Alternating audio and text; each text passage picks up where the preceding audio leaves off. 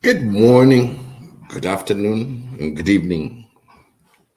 This is Big E broadcasting from Washington, D.C. And I have some topic today that's going to be a really interesting to our One Africa Swahili Nation.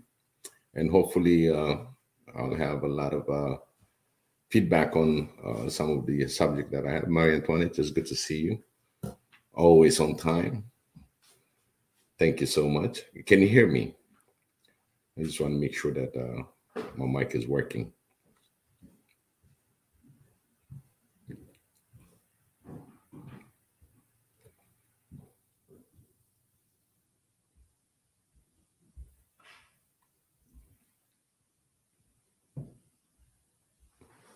Good.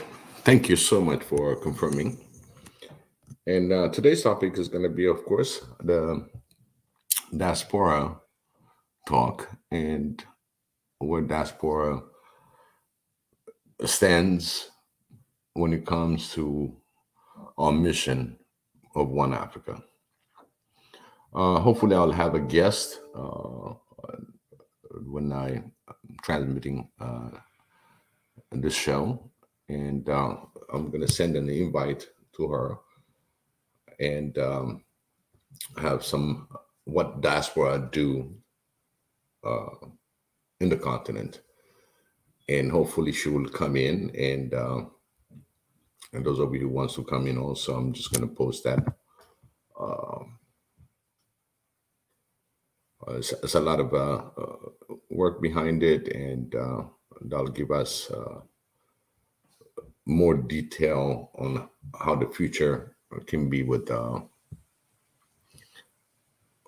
One Africa movement and tying in the diaspora into this movement. And hopefully we'll get more to join. I just sent her the link. Hopefully she will join us, and we'll take it from there.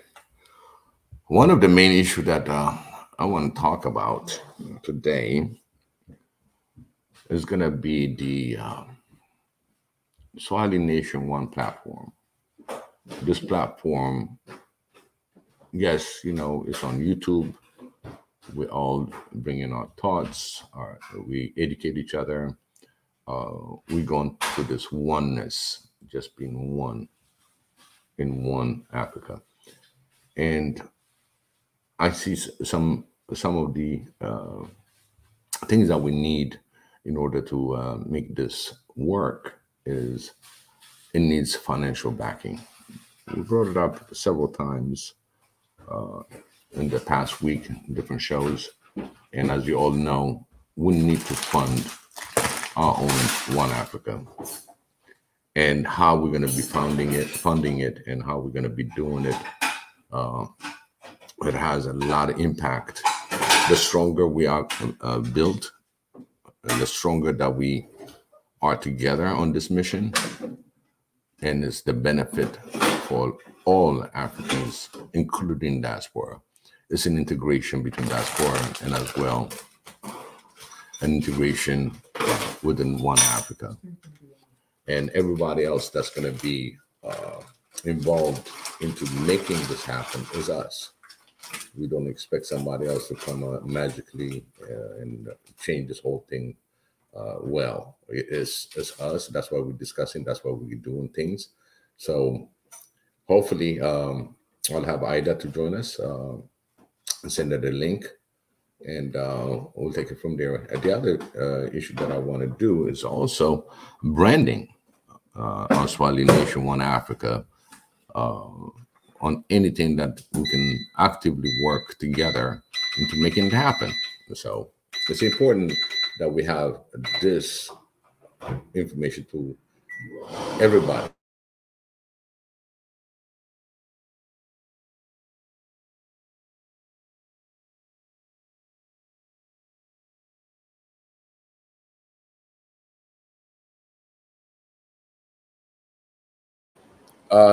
Marie Antoinette, again, can you Can you confirm also, because I had some noise that came around,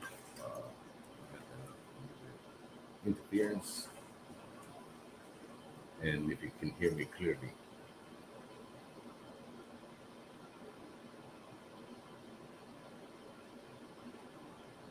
Okay.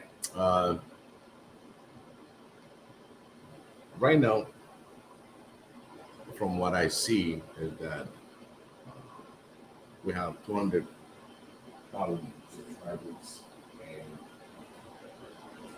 we have some algorithm issue, and how we're going to go about it, and how we're going to do things differently, and to bring in the supports and understanding from all diaspora and as well in the continent.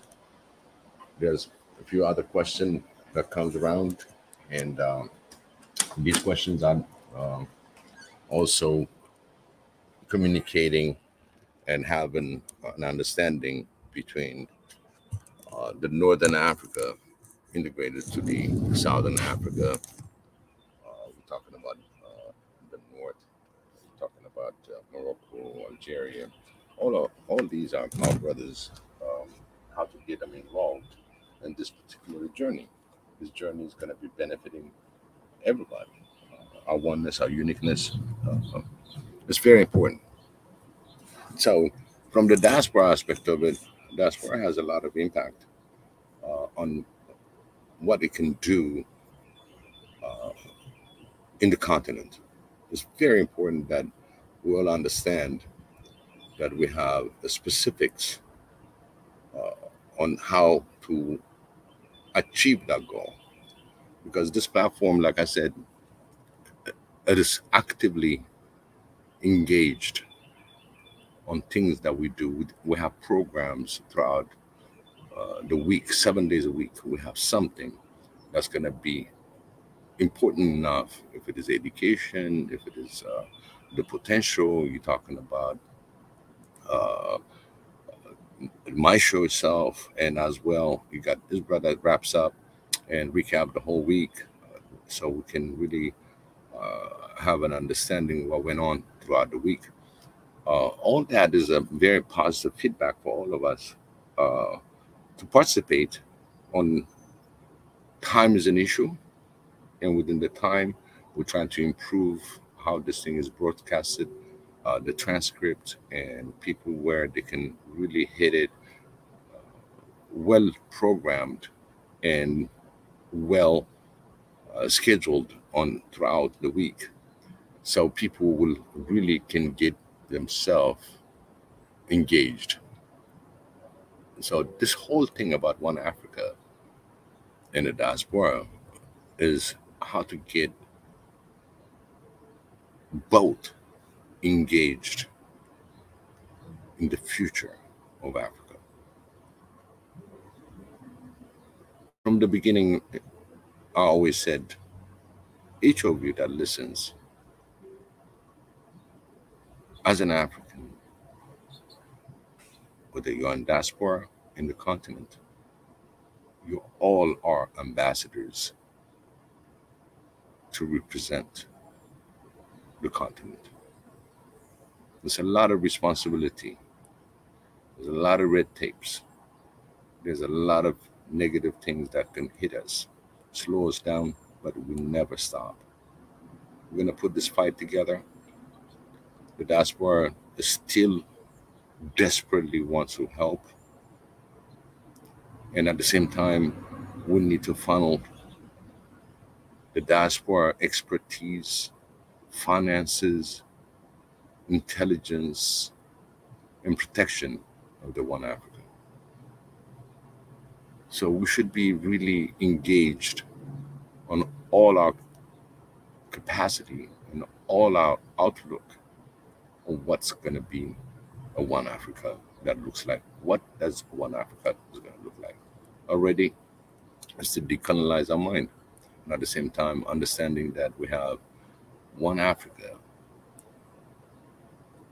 that is borderless. Yeah, it seems to be a long way, but if we do hit the low-hanging fruits with any controversy, Of course, there's controversy, but we can overcome that. Achieve one goal, the next will follow. Basically, we replicate efforts. Oh, we did this, it worked, and now it goes throughout the continent. Let's say there's a skill set that we have within the Africa in the continent, is how to promote those skill sets, and at the same time have the diaspora engaged to enhance those skill sets to benefit each of us, to understand if it is IT side, healthcare, agriculture, politics. In fact, there were some issues within politics, but all that is very important, because I always said only very few can integrate in this movement and make it bigger and involve everybody else. I want all the hey Pi, how you doing? Sam, welcome. I see you guys coming in. So today's discussion is going to be very important to what we're trying to build, the relation in diaspora, and including within African. Because guess what? America can do something, but Africa can do a lot more. We can do a lot more. We got the largest continent in the world, and we have the capacities, intelligence. It's just how to put ourselves together, glued to one another, promote a healthy Africa, a healthy continent. Yes, it's not going to be easy. Yes, we're going to have challenges, but Africa always been challenged. Well, we've always been challenged. Whether you are in diaspora world, whether you are in Africa, we're all challenged. We have tasks to accomplish. But at the same time, you'll have the political side, you have the economical grids, all these grids that's trying to block it.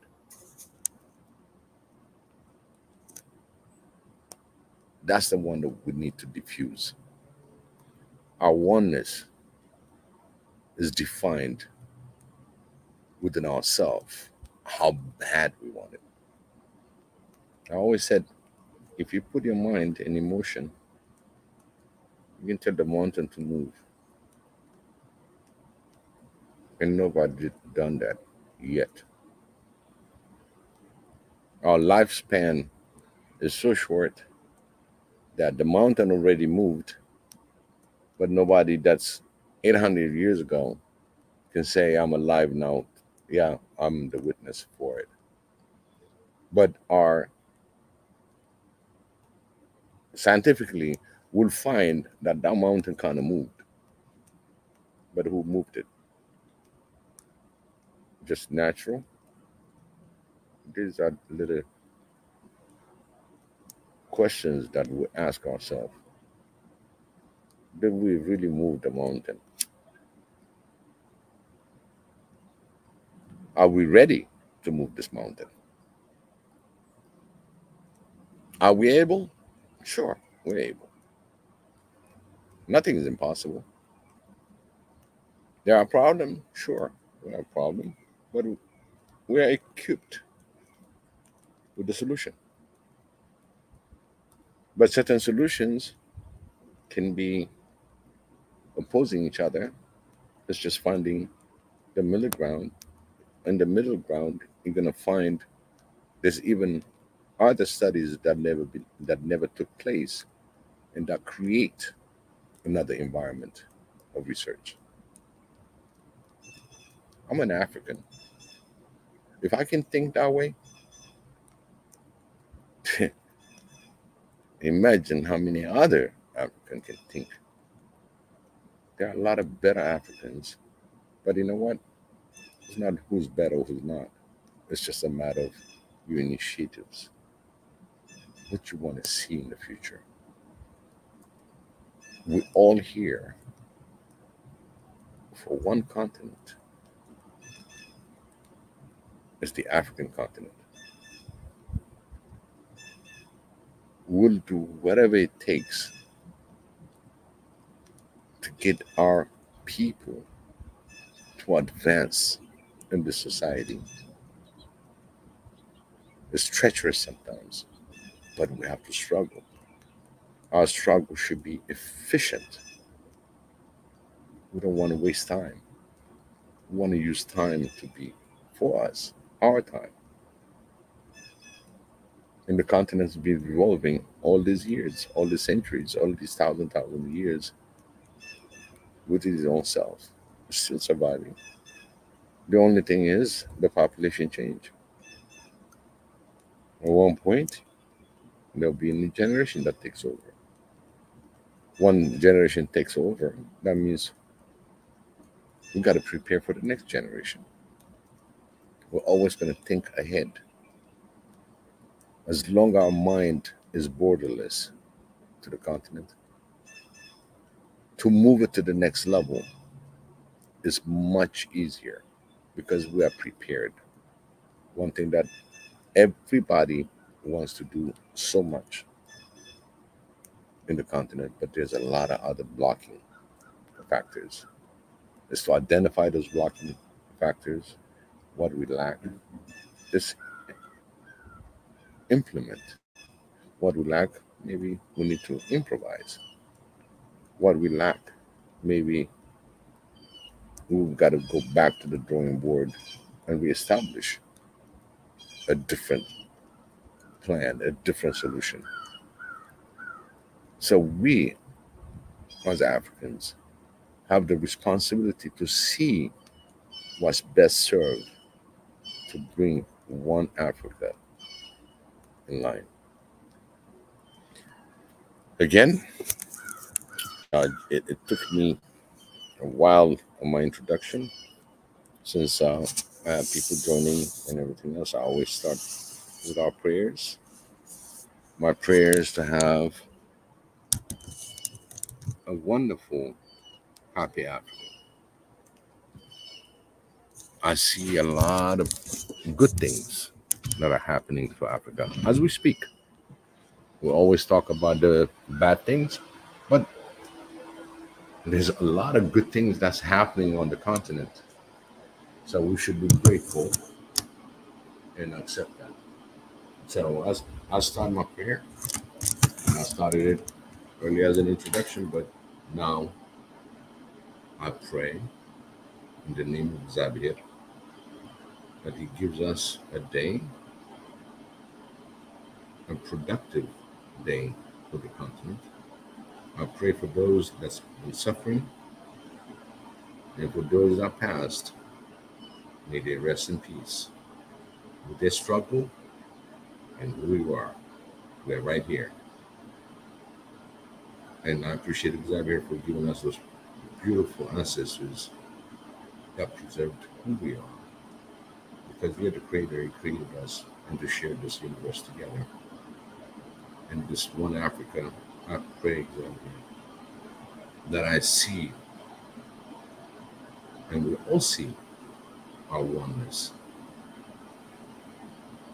I pray to you in the name of Jesus Christ, in the name of the Father, the Son, and the Holy Spirit. Amen.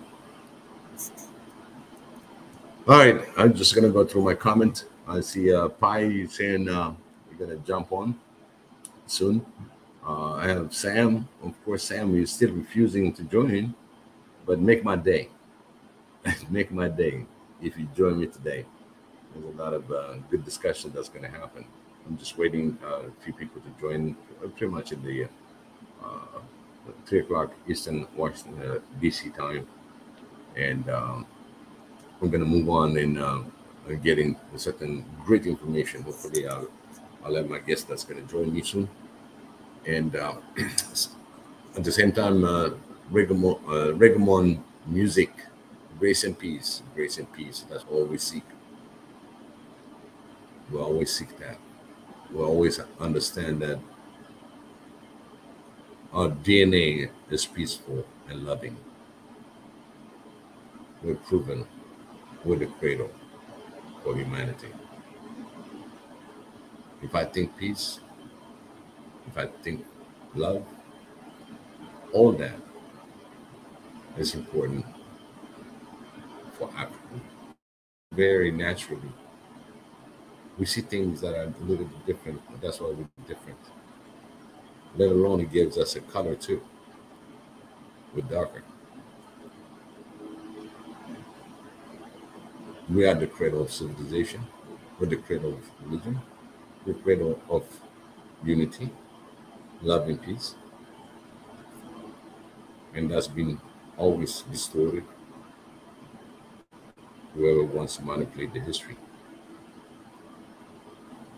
But the one that really are in depth of our history, which I always said, really look at our history, where we're at, and how we ended up in this situation. We were colonized until the last 60 years, 70 years.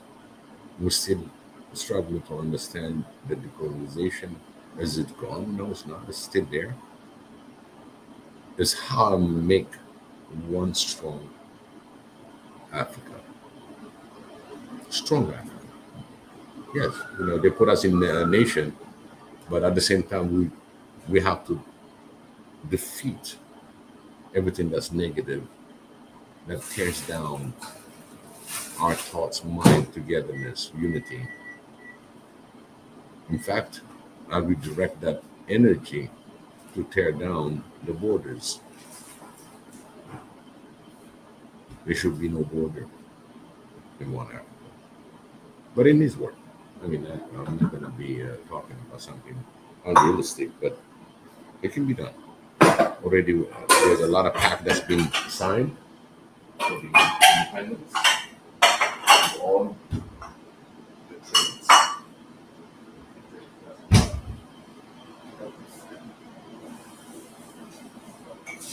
And if I'm in a position, that's going to be a lot easier for all of us. Easy transition. We progress one nation at a time, and we can do all nations at one time into different opportunities.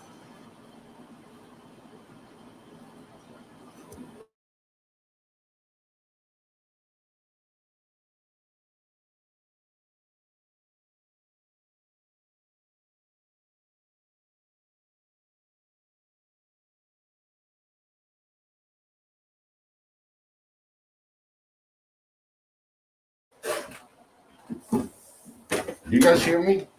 For some reason, I got muted. I feel like.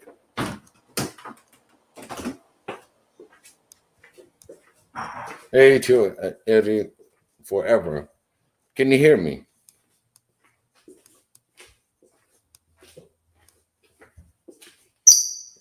Sam, hi, can you confirm? For a minute, I lost it.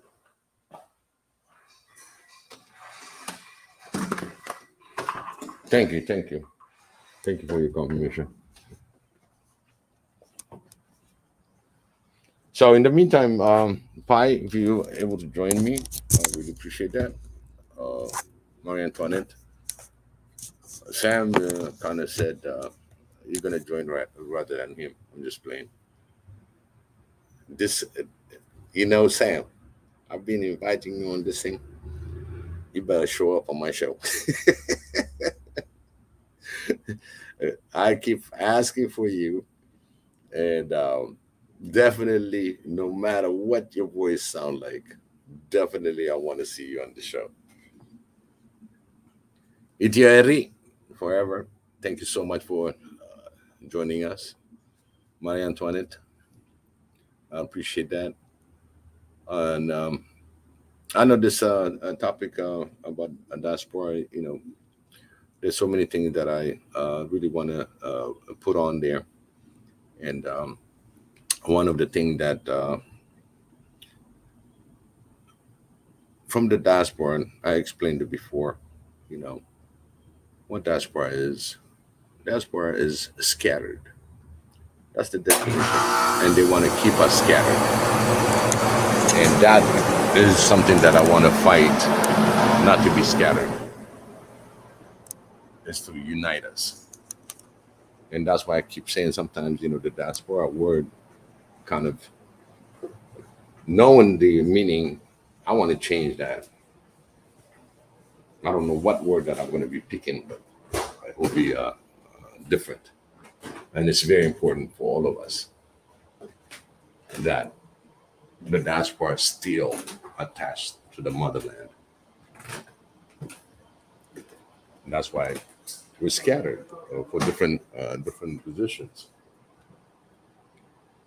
And we have to understand each other that a diaspora can be a guy that left about a year ago for different opportunities, but still considered to be diaspora because he's scattered. He went different locations than the continent.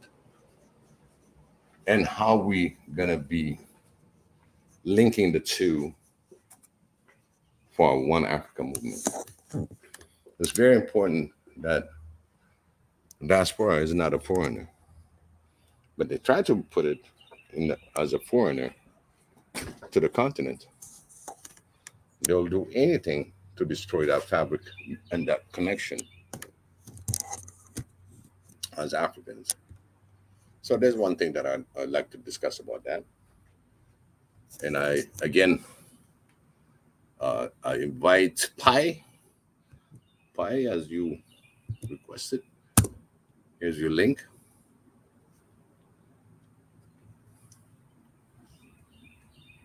And for those of you who would like to join us again, I really appreciate you have the StreamYard.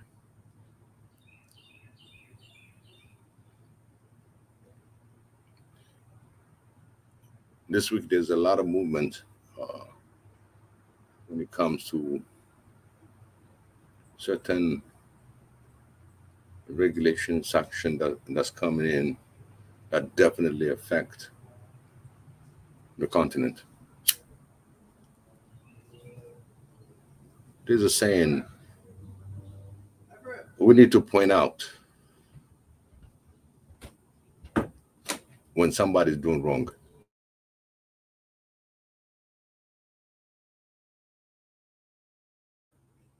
Hey, Pi is here.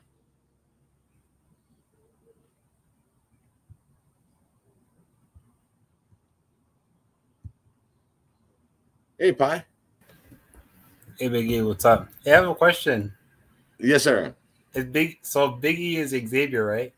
And you're a little E. I think I got it. What's that? Is Xavier Big E and you're a little E? Yes. That's what I called my little E to be Big E. It took me like 5 months to figure it out. You see, it's a growth. It's a growth path, and I will contribute anything that I can contribute to any missions, and I call myself on that level saying Big E, and having a small E representing it, because there are so many things that kind of hold that little E, but at the same time, it's Big E because as small as she can be, it's going to be bigger. So I'm glad you noticed that. And if you notice, I figure it out. Yeah. Wait, what's the topic? What's that? What's the topic today? Today's topic, you see, I'm trying to get. There was a little T-shirt that I sent out, and I'm expecting a guest, and hopefully she's going to come and join us. And it's about what the diaspora is doing to help in the continent. And they established, because I don't want to spoil it, I wanted her to really explain us how it goes. But basically, it's like they're doing something in the diaspora world in order to help people in the continent. That process and being actively doing this kind of work, people in the diaspora, they put things together to help specific people. They will they'll do different things to get connected. You see, and and they actually actively working on it. And so I want to bring someone that is actively involved as a diaspora and helping Yeah. Africans in the continent. Yeah. So that's my Oh, sorry. Go ahead. that's one of my things that I want to present. Uh, The other topic is branding One Africa,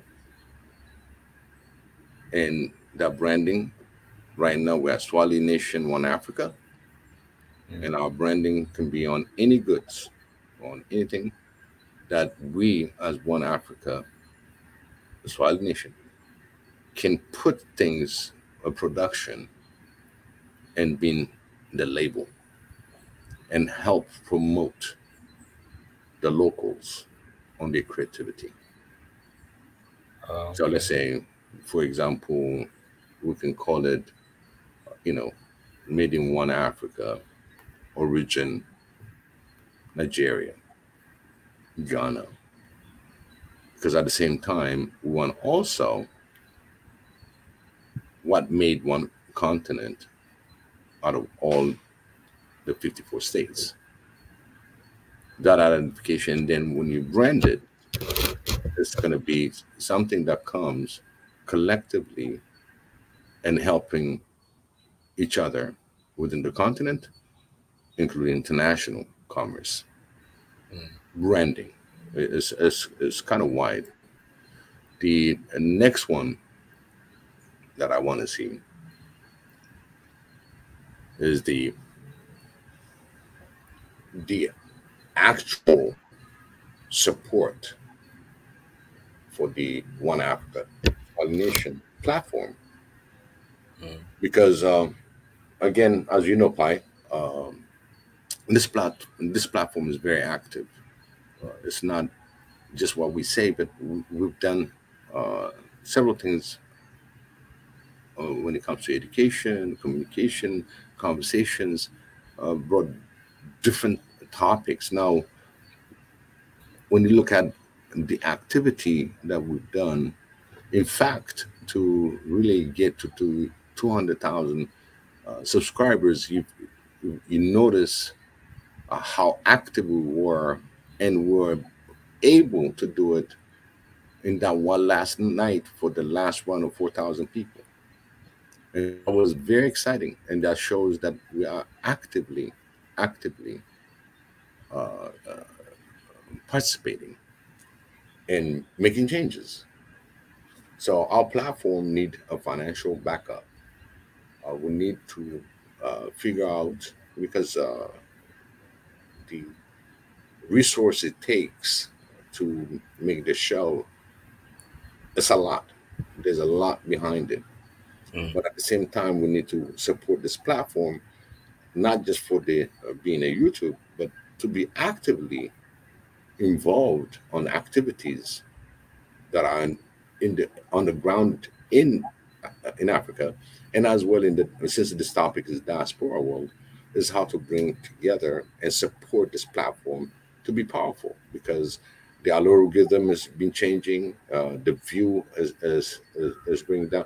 There's a lot of things that are Yeah, changing. because the channel has been heavily censored since they tried to take Mika off of Twitter. Correct. And all that is because we're using somebody else's platform, and this platform is getting censored. Yes, we can have our own. The whole thing is to have our own platform, and nobody is going to shut you down, and bring the awareness through YouTube, through Facebook, Twitter, all the medias that we have. But again, we have to secure our platform. In order to do that, when it requires finance, this is beyond YouTube. YouTube doesn't really pay you enough for what you're doing. Patriot, the same thing. We want a direct impact for this platform to be financially independent. We don't want to take anything that's going to be influencing it, taking it down, or opposing it. We want to have a free conversation. Out of conversation, that's how we find leaders. So this is my agenda today, pretty much.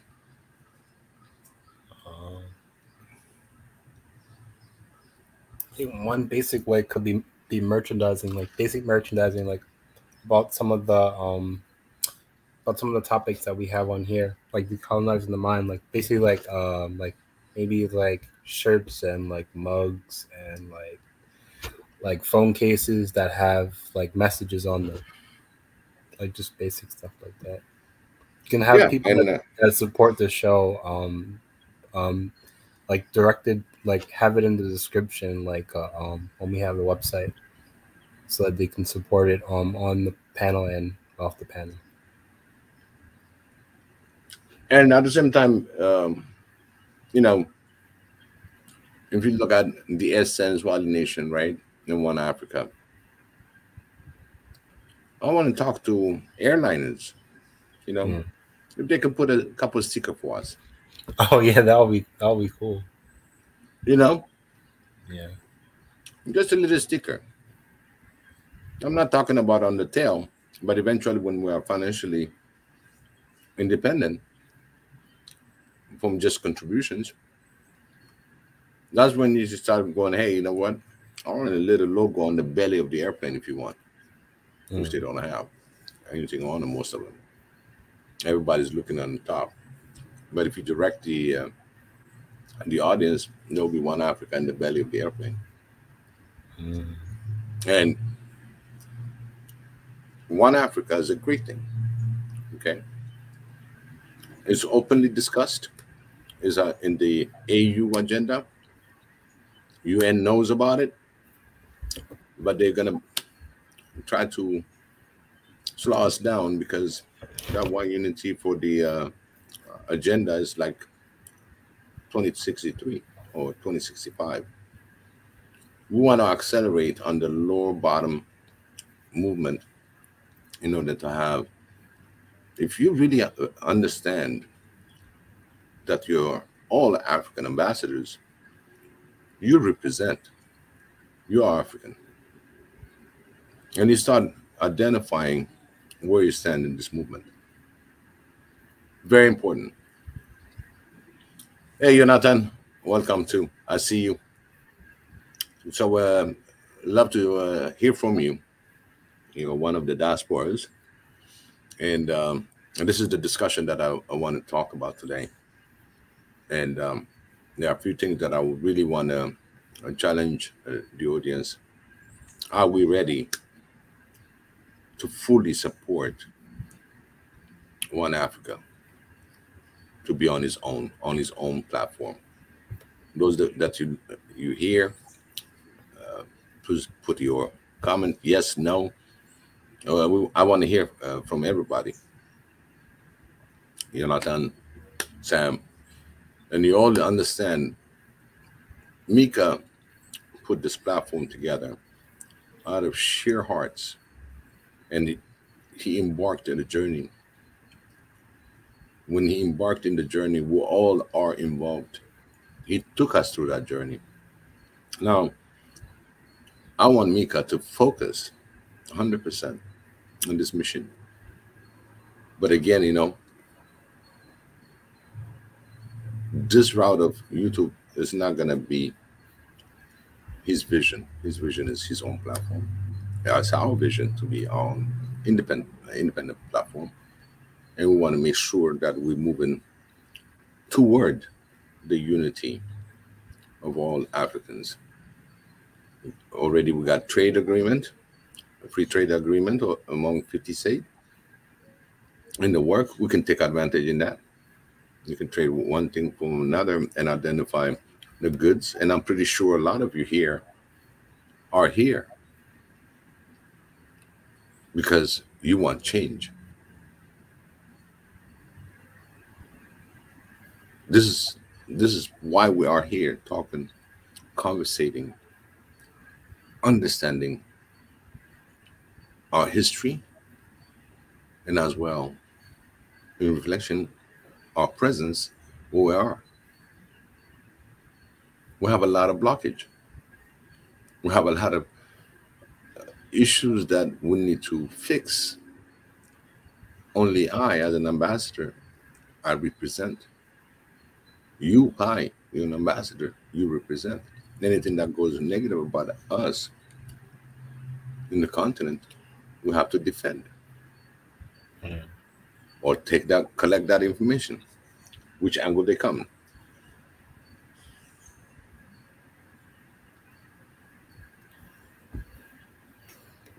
Hey, Biggie.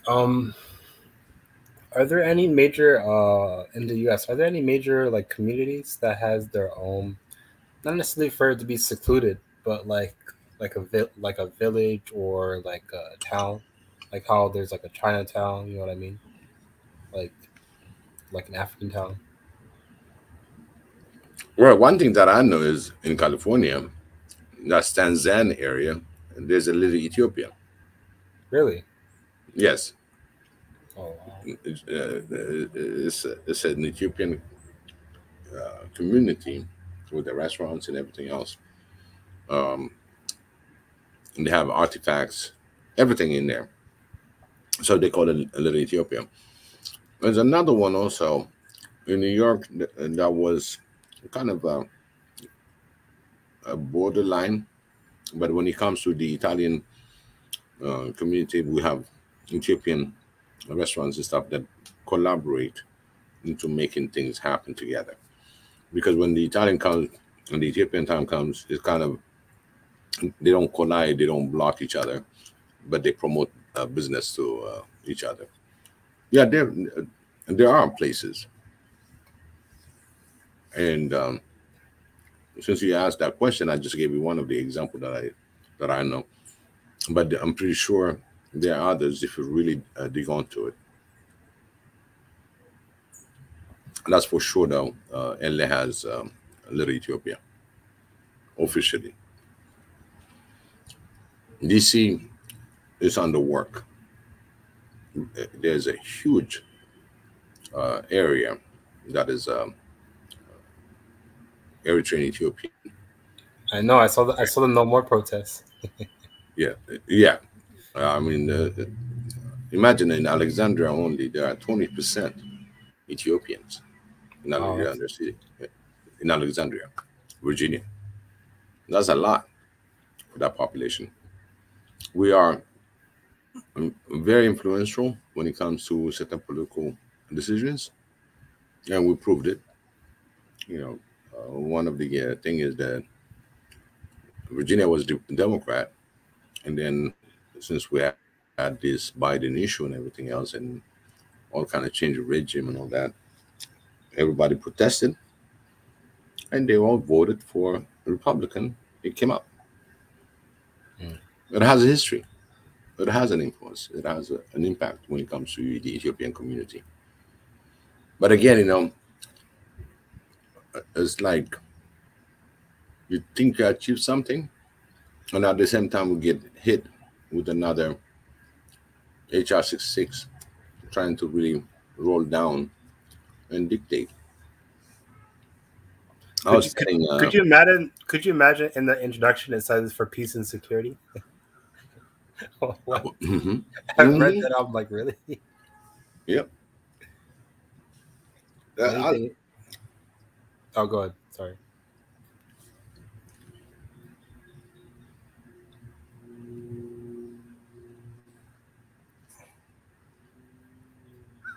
Red Pie. For some reason, another child came up. Can you hear me? Yeah, I can hear you now. Yeah. So when all these things changes, there's a proverb, not a proverb, but a kind of a saying in Ethiopia, right? When someone, is in a family, right, but at the same time he has a leprosy, right? He's got a leprosy disease. So, as Ethiopian, we eat in a tray, right? And it's contagious, but he needs to be fed as family members. So now he forgets and he wants to eat within the same tray. If you don't tell him, or remind him, yes, I know you're excited to eat along with us, but at the same time, you're contagious. So you have to identify that and tell him as it is. So in my topic that in this platform, everybody knows who's got the leprosy. For me, it's any government that act like an empire. So we know who this empire is. I don't have to define it. Everybody knows it. If you look at the No More movement, okay, it got shut down. Why? It's just a word, right? Yeah. It's just a word, right? But again, they banned almost all the channels. They banned a few more a week ago, I think.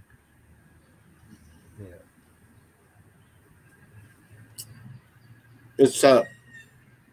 It's a code. This code comes in your brain. When you say no more, each individual will have a specific no more. Even that the individual, he doesn't have no more in his understanding, but now he understands, yeah, there's certain thing that I don't want to see no more. It triggers. Basically, you're creating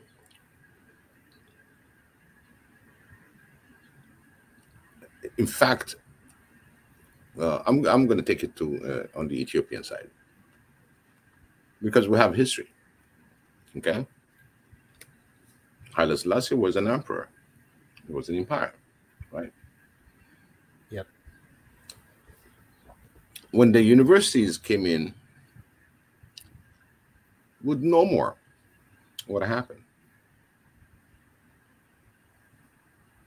When all these students came out and said, no more hunger, no more this, equality, all that got out because one student said no more. I'm just giving you just an example. It's not the whole story, but it was a story that no more existed. No more. Did they trademark the hashtag? I don't know. That's a good question. Because that could be something you could put on a T-shirt. But again, if you really go to the history of this no more, it came out now with Hermela and her movement, but at the same time, look at it. It comes from the diaspora side seeking information. Once the information is received, evaluated, looking for solution, it's awareness. That solution was awareness, and it came out to say no more. And that no more is a big umbrella. It covers a lot of things in the social fabric of all human beings. So they don't want that to manifest and resonate among humans. It's very important because it's just like the word that I told you not to use: confuse, hate. The same power, but this one is more into the future.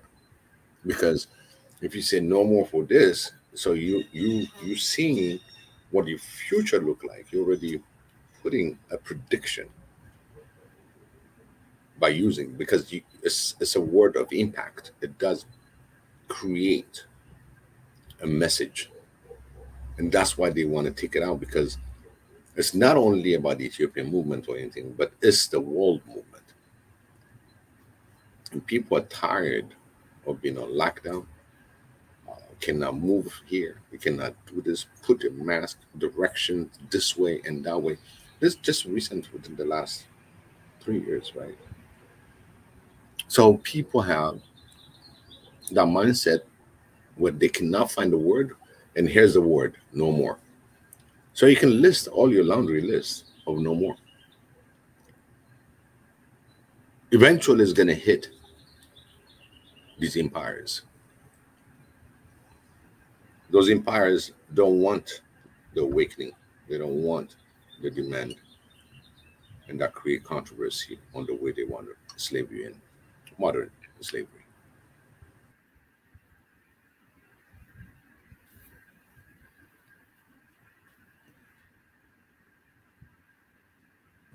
That's how I look at it. Mm. My no more is What was that? Go ahead and no find it. more, no more foreign military bases. No more what? No more foreign military bases. Oh, yeah, that's one of the list.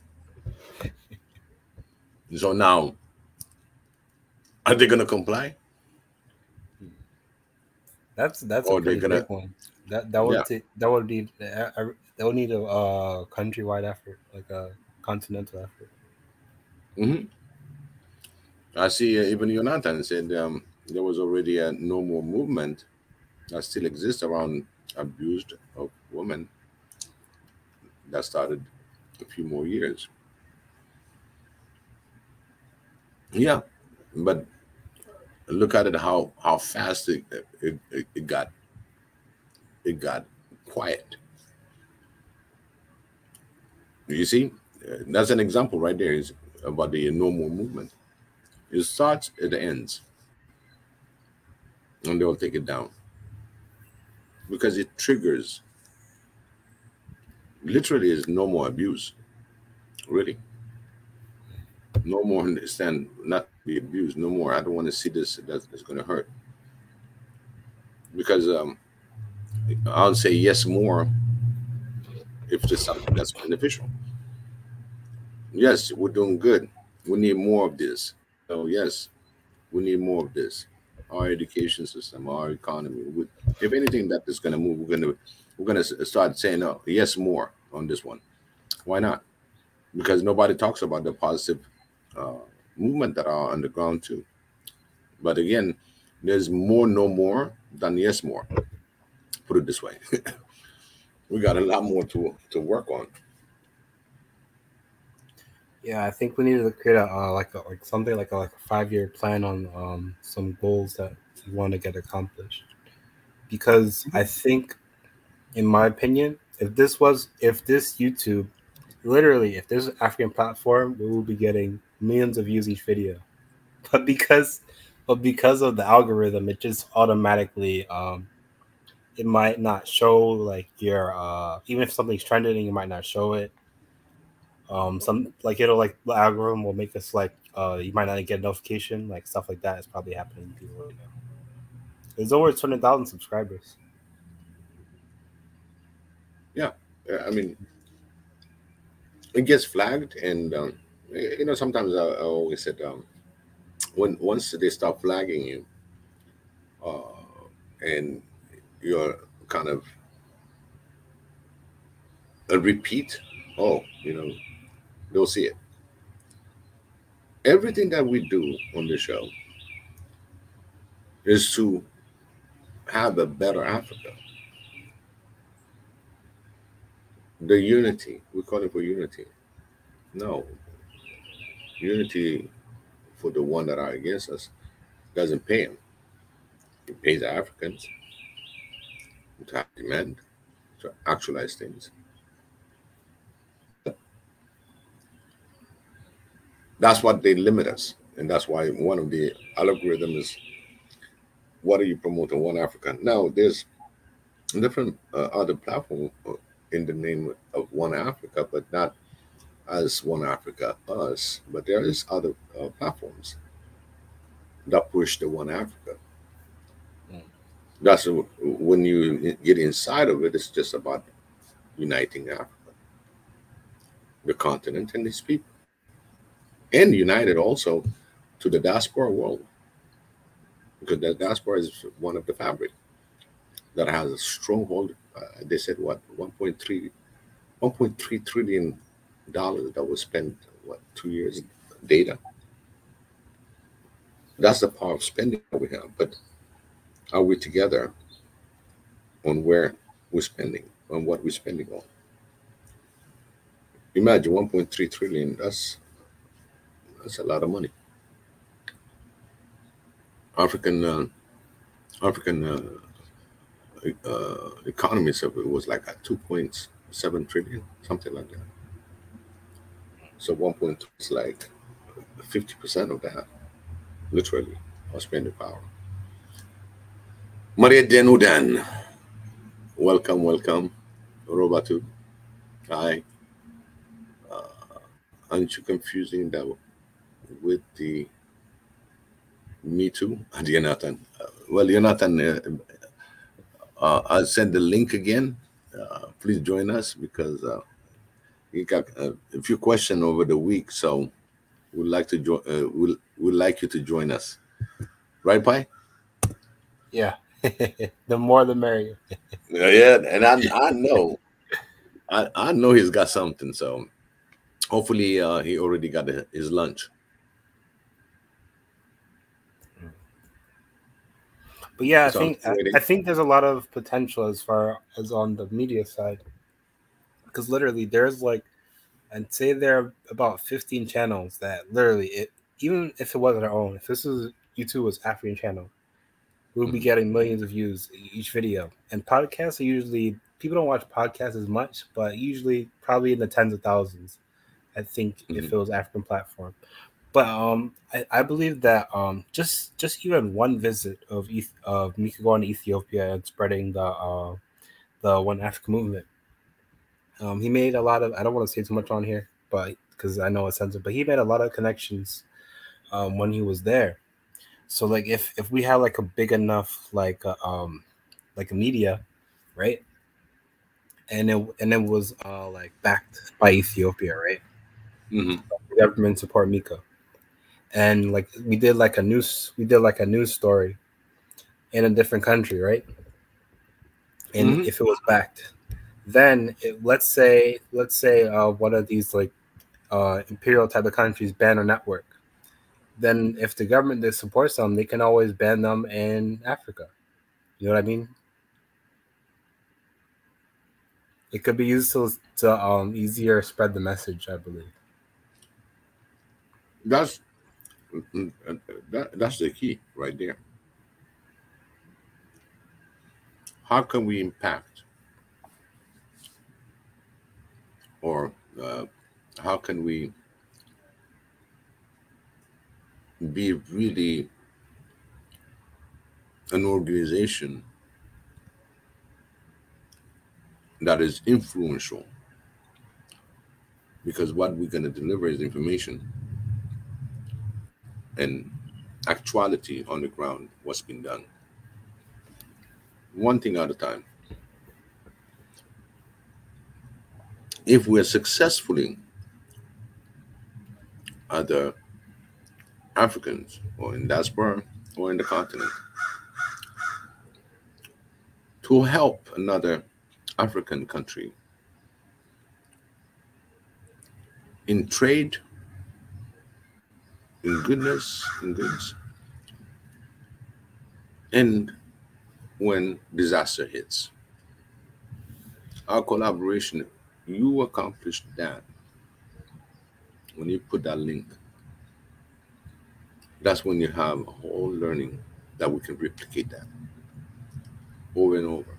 Oh, we did this, when Mali was in trouble. We did this when Ethiopia was in trouble. We did this when Ethiopia was good, and we did this when Mali was doing good. Nigeria is doing good.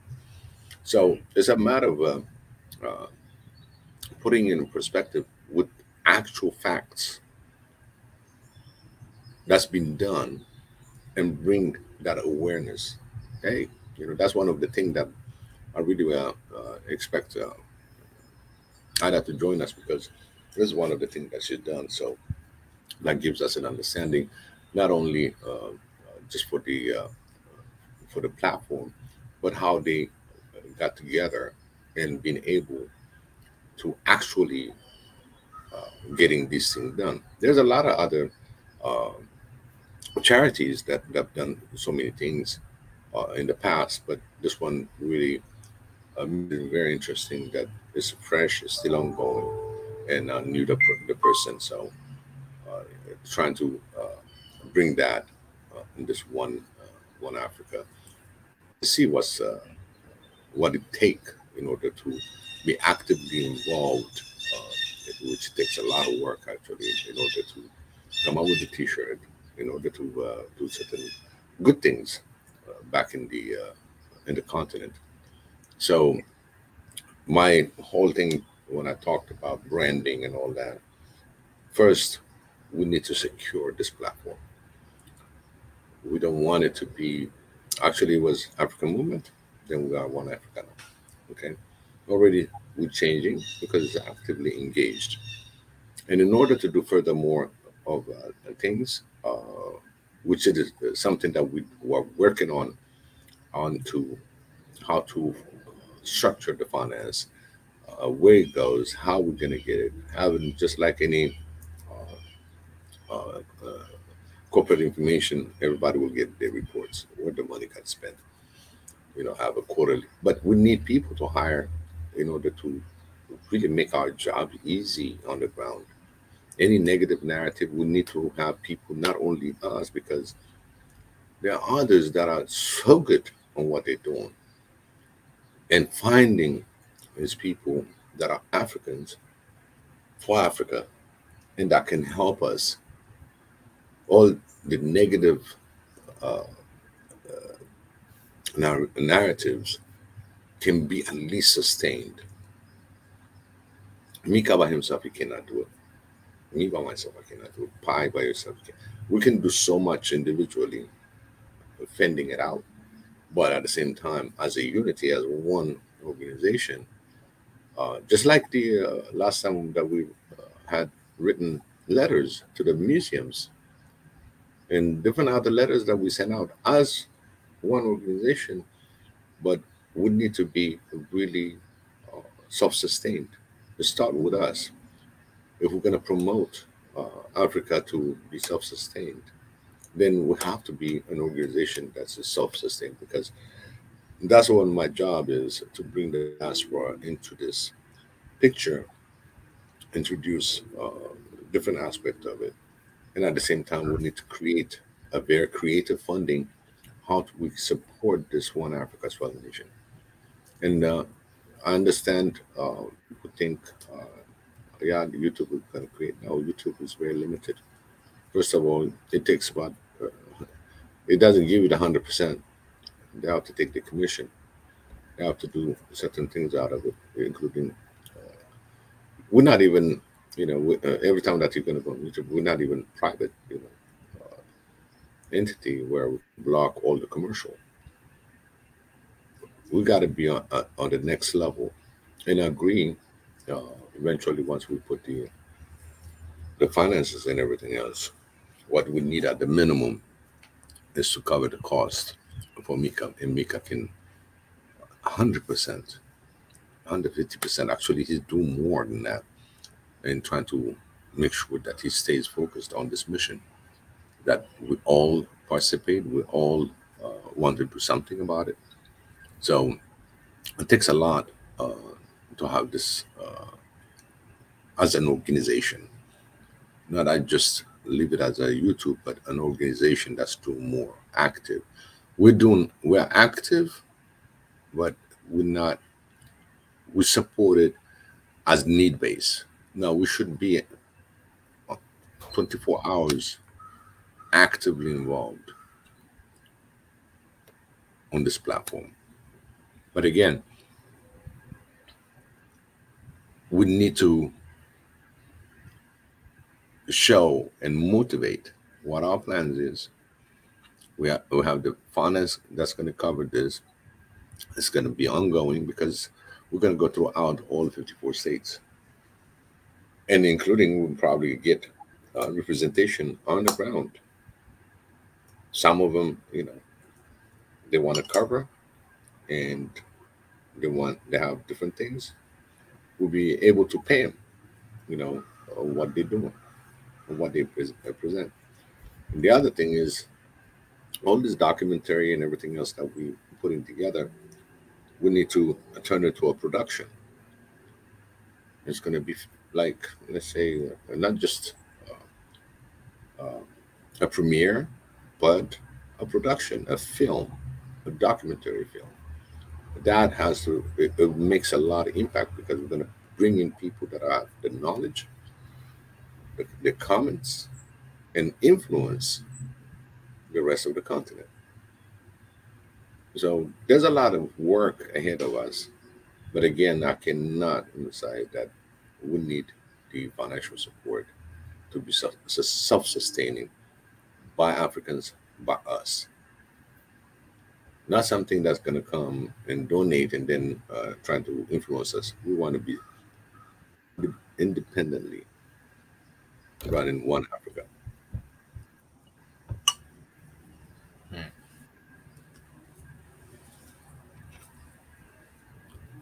What's your comment on that, Pi? Yeah, I look forward to it. I mean, it'll be nice if Mika could be able to visit multiple countries a year without having to worry about the finances aspect of it, and to have some people go with him, so that he's not overburdened. Yeah, it's a production.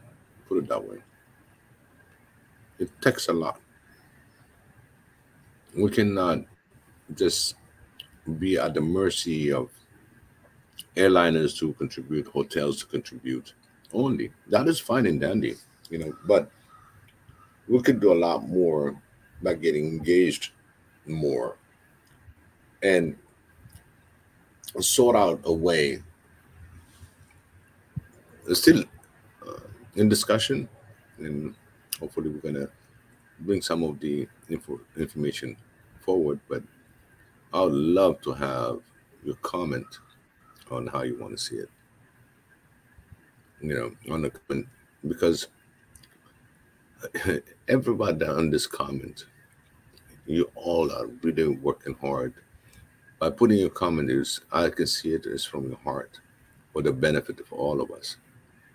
Pi is here now, but he'll be in our comment section and also put his comment. I'll be in the comment section while different hosts are doing it. That shows our passion. We are already there. It's just we're going to have to program it more and to be self-sustaining platform. YouTube will be a little channel that's going to be more into giving the highlights and everything else. In fact, just re-edit it, re-image it, and have the information out there. But the real thing that's going on the panel, and the real thing that our people that are involved is going to be on our own private platform, because we can discuss anything we want in our platform. And also be aware, that we have Triangle that's trying to put that. That's another platform we need to make sure that is moving forward, and which is moving forward. But as you know, programming and everything else, it takes a lot. Already look at on the Ridge side, everything, all expenses are paid by him. There's no support Mm. to sustain, but he's still pushing it. So that's what I was trying to say. Just that we need to organize ourselves to be self-sustaining. Whatever that might do, I don't want to go through the Patriot and everything else, because Patriot will take so much. You have to have so much to endow, and then you have YouTube. You're gonna put it through the YouTube and chat. They'll take what 35%. So no, we want our own sustainable platform that's supported by members that are directly depositing to the One Africa treasurer. So it's just like in business. We'll have people in accounting. We'll have people that's going to be doing a certain promotion, and take it to the next level. By doing so, regardless what they want to quote unquote bring it down, since we are an organization that's moving forward with an understanding of One Africa, a unity of One Africa, we have a lot of documentaries that we present. Then we become solid, self-sustaining. We can a certain episode, you can say, hey, download it for a fee of $10, whatever. Mm. That is self-sustaining because it's work that's been done, and now it's a production exclusive for members. And by bringing that kind of conversation and bringing people that are really into the question in hand, that can answer and put it in a documentary form, you see, that's where Mika is going to be busy in the production, into promotion, interacting, represent, all that. So I want us to be really, really involved in this platform, which direction we need to take, because I can get the diaspora getting okay. I'll have a gala. It's gonna be $100 plate. You understand? Minus the cost that you have. Now we got a fund, but at the same time, what happened is I'm promoting. For your question, you said if there's any community like that, there are community. I can put it in a Ghanaian restaurant, or I can put it in an Ethiopian restaurant and have this. I remember there was a fund that did we did like several fund that have been done in the past. When it comes to food and having uh, people to come to the shows, sell tickets and all that. Imagine if you do just one, then if it is $100 per plate, you got 10 people that's going to participate in the same. That's $1,000. All right, $1,000. You take about maybe $200 out of it. Now you got $800 that goes to One Africa platform. These kind of ventures and gathers for different occasions, for supporting, even it can be, it might be in the Ethiopian restaurant that's been done, but at the same time, you help in Senegal, you can help Tanzania, you can help anybody, and be creative into getting self-sustainable. And that relation itself, having the speaker that can talk that evening about different issues, history, it's a production. So I'll have a cameraman that really professionally going to be taking those pictures and documenting, because it's not going to be just one individual filming and then they run out of battery. I'm talking about professionally. These kind of things, we can get volunteers for that aspect of it, into putting it together, because they'll spend their time for us.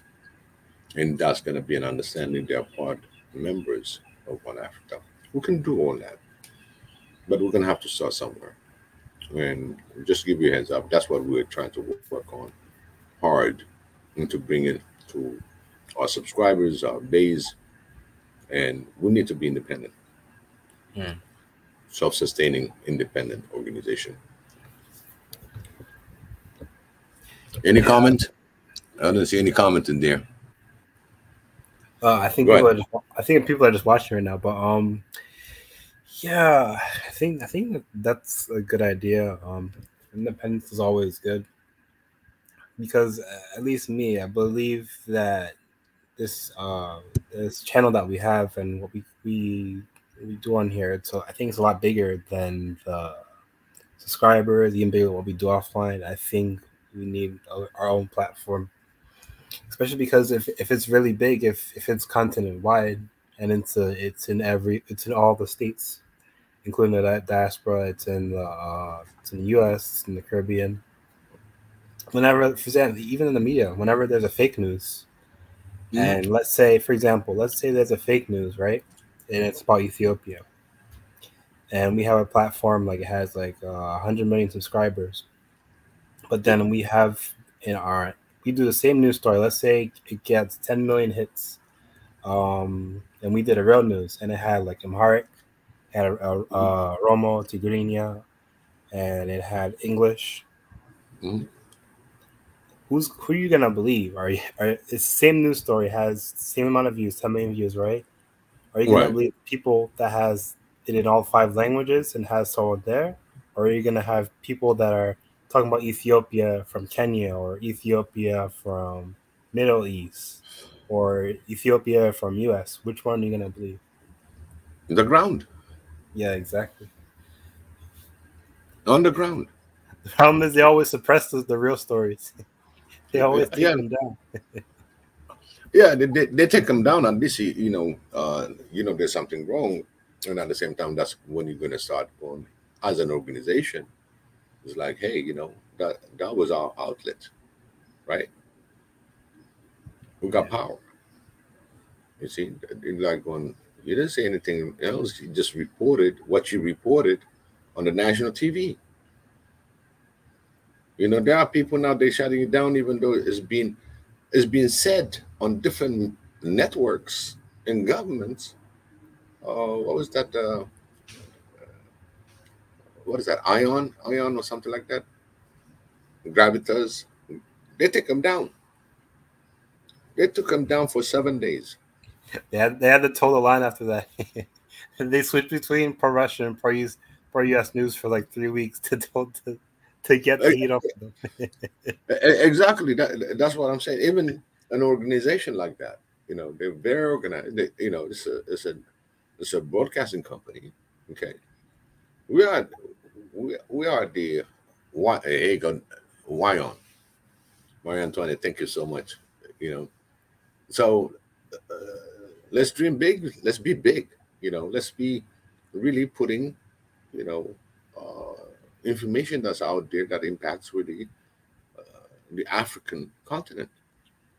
Mm. If Africa is hurt, all diaspora is hurt. I mean, I can tell you in the diaspora anything that they see so much tear up that's been done by the emperor, put it that way. you know, you got to call it. Remember, I told you about the leprosy. It's like, hey, you got leprosy, cannot eat with me. So you got to tell the emperor he's got leprosy. You cannot eat with us. You're contagious. Yeah, I think we have like a 10 to 15 year window to become energy independent, industrialized, and get the minerals back. So anything that could get us close to that point, whether it's like media or people on the ground or working together, so that the diasporas or the hybrids, people who go back and forth, and people that are on the continent could be more connected. Anything that's gets closer to that, I'm for it, in my opinion. And the other thing about our platform is is to also show the goodness. You know, people are putting so much fear mongering stuff out there. Nobody believes anybody. But at the same time, for example, when Mika went to Gondar and everything, that's in the north. Okay, he went to Gondar, and then you see him hands on working with them and helping. He was not just documenting, but he was really helping and even came up with a name. Okay, these are the type of things that there's things out there in Africa. Let's explore from our history, get the goodness of our history, stand firm and stay strong. The problem that we have in Africa is the unity among our own people. Okay, they still we still need to push for peace and no more killing, no more killing each other. At the end of the day, we're the losers. Yeah, we reconciliate and everything else. I mean, but again, who you killed? You killed another brother, another sister. And war itself, it takes so much out of the country that doesn't have anything and put it in debts. People have to realize that yes, there are certain conditions, but that's the last condition to declare in a war zone, to have a war. Yes, having a war is a failure. That's the last resort. Lesson learned.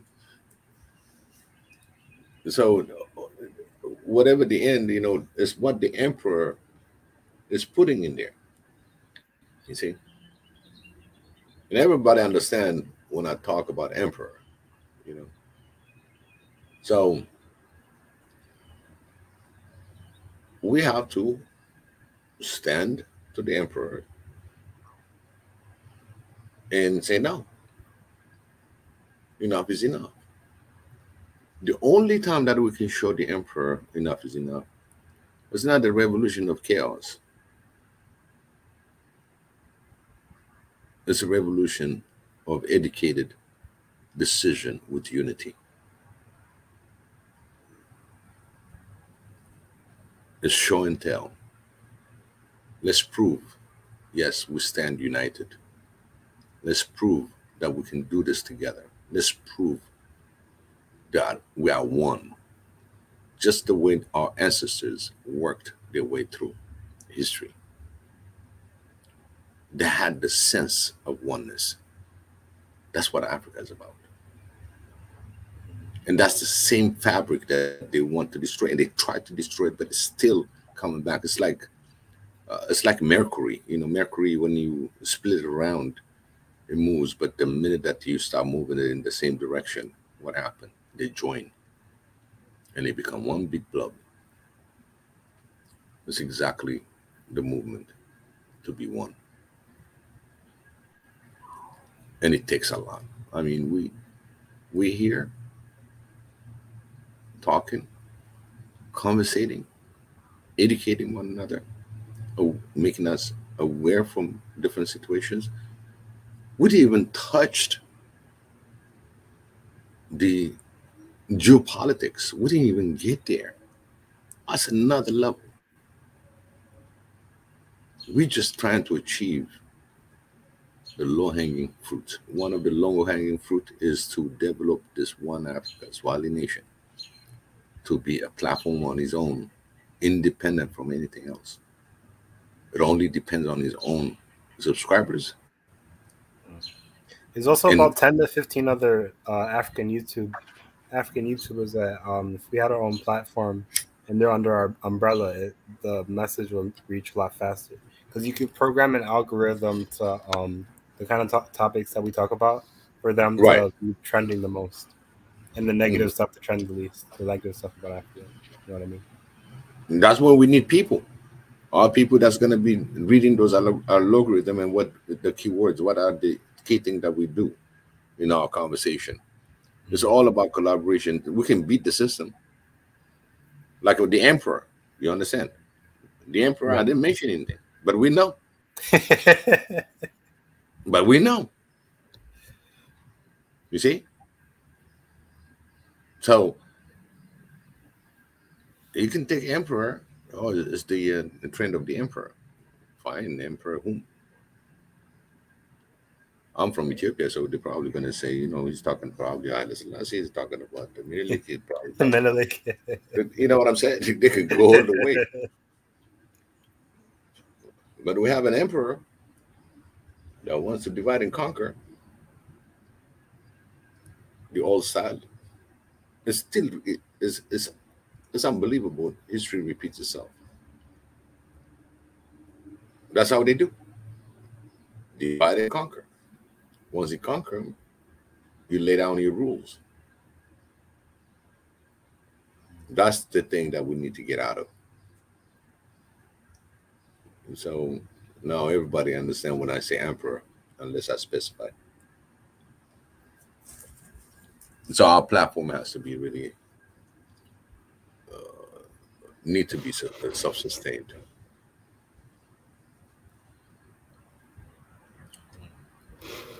Hey Biggie, did you see the video? Did you see the video where Mika was on an island and there was this lady that spoke like a mix of the 5 major languages of Ethiopia? Did you see that one?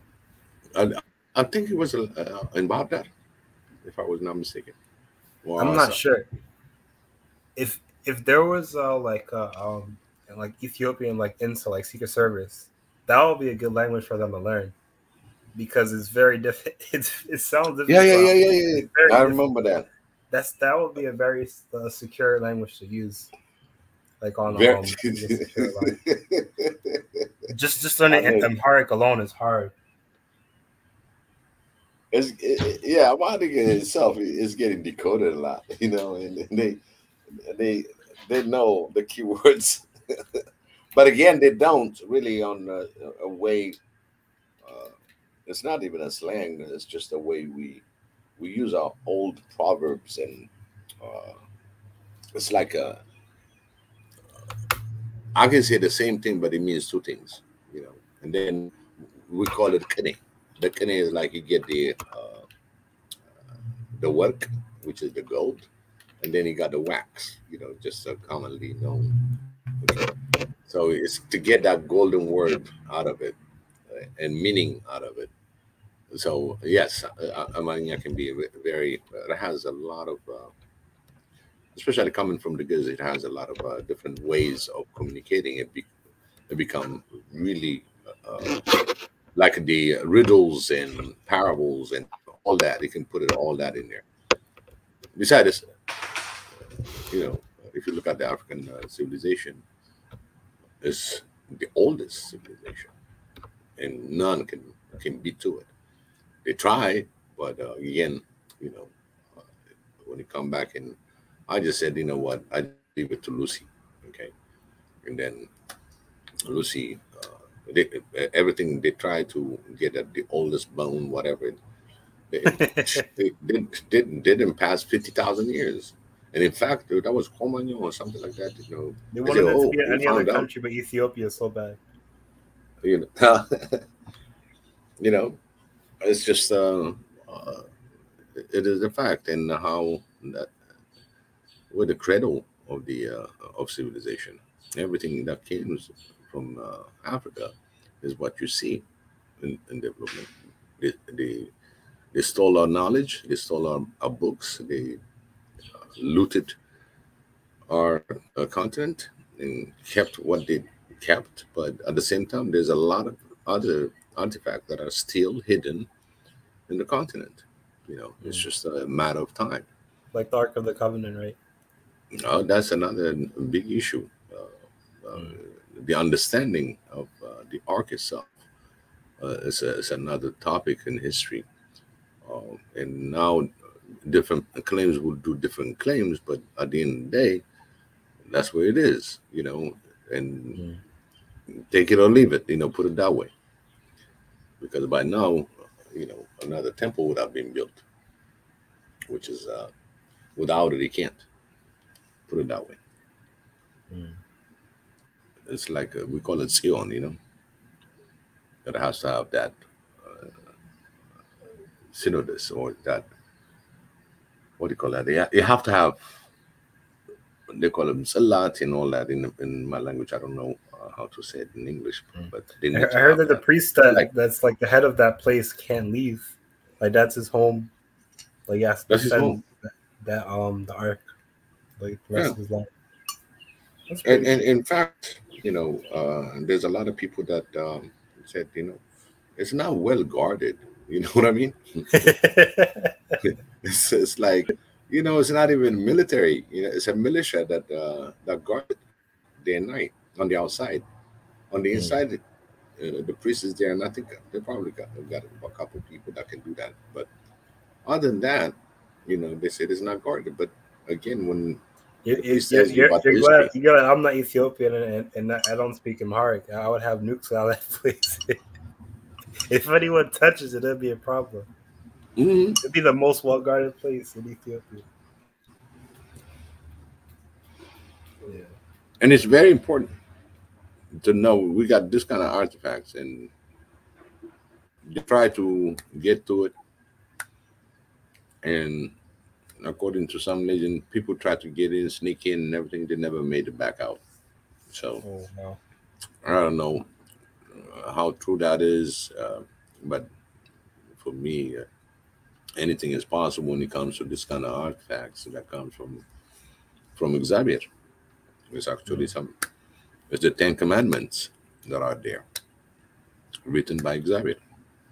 So that kind of power coming from Israel ended up in Ethiopia. It has a lot of history behind it, and not only history, it's also the power of Xavier.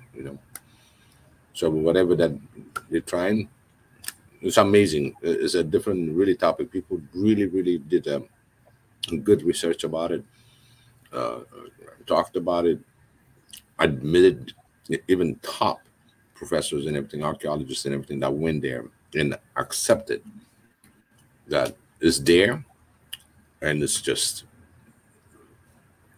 there's nothing you can change on that discussion. They're adamant that evidence and see a different thing. The only thing that they would not be able to see is taking the word from the priest that's guarding it. Period. And he was very convincing.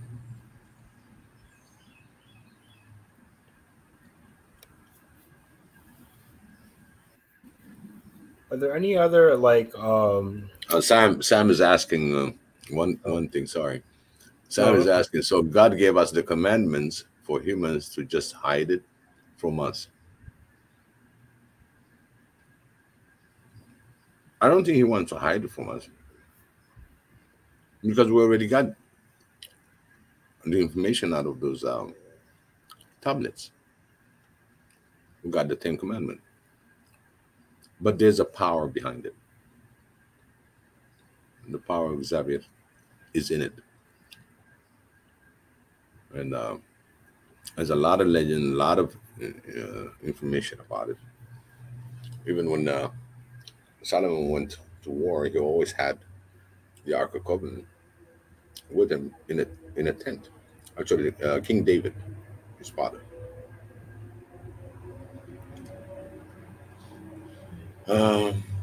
Sam, now you're killing me. Why is it hidden? That's a good question. For me, I cannot give you really, really the answer for it. But again, it must be so powerful that we cannot even, any common human can touch it at all. Very selective. I mean, these are the elders, firstborn, that can carry it.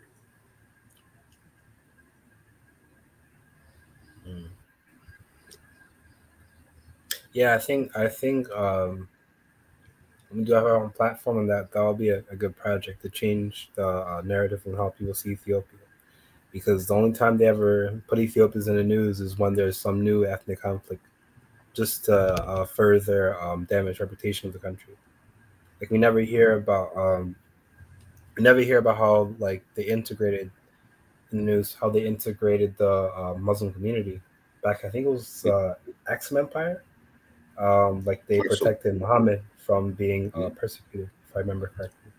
Correct. A Christian country. Yep. Yeah.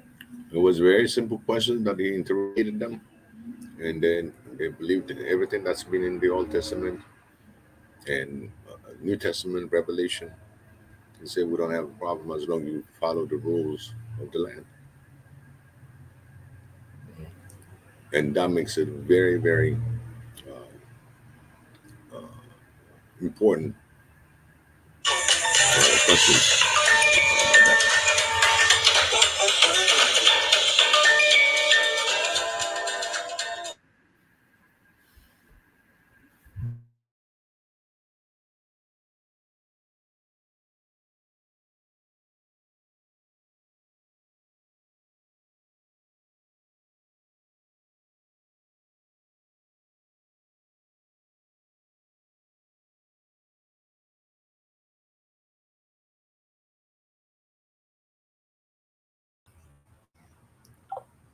Sorry about that.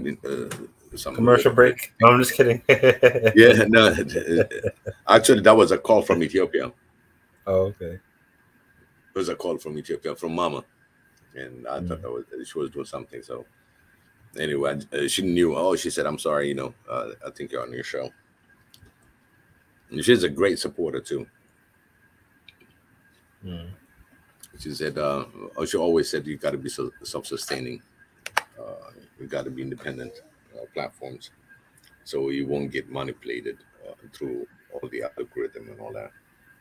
Yeah, I really believe in that eventually too. Maybe in the next 5 years, that we need our own like youth leagues. I told Mika about this. We need our own youth leagues like everywhere.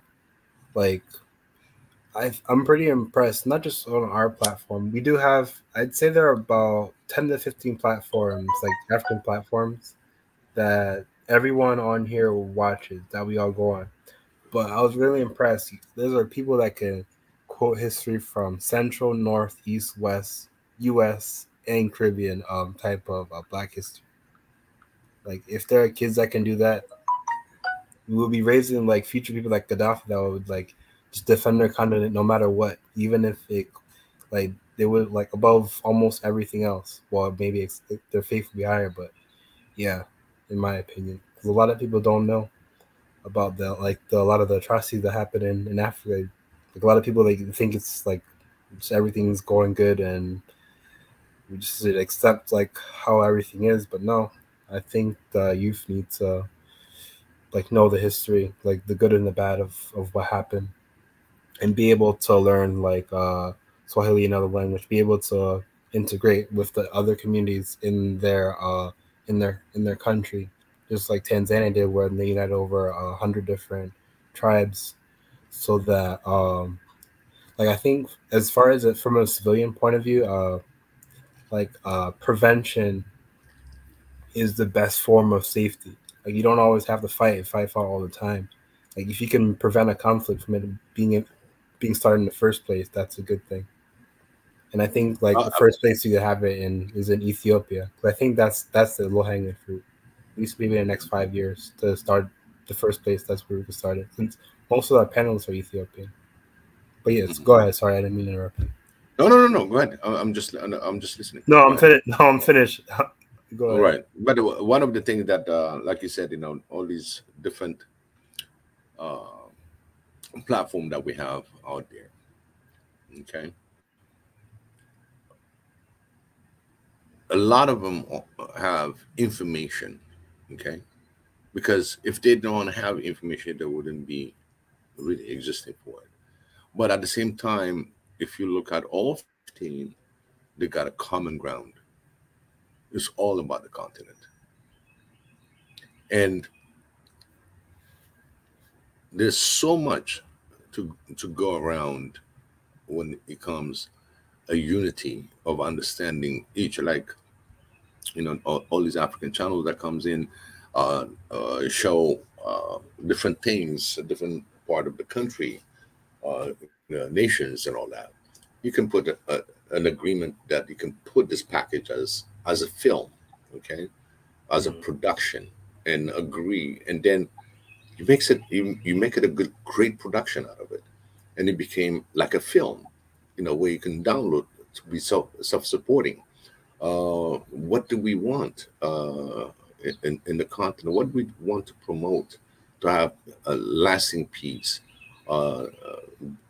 Being able to negotiation. What is the facility? Somebody that can facilitate this kind of platforms. These are strength. Okay? Like you said, those 15 get together, okay, and have a meeting and have, let's say, I'm one of the 15. This is my agenda. This is what I want to talk about. Second one is my agenda. And you have this progressive information that comes in and built in to this one movement. It's about one Africa. Literally, everybody is calling for the unity of Africa. What can we do? Can you imagine the impact that we can collectively collaborating with one another and promoting one another? What kind of great impact that we've had a really big impact. There was one day when there was African Union meeting, and that same day, some of our panelists pointed out, why are they saying the same stuff that we say on here? So even though we only get thousands of views, then it does have a bigger impact than we think, in my opinion. Hey, Ida. Hey, what's up? What's up? Hello, what's hello. up? What's going on, you guys? We try to make things happen. So waiting on. How do you like my T-shirt? Yeah, you see the T-shirt? I was wondering what it was about when you sent the message, Biggie. Right. Oh, wait. There you go. Pan-Africanism. Yeah. I'm trying to show you everything. Yep. Anyways. Welcome to our show, Ida. Okay. By the way, I just want to tell the panel that that's my cousin, and she's working hard, and is hands-on work. So I'll introduce you to some of our commentators out there: Jonathan, Mayor Antoinette, Sam. Pi is on the panel, and thank you so much for joining us. I'm very excited. So what's up, cuz?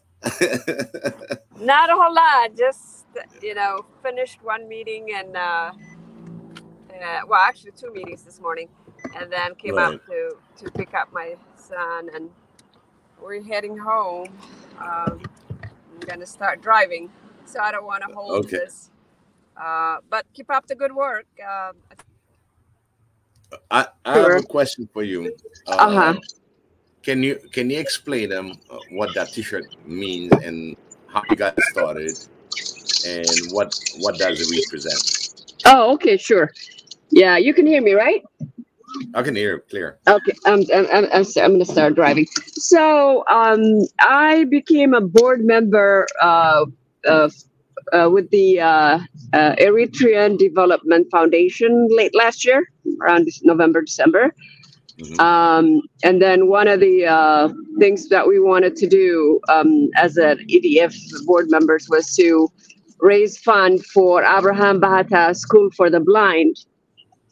And at the same time, I have another cousin. She's the one who recruited me.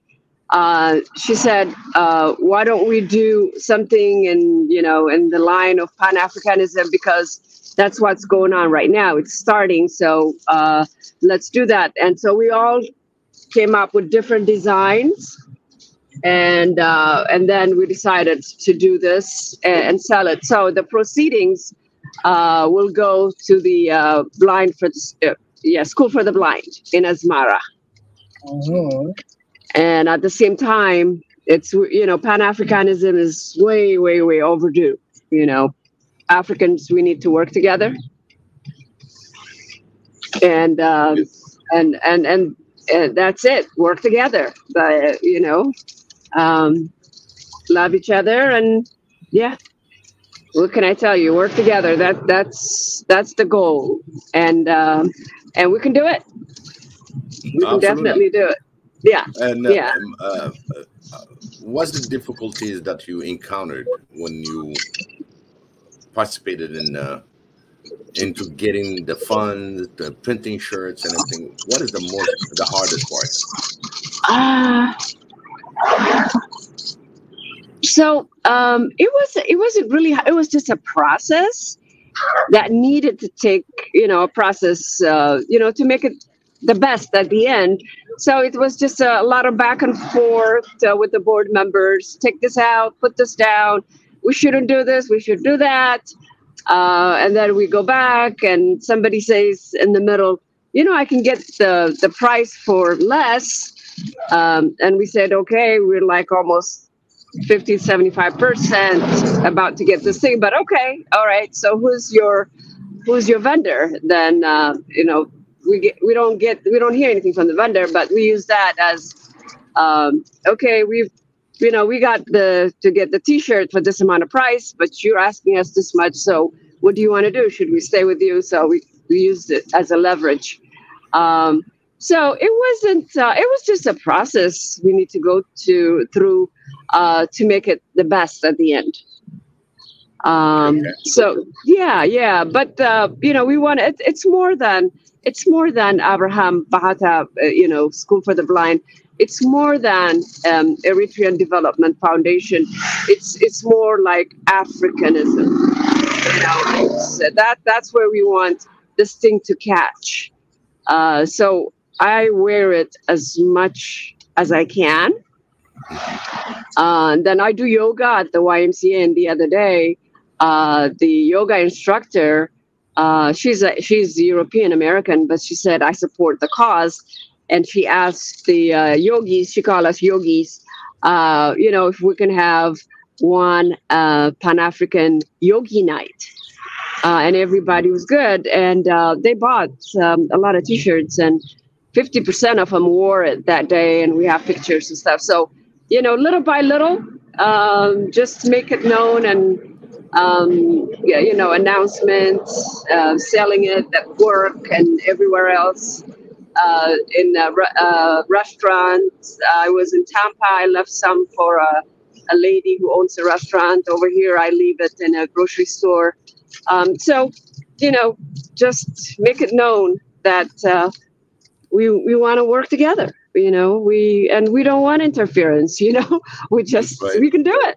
We can do it. Absolutely. And that's one of the things. One of the things that I say is go to the low-hanging fruits. That's right. Without getting involved, because the continent needs more help from us. From the exactly. diaspora. Grassroots. Yep. Grassroots movement. Yeah. That's right. Yep. And I'm so happy, Adicho, for joining us. Really, that makes the Swahili nation One Africa. Right. The people that are really. I just wanted to show something by example. What right. you've done, what you can do, and Yeah. It's an example that anything is possible if you put your mind to it. Oh And yeah. the Oh yeah. excitement. Yeah. And it doesn't have to be big, Mm-hmm. So when you delivered the first fund, how do you guys felt?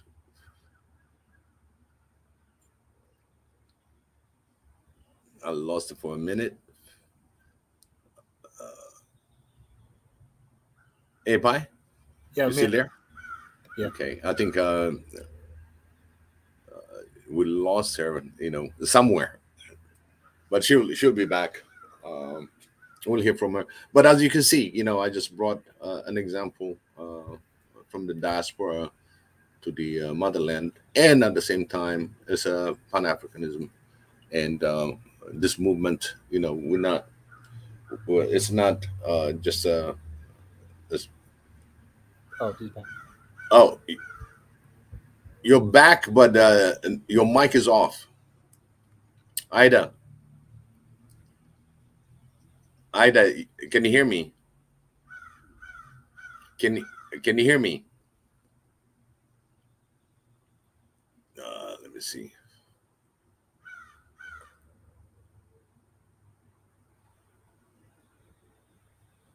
Ida, your mic is off. Ida, your mic is off. Ida, your mic is off. Oh, your mic is off. You might have to put your camera on and write it down. Yes, mic is off.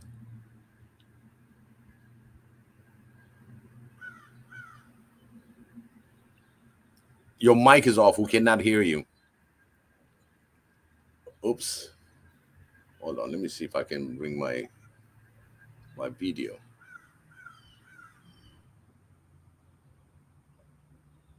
Yeah, we cannot hear you. What happened to my... Oh. Oh, it's just off. Yeah. A little bit of I think she'll join us again.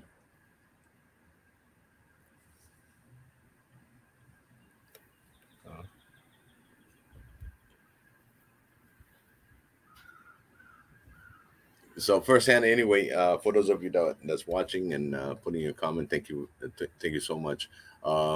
Let's hope Ida will be back. There you go. I see her enjoying the imaginary chair. You guys, I was just talking and talking. Yeah. It booted me out. Right. Because you said some keyword. I said peacefully, let's work together.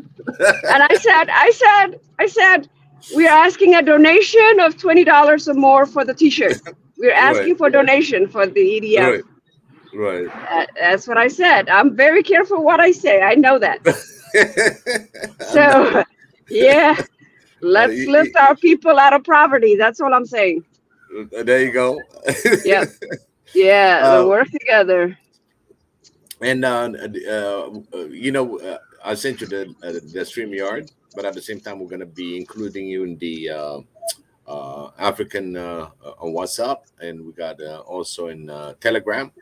And then we can collaborate, and we're trying to get this platform to be independent and well funded, and being able to put it on everything that we can. Even we're talking about having a sticker on any African airlines, you know, just to see, hey, you know, one Africa, that's why the nation, and to be independent. Yeah. So we don't want. Yeah. We don't want interference. That's it. Because, let's no, we want to lift our people out of poverty. That's all. Yep. Yeah, we want our people to have electricity with the dam we're building. You know, 60% of our people don't have electricity. So is it okay to have a little electricity? That's all I'm saying. Yep. And we're still beginning into the working electricity now, so hopefully that gives us also the light and the ability to have some of the industry expand. Exactly. Production, 24/7 production. Yeah. Yep. And that's what it takes. We need to be participating on those. So when you go ahead, Ida. Yes. When you started this the T-shirt, so before that, can you tell us a little bit of what you see or vision about One Africa?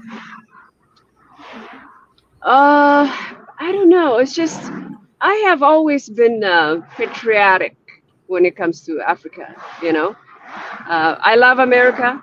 I mean, it's a beautiful country. But I love my Africa too. I was born there and raised there. So yeah, I've always wanted to help people. I love people, period. But I love to lift people up, and I like to make people happy and help people and do whatever I can. That has been me since I was a child. I can go back when I was 12, 13 years old. I used to do voluntary work with the Missionaries of Charity. and that was the best time of my life, working with the elderly, the sickly, the orphans, you know. And by the way, I met Mother Teresa in person at that time, and I'm looking for that. I'm looking for that picture. It didn't mean anything to me then, but now I know what it means. It means a lot to me. But that has been me all along, and so yeah, and I love to help people, and I'm always for the underdog. You know, I like to lift people up, and that's what I'm doing. Absolutely. I have Mika Shabala, is the founder and creator of Swahili Nation. He's online with us. Hey, Mika, how are you? So finally gonna meet Ida. Hi, Mika. Hey, my brother. Hi, cousin. It's great to see you. How are you? Good to see you too. I was just here in the background listening. It's amazing what you're doing, and I really appreciate you on behalf of Africa. It's amazing. Yeah, I appreciate you guys. There's definitely a lot of things that we can do together to bring about unity. Yep, unity. When you unite, you'll be surprised what can get accomplished. Yeah. Yeah. I believe. Yeah. Mika, can you tell her about your experience in Addis Ababa? Can you tell her how this thing came? Well, it was amazing. It was overwhelming. I was there for almost 2 months. I was there in Addis, and I went some other part like Gonda, Bali, and Albaminch, and Hawassa, some different places. I was there. It was incredible. Like, people are amazing, great. The food, the food.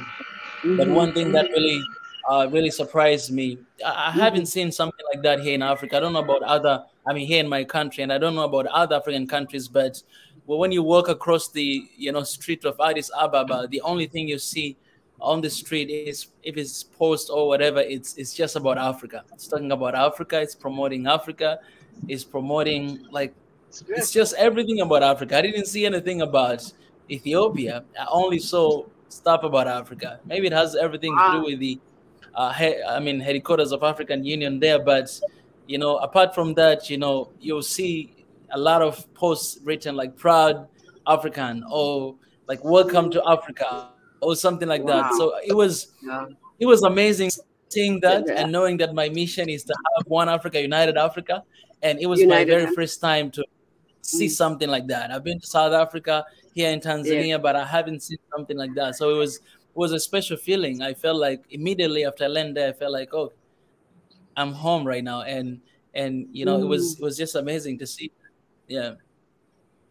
Wow. And what your name came after that?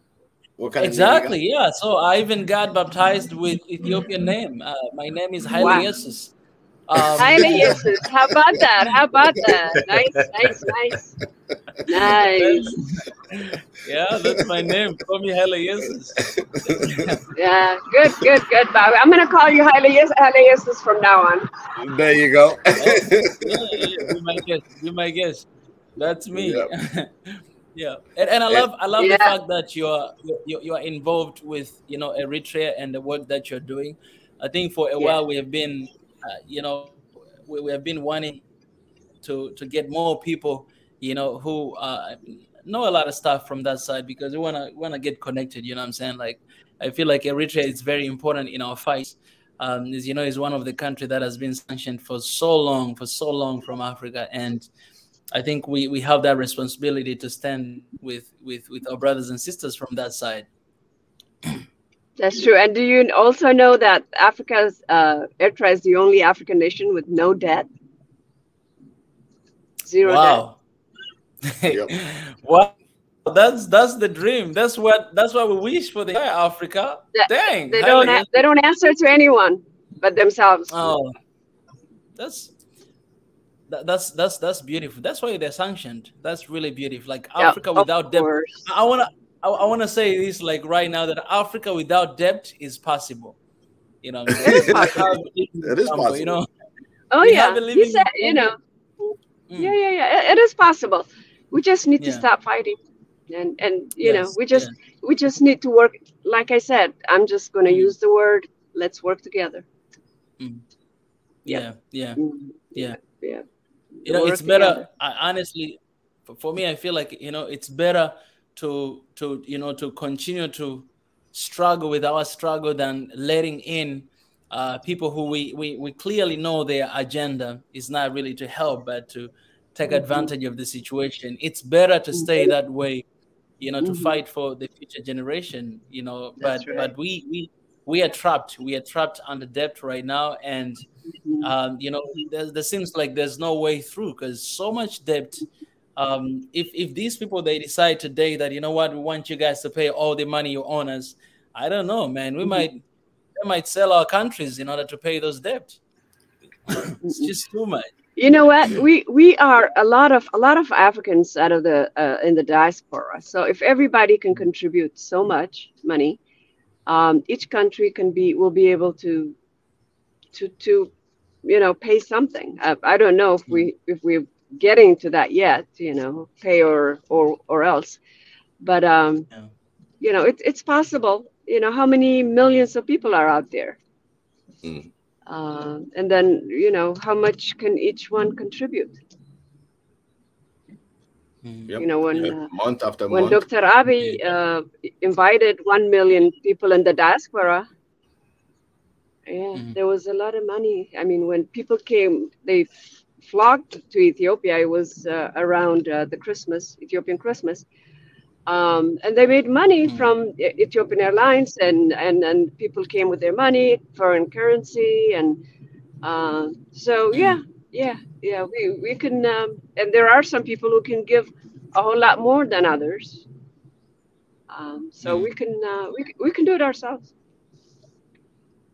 It's it's incredible. Actually. Yeah, that's beautiful. The power that we have. This is the topic of the Diaspora Talk, and the diaspora really can put a dent on our debts. And as you pay debts, you start building when you need the debt that you don't need, and start getting more information from the government. Why are you borrowing? I'm paying the debts, and you're borrowing more. So the diaspora has a say. Because we put in the fund, we're trying to get you out of the debts, then you're going to have to comply because out of sanction. Because there's a lot of things that we want to develop, but at the same time, these debts, it's like the airport that we lost in Uganda. We lost the airport to the Chinese. Bad contracts. Yeah. It's something that we can do much better and reclaim it back, because this is African land, and all Africans should put together. Hey, a sister nation made a mistake. We're not going to see her drowning because we don't know what else has been behind it to lose that airport, and how much more they're going to be losing. So we're going to have to stop the bleeding. So this is the organization, and one of the Isaiah's message is every country should be self-sustained. Self-sustained, self-reliance, Self-reliance. And if you have something missing, you have the whole Africa at your disposal. Exactly. Barter, trading, silent trading, bartering like we used to. If you don't have the money, you give what you grow here to that one, what you manufacture here, give it, barter for now. Until you reach to a position where all your people have enough to eat, and health and education. Depend on Africans, other African nations, on each other. We need good leaders. I think that's what it is. Good leadership, and quite a few of them are popping up right now. So hopefully they'll get together and make some change. Yeah, indeed. To the audience, I just want to make sure that yeah, Ida cannot look straight to the camera because she's driving home. So we're I'm trying driving. to keep her safe. Right. That's why you see a lot She of has movement. to be safe. We want her to be safe. Aboyak already said drive safely. Oh, right. Thank you. Thank you. Yeah. You look Yeah. gorgeous. You still gorgeous. Thank you. Thank you, Cousin in the Kaz. house. Yes, Cousin in the yes, house. Well, yes, now, my cousin in the house. now you're Swahili Nation cousin. You know what I'm saying? We all call you cousin right here. Cousin. Yeah, There we're you all go. cousins. Yeah, that's it. Brothers and Actually, sisters. yep. And Yeah. you'll be the first. You know, usually we give people their nickname as they come in. So Mika put your cousin, Swahili Nation cousin. Right. So that now anybody that says cousin is you. There's nobody else yet. Everybody. Nobody else. Cousin. Yeah. There's only one Yeah. cousin, and that is Ida. One of the things that I promote, I do Joe. One thing that I always promote is that all Africans in diaspora or in the continent are ambassadors. Yeah, They're all ambassadors. that's right. And they should be, like Arkham Fire said, we should be treated like princes and princesses to each That's other right. and being really representing our community. Right. So that's where we start. You're not just somebody sitting down, but you're ambassadors. That's how we get good leadership. I agree. And the leadership, always the finance is important. Supporting the continent is important. Supporting platforms such Mika's, the One Swahili Nation is very important because you never know when they want to shut us down. So we got to be strong financially. So these are the few things that I pass on. And yeah, I agree. And Pi, you got quiet. Anything that you want to add? Oh no, I was listening right now. Okay. You're a good listener. I don't have a picture, so I feel left out. I'm in the dark. Yeah, it's about 4 a.m. where I am. Yeah, Pi is in Taiwan. Something I don't know. Interested. Hello. Go ahead. Yeah, we can hear you. I was hoping I'll say it before I get disconnected again. Can you guys hear me? Okay. Yeah, we can hear you. Yeah. Oh, yeah. If anybody's interested in getting this T-shirt, the Pan African T-shirt, I have some. Okay. Yeah. Let me know if how many people want it and what size and stuff. So we have to mail something to DC area. So. Okay. Yeah. I'll take it from here and redistribute that. And as I distribute it, and when I do a little live coverage, what I'm doing, because we got a very strong community in here, and why it's been done, and I'll transmit it while I'm doing so. When I distribute it, and when people buying it, what makes them buy it, all that statement will be live. So you'll get my address anyway. So you ship it to me. And we'll talk. Yeah, I'll distribute it. And especially there are some people that might go to Ethiopia. Especially we have the airline here, Ethiopian airline. So we're probably just gonna get those in different part of the continent. So that'll be. We'll see how this distribution is gonna work. Yeah, let's just get started one at a time. Yep, one at a time. One cell at a time. Loving this. So cousins connecting. Why the distance cousin? No, we're all tight cousins. Don't worry. We're all brothers and sisters. Oh yeah. The same mission. Brothers. We got the same mission. Same mission. Our mission is one. Yep. Our oneness, our peace, our love. Our peace, our love. Yep. That's all. And a heart. Smart work. Yep. We're gonna work smart. Very smart. Yeah. Okay. Mika. Yeah. Go ahead. I wanted to add something. What we're talking about area. I saw this tweet the other day. I think you guys know this. This happened in January 20th. I guess that's when Eritrean diaspora raised over $500,000 in less than 24 hours. For cancer patients in Eritrea to go abroad for treatment. You guys are aware with that, right? over 500,000 US dollars just in less than 24 hours. So it's incredible. And you mentioned something that, I think whenever you talk to diaspora or you talk to Africans, they're always willing to help and support. Like they're always willing to do that. But one thing that we're lacking, and thus you mentioned area, is the leadership that these people can trust and rely on, and actually believe that, okay, if we do support, we are going to see change. It's not just gonna be like you're just using us or taking our money, taking advantage of what we have, but they want to see change. Like a lot of Africans, young people, diaspora, they want to see a change. And if you give them a change, then they're willing to give whatever they have to support, because they're tired of wandering around. They want to see home like getting better, home, our brothers and sisters, back in Africa, not dying every single day because of anger and wars and everything that's going on. They want to see a change, but who to trust? Who to put their trust and their money and their investment into? They just feel like they're just putting into leaders' pocket, and that's it. So we have a big job to do, Cousin and Biggie.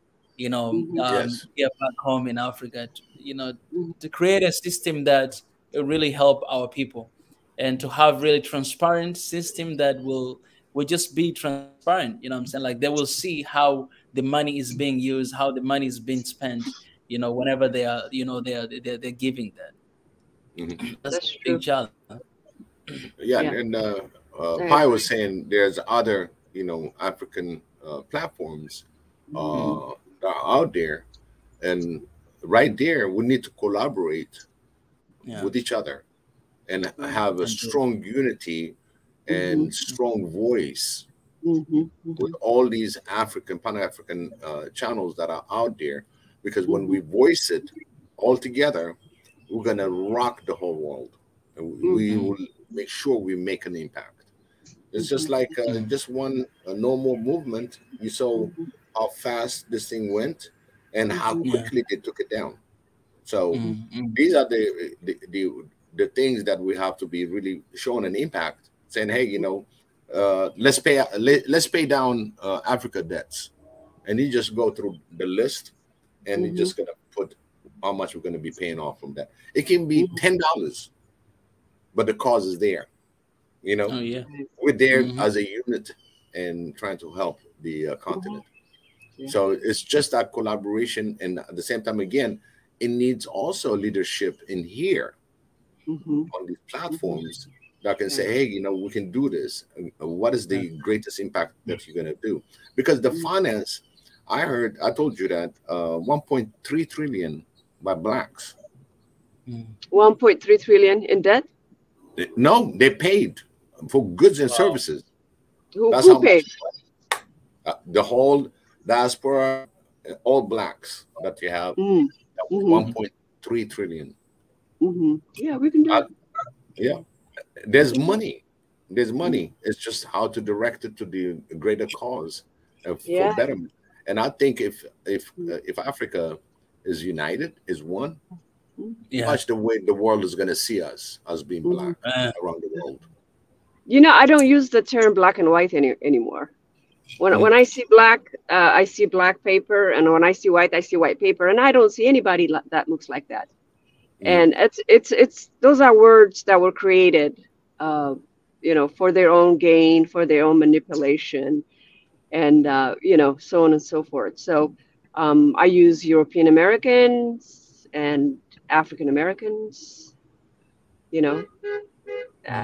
That for me, because I don't need to conform to anybody's ways of thinking, or whatever they implemented it for. It was for their own gain.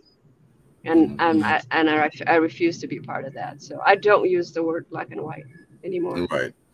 One of the things that when I say that is remember now, when it comes to the way Africa is looked at in general, it's like subhuman. It's always been like, oh, we can manipulate this, we can do that. So what I'm saying is for us to develop our skill set and our unity and peace, and in order to come back to the game, like we're not represented in the United Nations. There's a big, it's the largest continent and not being represented in the international medium. It's like individually, they just get Ethiopian here, Eritrean there, the Tanzanian, Ghanaian, you know, it's still divide and conquer. We don't have one body that can be really part of the securities. So that's what I meant, you know, in developing that aspect of it and being represented in the worldwide. Yeah. So yeah, it was in one of the meetings, UN World, some trade meeting, something. One of the American billionaires, Sachs or something. I'm not sure. I have to look, and they should have representation in the council. yes, UN Security Council. And Dr. Abiy said the same thing. Mugabe said the same thing. I mean, we just have to do it. Yeah.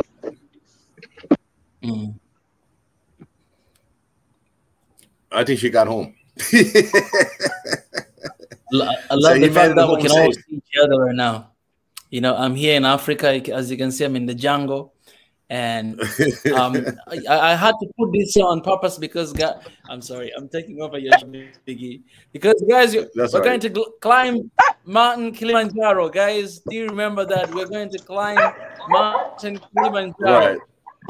Right. Right now, I'm broadcasting live from the Mountain Kilimanjaro all the way at the top. So, wait. You are at Kilimanjaro. Where is that Kilimanjaro? Is it Uganda? Tanzania. Tanzania? It's in Tanzania.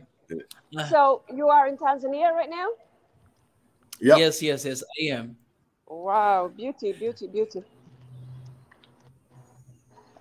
Guys, remember that? June? Yeah. Oh, you know, July? I parked the car. Right. I know she got home. Yeah, no, I'm just going to sit outside and talk. Yeah. There you go. No, I'm good now. Now I can look you straight in the eye and and talk. I like the view. That's a beautiful view right there, cousin. Oh yeah, that's the condo we have. Yeah. That's great. But yeah, we just have to believe in us and in each other. You know, we can do it. We can do it. That's it. And yeah, like you said, Ephraim, leadership here, leadership there, very important. Yeah. We need to trust the people that we work with, and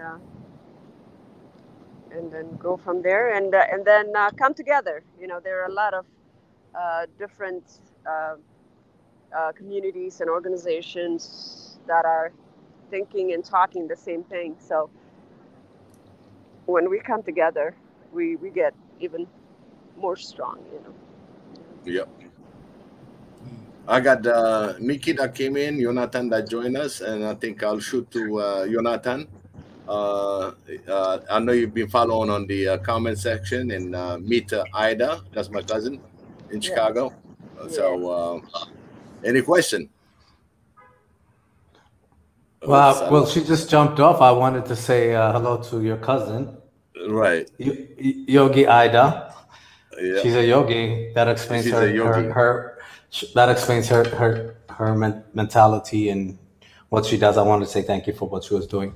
Hello, everybody else. Hi, Biggie. What's up, Mika? What's up, Miki? Ida's back.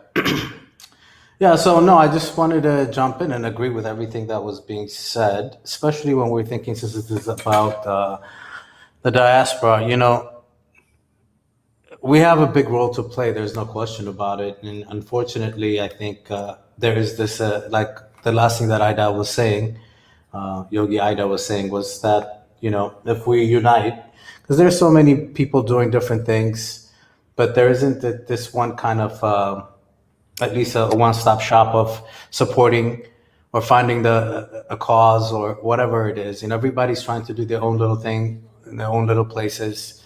And I think that disenfranchises the power because it's not a united voice or a united effort into helping, or not. When I say helping, I mean in all kinds of forms, not just financially, but whatever it is.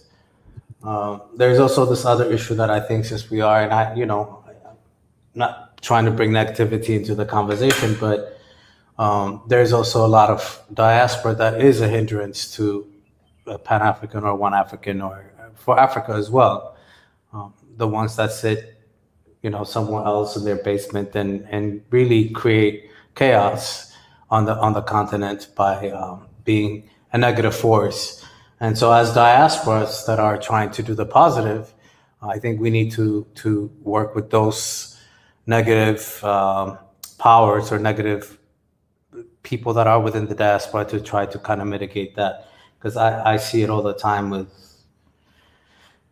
the different channels that I've been visiting recently, but also within being Ethiopian, within the Ethiopian community and the diaspora there. It's very easy to criticize and create chaos, especially because of the existence of social media now, being somewhere else and instigating things and all of that. So the diaspora, though, in general, is good and tries to do good. So I hope somehow that whether it's One Africa or SNN or some other organization or organizations that you get together with at some point or another, is to create this kind of a more unified source of not just information sharing, but what I think I'm sure Mika has talked about this, and not somebody else had talked about this in the past, about possibly creating some kind of an internet-based channel or a website where you can actually figure out if it's a school that needs help in certain places or whatever. So until that happens, I think we're just going to be all over the place. I would love to definitely support Ida's t-shirt program, because I think that's amazing. We can definitely learn a lot from those that are doing small things like Ida, because sometimes we feel like it doesn't mean anything, but it does, because it's obviously helping a school, for the blind in Asmara, which might seem like a small little thing sometimes when somebody buys a $12 t-shirt, but it means a lot once it gets there, right? So, but anyway, so just saying that we as diasporas need to work with other diasporas on a consistent basis, not only when something crazy happens, and that's what No More, I think, we saw what kind of power when something goes wrong can do to the diaspora and wakes everybody up, but we also saw how quickly it could be diminished, both because of the interest of the people, but also because of we don't own the media that we are trying to gather that kind of togetherness. So yeah, that's my comment there. But I will give, I think Miki's here as well. Miki is, I think he's an artist, and I've heard him speak before. Great train of thought. Maybe he can speak, because I think he's in Ethiopia, what he thinks that the diaspora is missing, or what we should be working on in a better way than we are today.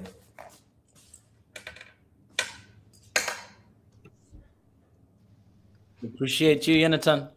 Guys, what's up, Mika? Show. It's good to hear you, my brother. How are you? Yeah, it's still nice. You can still say hi. I saw you going back to. I saw you going back to Ethiopia, by the way. So looking forward to what you get to do. It sounds like a very interesting forum. I'm excited for that. I think Biggie went to go feed the birds. Oh yeah. No, actually, I'm listening. Yeah. I had to get my charger real quick because I was running out a little bit of juice. I thought I had full bars, but sorry, I was listening, Jonathan, and you're gonna come and pick up the T-shirt from DC. You're not that far. I'll buy you some Thursday good for. Okay, sounds like a plan. Once Ida ships it, you take it to South too, and distribute that. So Ida, Adicho, you have Jonathan that volunteer, so he's probably gonna come to DC. and pick up the T-shirts from North Carolina. You're very, very interesting. I never said the word volunteer to come up all the way to DC, but if you're putting me up on the spot like that, you know. Hey, it's an No way to invitation. reject that. I thought I was. Just put a date. I thought there was a sort like a place. I'm playing, but yeah, we could talk about that on the side for sure. Yeah, I remember the last time I was doing the show was coming from Atlanta. So I thought Jonathan was still in New York, but I just passed his town. I could have made that drop, so we could have had a live show. This is so true. Yeah, we could have. If I knew, I just pull over. Sorry, I think Miki was trying to say something, and I think we might have just kind of kept going on there. Sorry, Miki. No worries. How are you guys doing? My Africans living out of Africa. Yes. Great, Miki. Go ahead. Your lost long brothers and sisters. Yes, we're here. We're not lost at all. We're here. Yeah, you might be a little far from me, like in the chain of life as brothers and sisters, but I actually have a sister that's in the U.S. And so I keep my hands.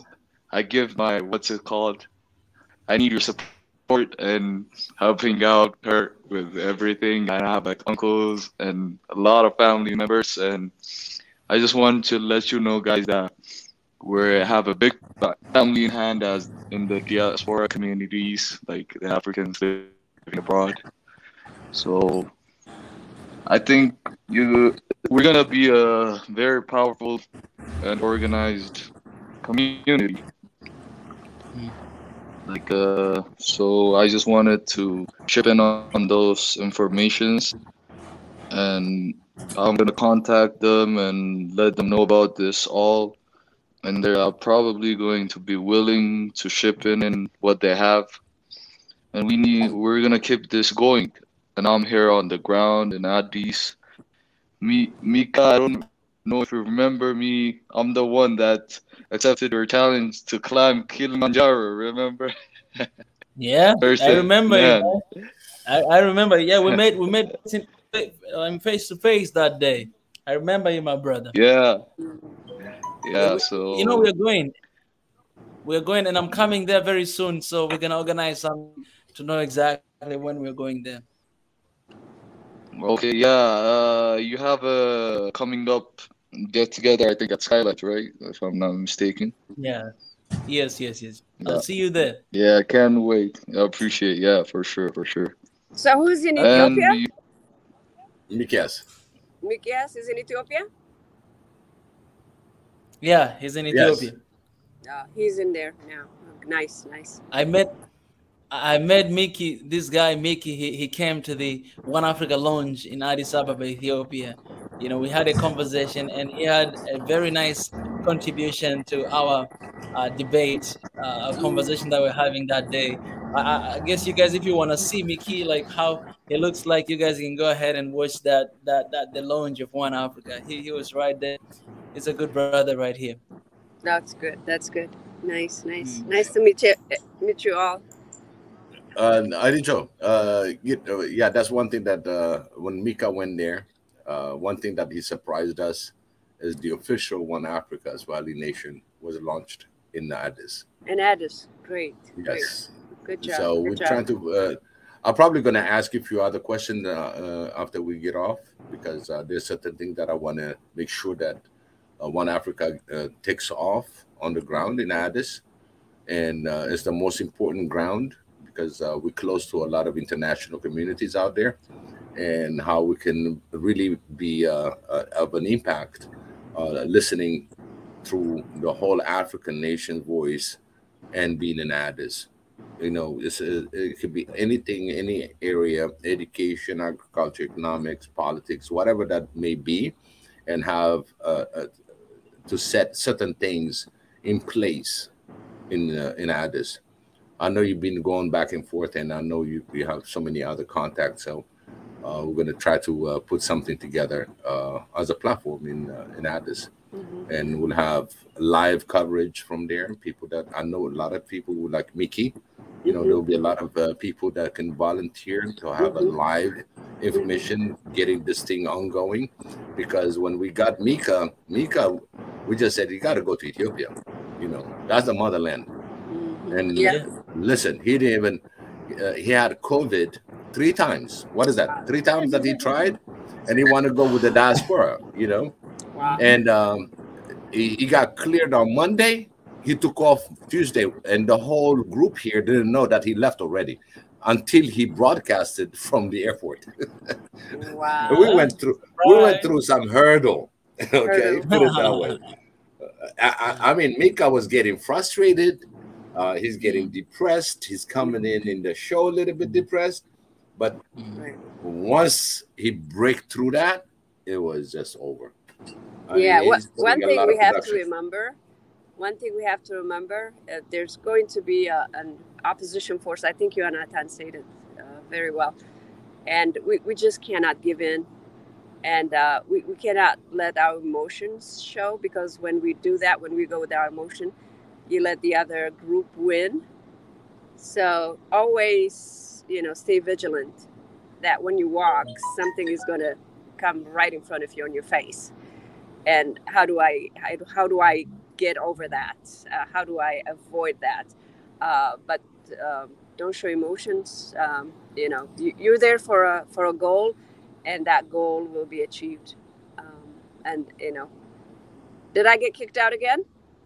No, you're still there. No, you're still there. Yeah. So there. I mean, if it needs to be addressed later, it will be addressed later. But we're not gonna waver from our goal of what we intend to do, we plan to do, because there's going to be a hurdle all the time. So there's an opposition force out there. If it's not, then life will be very simple, and life is not supposed to be. We have to experience both sides. You just have to keep encouraged, because you got a goal at the end of the day.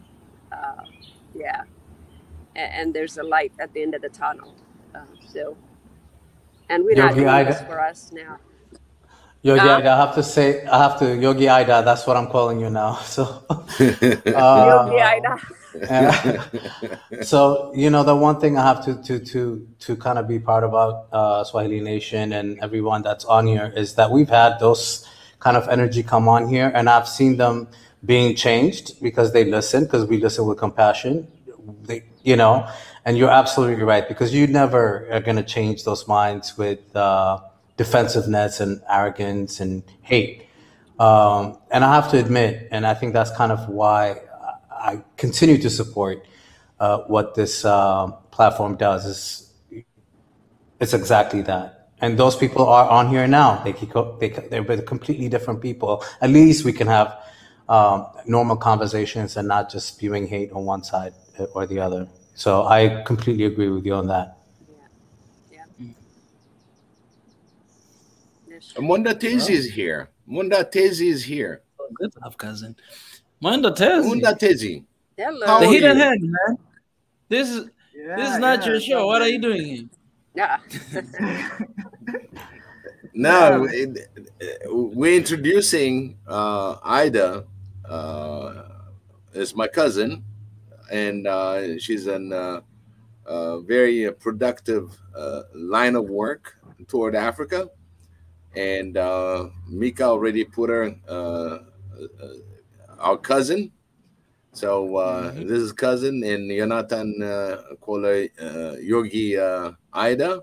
Yogi Ida. By the way, we got a lady on the floor. That was our thing. We always have a great respect for our sisters, and here you are. You're the only one right now. I'm pretty sure. I don't know if Tanzania is going to join, but that's another sister that has her own program. So Swahili Nation, One Africa, we have 7 days coverage. 7 days, different program, different, you know, we got education, we have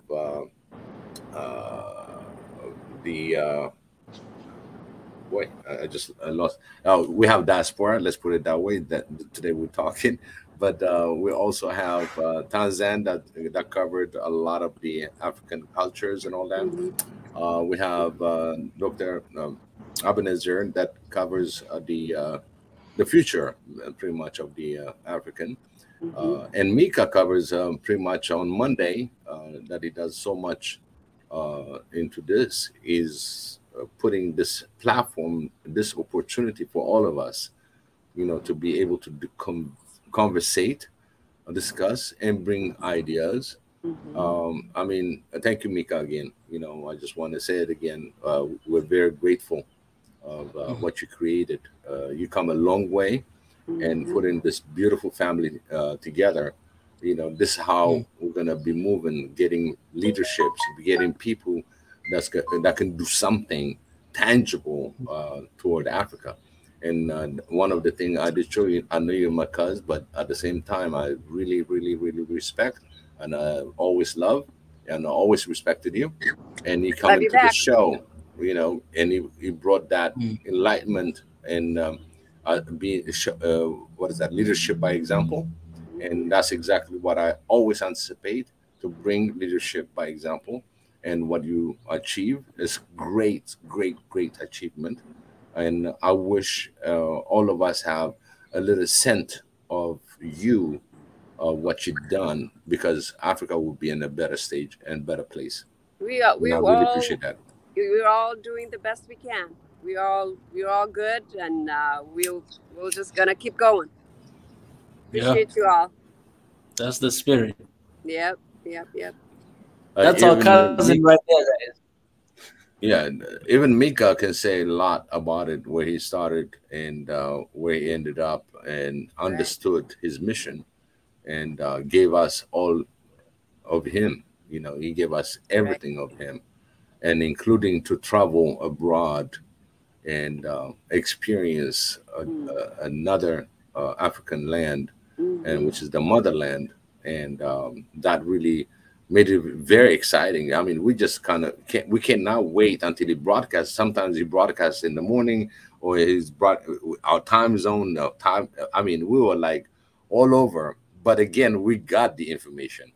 We got the information because he was on the ground, never wasted a time. From day one, from the airport all the way through what he felt.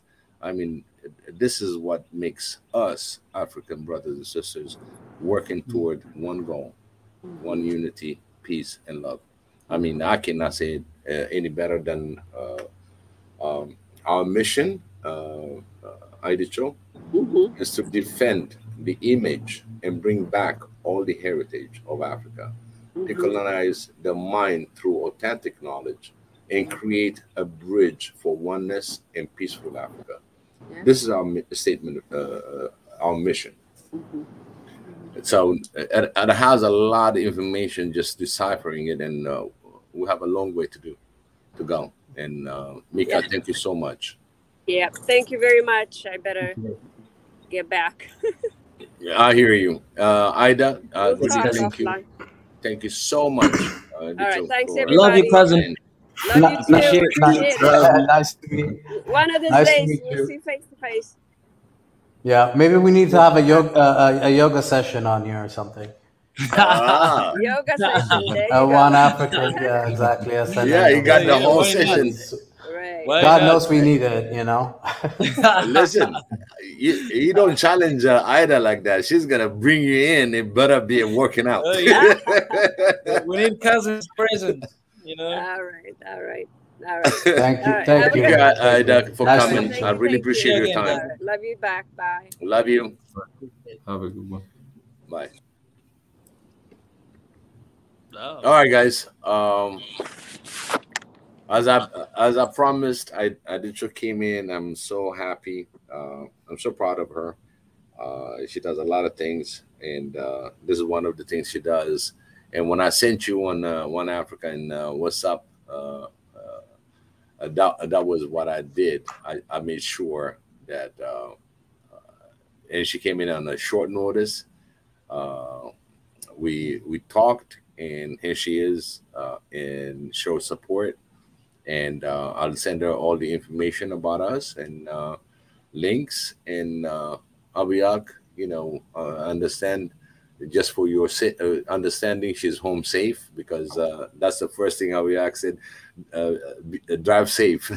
So I can see all of you out here giving a comment. So thank you so much. And I hope we got any information from her, a great deal that shows how she ended up by getting these t-shirts and make it for the greater goods for an African nation for the blind. So there you have it. So now we got an instrument and a way of doing things, and we can focus on those things and be really collectively collaborate on her work, and there are other work that can be tied into it. So everybody, I really thank you. Mika, I thank you so much. I just got you in a short notice. Mondatezi is still there, but I didn't hear much. Sound Batu is saying bye, cousin. So thank you so much, guys, for supporting, for loving her, for putting all that trust into her and listening to her. I really appreciate that.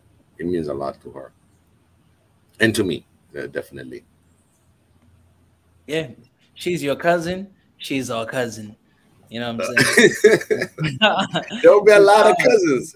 Once I end up puts it, you'll meet a lot of my cousins. This is beautiful. This is beautiful. I love it. I love how passionate she is, about change, and our spirit just click like that. And I think that's kind of people we have here in the platform SNN, and in One Africa. The people who really want to see change, and it's just amazing to hear amazing things that she's doing, and she's part of us now. So I appreciate. I think this was really good guest you brought in today, Biggie. I see your game. Mwendatezi, you're looking at this. I'm looking at this. When are you bringing your guest, Mwendatezi? I thought you're gonna bring like Uhuru Kenyatta in your show here. Yeah, maybe one day. You may never know. We're negotiating. Yeah. And Wendy tells these guests are hidden. It's a hidden hand show, so yeah. Maybe they're there. You just don't see them. Oh. I see. When I tell his been right now, just like his show. Yeah. Actually, I have a question to my brothers and sisters in the diaspora. Actually, that is why I came in. I don't know if that's part of the show. I don't know how the show. Biggie, maybe you can tell us if I can ask the question or there is a way. Give me the question. Oh yeah, mine is there is a bill in the U.S. Congress going right now. I don't know. Should I post it or should I? Let me. That is it's about Africa. It's an Africa bill. Actually, it's just. Yeah. I don't know, Mondatezi. I don't know how far you heard me. That was me and Pi, and we're talking about the emperor is mad. So whatever the emperor is mad, whatever that try to really put his words in malign on top of that the word is crazy. Thank you. Yeah. You could scroll down. Yeah, these are. You see, basically, I'm not gonna speak it out loud. Everybody reads it. You understand for certain things that we want to prevent. And this is something that I've seen that one. Okay, and I think my word falls short from the emperor. You understand? And you can read and this bill is like the opposite of what One Africa's mission is. It's like now the opposite. It's like it was a very crazy bill. I just because I'm here. So what's your question? Yeah. So I'm curious to know what the question was. Yeah. The emperor decided. The emperor decided to really divide you more. You have no say. You have to answer it to him. Actually, my question was like, is this what a protest? I don't know. I'm just curious. Like, it is. It is, yeah. But they did the same thing to Ethiopia, huh? So just because of Ethiopia's reaction to what was happening, But right now, I have to say, the whole Russia-Ukraine thing is a very sensitive / divisive. It's not even divisive. It's so heavy on one side and completely misunderstands on the other side for Africa in general. But we also have to be very careful. I'm one. Okay, so in the United States, you can leverage your power within your local state representatives, whether they're in the House of within Congress or if they're senators. So this kind of thing is not something as anyone can possibly even, go back and try to leverage from your representatives, because the representatives are completely on one side, completely. So it is kind of a scary thing, because why bring Africa into it? But then again, we see what's happening with Sweden, and then obviously with any neighbor that normally, like Finland, that is going to be joining NATO, right? So these are big powers. So for Africa, there is very limited amount of anything that we could do. I'm just being honest. You didn't even ask the question. You just said, "Have we seen it?" I don't know if that's what you're saying. I've seen it. But it really limits it. Yeah, but it really limits. We're trying to fight our own battles, and that's been difficult. And this is another. The octopus, raising its tentacles in all different directions into Africa, which has nothing to do with what's happening in Russia and Ukraine, right? Yeah, that's so it is kind of a scary thing. Yeah, it's kind of scary, but because we're talking about sovereignty of Africa. There's a sovereignty that is just, this bill doesn't recognize that the sovereignty of African nations. Like the part E, where they say that they'll identify governments that have dealt with the sanctioned individuals, and I don't know,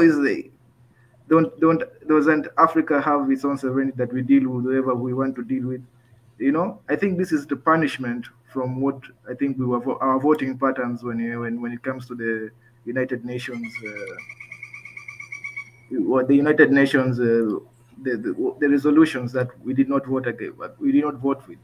So I don't know, guys. I don't know. I felt like as one Africa, we may be going one step forward. Then these guys, they do something crazy. Because look at this bill. It's basically just telling their military, hey, do whatever you need to do in Africa.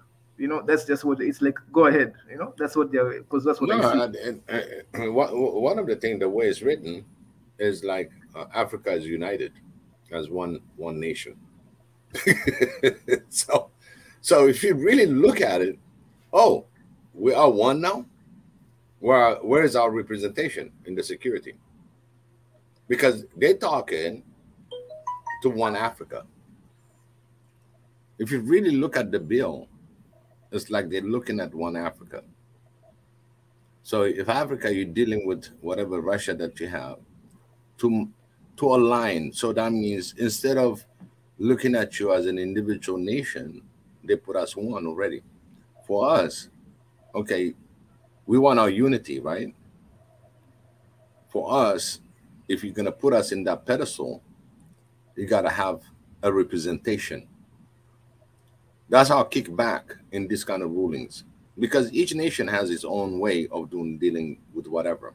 But since they put us on the pedestal to be one, then we're going to have our security in the council. So this is what you call shooting yourself, is when the emperor shot himself in the foot. This is an opening and a betterness for us. If you really look at it, whatever the beef that they have on the other side, and now suddenly we're united to have one voice, and we're not recognized yet. So you have to look at it beyond the act, and that's being questioned. If we are one, then it gives us the opportunity to be represented or presented ourselves in the council. So look at it that way. When the opportunity for themselves, they do this, whatever the benefit, because you remember the key thing is to have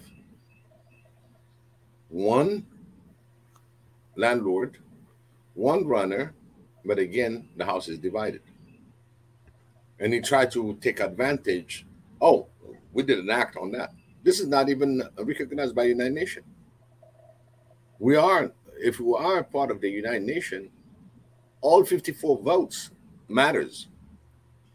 And whichever you're going to be pointing it out, you're going to have to point out directly to those that oppose whatever, or those that have been with you, but you cannot have a blanket. But this is a good opportunity. Okay, fine. You know, you want to exercise that article. If you want to really put that in place, then where's my representation as one Africa? Yeah. Are we there? So this is something that it opens it. Look at it from another direction, because whether they misalign with Russia or not, it doesn't matter. But for us, it's an opportunity. Okay, you're looking at all of us as one. You're ignoring all the UN resolution. You're bypassing all that. You're making your own rules that's coming out. So that means we got an emperor. That's going to decide. I understand. The continent, right? Then, you know, recognize us in the council. Yeah, I understand. I understand that type of that way of thinking. But what I'm thinking is that we see we need to. Let's not. I don't want us to wait until some African president gets assassinated, or because the last time this type of thing happened, or I think they have never actually been this aggressive. This is the first time I'm seeing this level of aggression where they just gave everybody, including the CIA, they just gave them the green light, right? Because yeah, it's pretty harsh. It's harsh. They just gave everybody the green light, like there's no holds barred. Like you do whatever it needs to take that. So I'm looking like the last time, is it the 70s when African presidents there were coups all over the place, and and I'm thinking, oh my God, should we catch this thing before it's passed?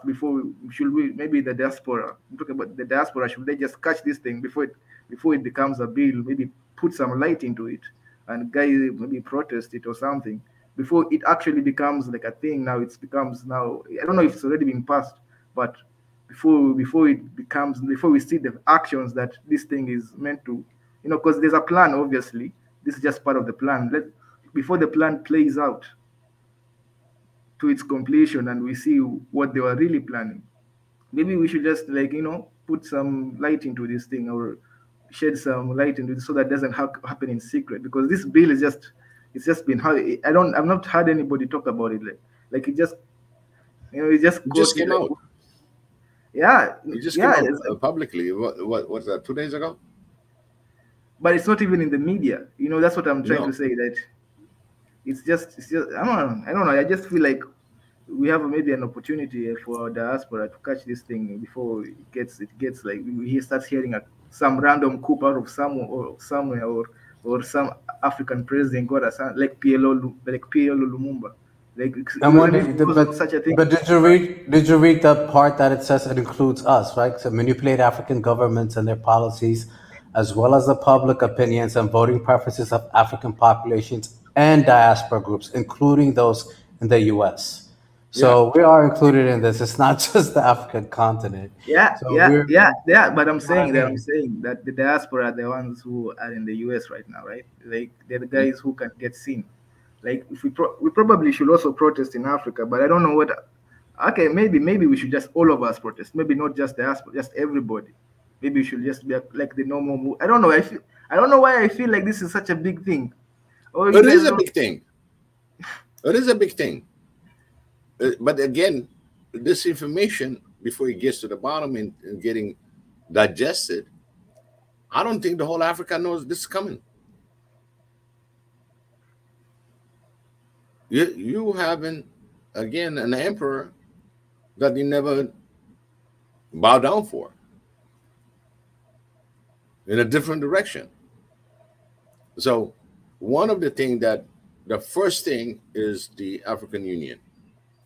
Okay, as a body that's already put in place to rebuttal this question, and at the same time, when it comes to the UN, then you're breaking down into different 54 countries.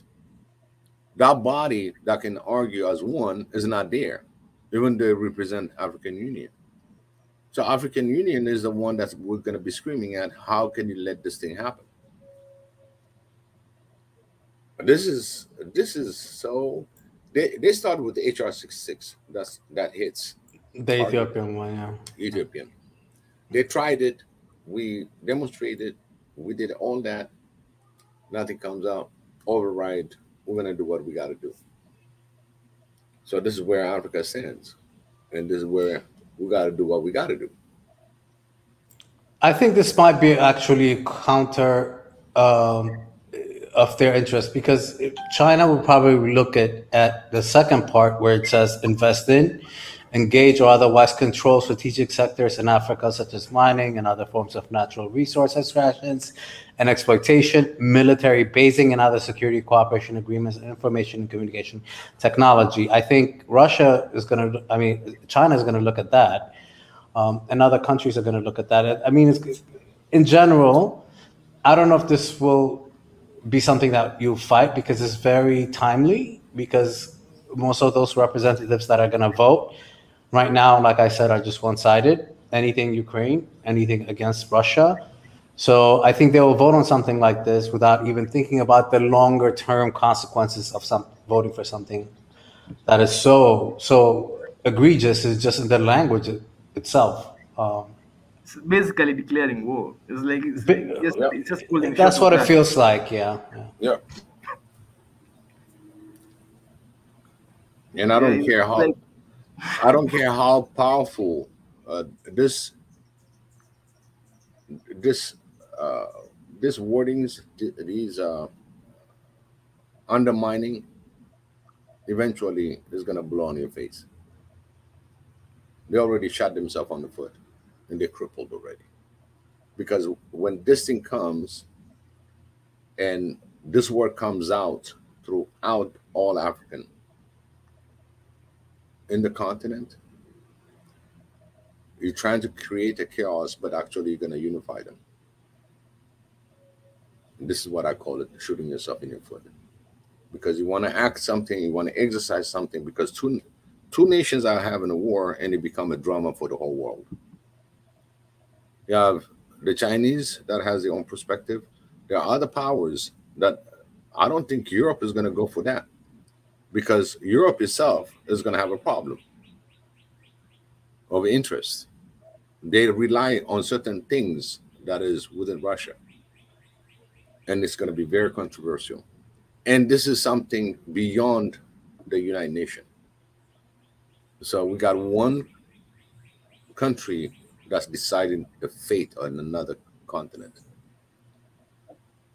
That country is equal as any Togo or Nigeria. And now they're going to decide the fate of it for the whole Africa. Now, a different story. And in fact, I don't want to just say it, but the Third World War already started. It's already there. It's getting chaotic. They start building and building and building. Upon the building is going to come down to a point. The continent is going to be the continent. But any forces that sees what's going on in the continent is going to touch everybody's interest. And that interest, and on top of that, the population on the ground, and they're going to bow down to a new emperor. It's not going to work.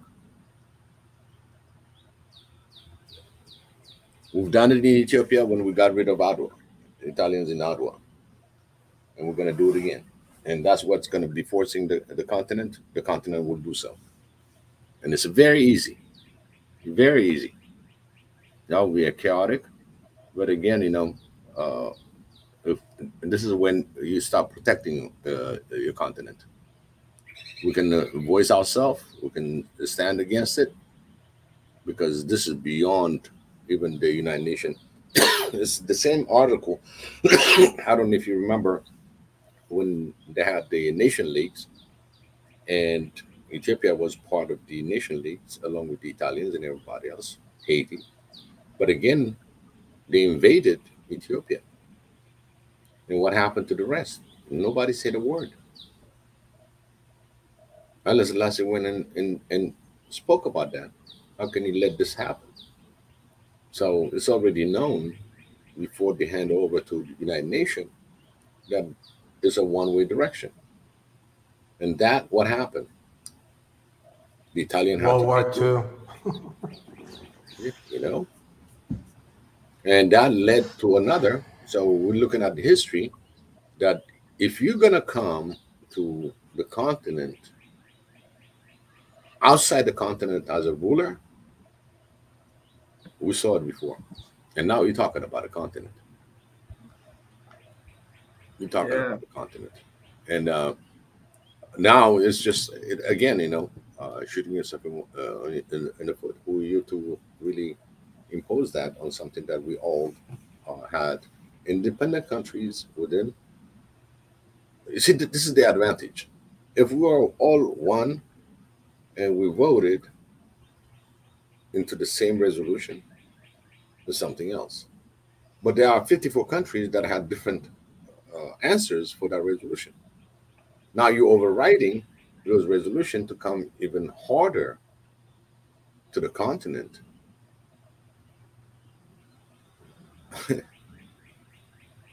Where are you going to get all the electronics? Where are you going to get all the raw material? You just continue. There's an act. There's a part where they talk about it, where they secure the raw materials of Africa. Literally, it's like it's so. Let me. Yeah, that's the one that I read. That I'm just like every time I read it, I'm just shocked. They're so blunt, no shame in their game. And then even the one that I read, manipulate African governments. I mean, really, that's their number one. Look, it's number one. Manipulate African governments and their policies. I mean, it's crazy. The whole paper is garbage. You don't need to be a scientist in order to read it. You don't have to be a lawyer to read it. How about that? I'm going to bring it back to Americans. Read what is going on. Is this what you vote for? The Europeans, is that what you're gonna be allied with? To do what? There's such a thing as soft power. It's so hypocrite. It's so hypocrite that while you can face it head on, you go on after the affiliation. I know that I don't know if Mikias is still there, and if he read it, I would, for somebody that's in in Ethiopia and Africa in general, right. I can see how you feel. I wonder how Ethiopians are feeling about it. Like I said, you don't need to be a lawyer. It's written. I'm coming.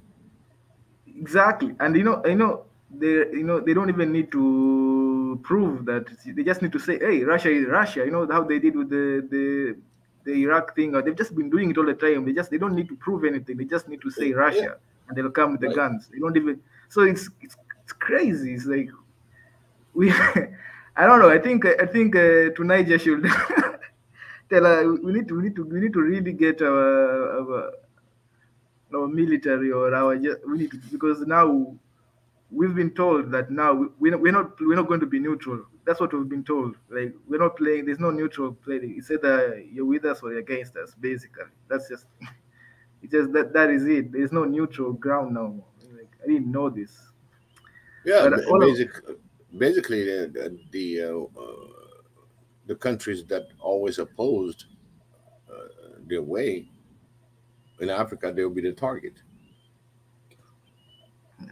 And the problem is, during the Cold War, Africa was. I'm sorry. Go ahead. Africa was hugely destabilized. Like, during the Cold War, it was not a good time for Africa because of this cold. They did the things America did in Africa. It was not.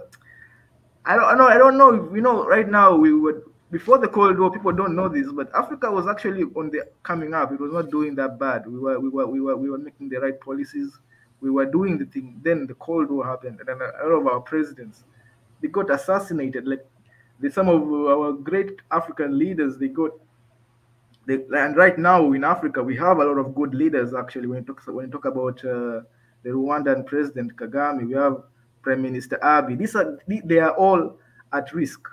It's based that. So I don't know.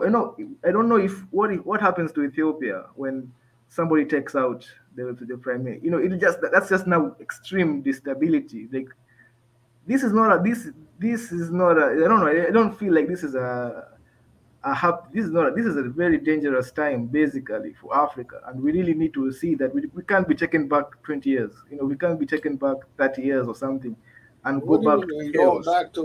You're going back to 100 years. What they yeah, 100. The decision. Sorry, let me jump on this. I was listening and trying to process the situation. And good luck. Good luck. Hopefully, you have a good cup of coffee. Yeah, because to be honest, I was expecting this because I knew on the basis of my knowledge that this was coming, but it was too soon for me, and like, you guys hit me on the forehead. That's what I should say. And it goes back 100 years. Like, this is like the Adwa battle. Straight up, it's for Africa, and they declared it. Like, I was trying to read the content, and it says U.S. declares war on Africa, and I was like, pause for a minute, because they used to go to some countries individually, like Biggie said. If you don't support them, or if you're neutral, or some this and that, they would hit you individually. But now they're like hitting us in general. So what are we going to do about this is the thing that I was dwelling on in silence, to be honest. You're looking at it, even, there's a saying in Washington, D.C., taxation without representation. Okay? It's a district, but, but they're paying taxation, they're not represented. Okay? Same thing, Africa as a whole is not represented. And basically taxing the whole Africa as a whole, not recognizing all these divide that you already created. So basically, you end up by shooting yourself in the foot. Let's say, are they gonna get all the military that's gonna be on all our minerals, resources? Just imagine on what's gonna happen. This is robbery. This is blind robbery. Highway. That's what they call highway robbery. Basically, to secure on what they can produce. And majority of those production goes from where? From Africa to China. It goes there and get manufactured and then sell back to the West. So you can take it. Eventually, tomorrow is China. Tomorrow is going to be different countries that are really in the power. Within the European, there's already defiance and they have their own disagreement, even though they plan for the next 10 years to cut off all Russian things, guess what? Russia is going to have a longer pipe to come to the whole Africa. And we'll have gas. Okay. Same thing that can be planned. But these kind of acts is an act of aggression. And that's how Africa is going to look at it. And it comes, we're not represented, but at the same time, we're putting a sanction. That means individually, you're going to come on individual countries that do not comply. And that calls for unity. Actually, this kind of act is going to unify Africa a lot quicker than I thought. We're not going to wait until 2063. This thing is going to happen real quick. Because now you are really eliminating the whole African Union. You're telling them, we're going to decide on what's best for Africa. Oh, no, they're not saying we're going to decide what's best for Africa. They're basically saying we're going to come rob you blind. No, nothing that's to what's say coming. about it. That's right there. They're deciding for you. Yeah. You know, they're deciding for you. It is kind of a shocking document to read. I mean, for any human being to read something like this in 2022, this came out of in April 28th. So we're talking just like a couple of weeks ago. I don't know when it was printed. But the fact that this could be quiet, of course, they would do it at a time where there's a lot of other stuff going on within the U.S. Congress with the abortion thing. There's all kinds of stuff going on with Ukraine. So this will go under the radar. But I hope that Africans realize that there is this underlying. This is the first time, I have to be honest, this is the first time I heard about this. I knew that there was something that was happening, but I didn't expect it to be this blunt. But Jonathan, I said it. You know, I don't know who's show it.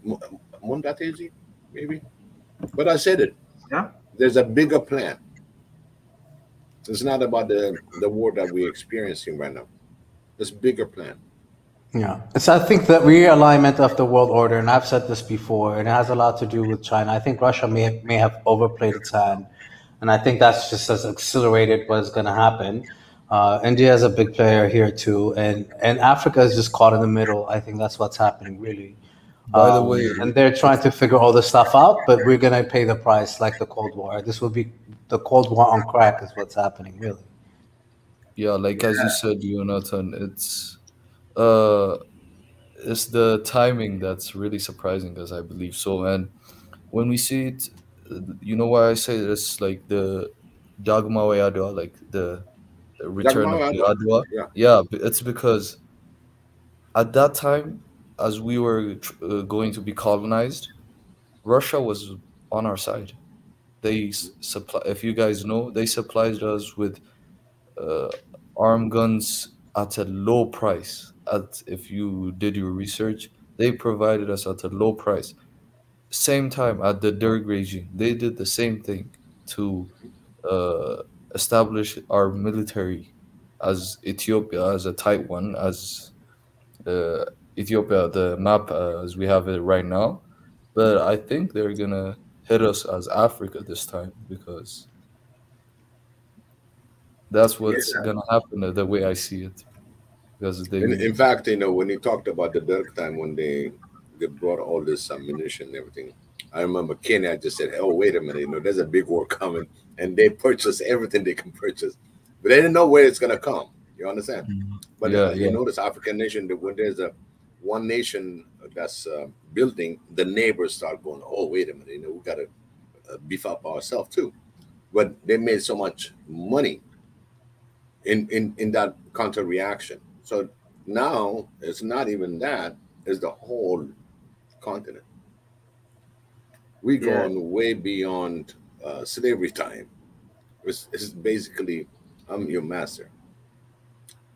That's why I think we need to get ahead of this. We need, like, maybe start the media war, because it's going to be a lot harder getting them out when there's boots on the ground. I think we need to maybe try to stop this when it's still on paper. I don't know. That's just what I feel, because now when they have, it's going to be much more difficult. If they start putting boots on the ground or something, it becomes way complicated. They could even stay a decade, some, in the wrong country. So I don't know. That's what I was just feeling like. Maybe we need, like how Ethiopia did with the no more movement. No more. Yeah. Yeah, just stop them before they put the boots on the ground. Like that's just.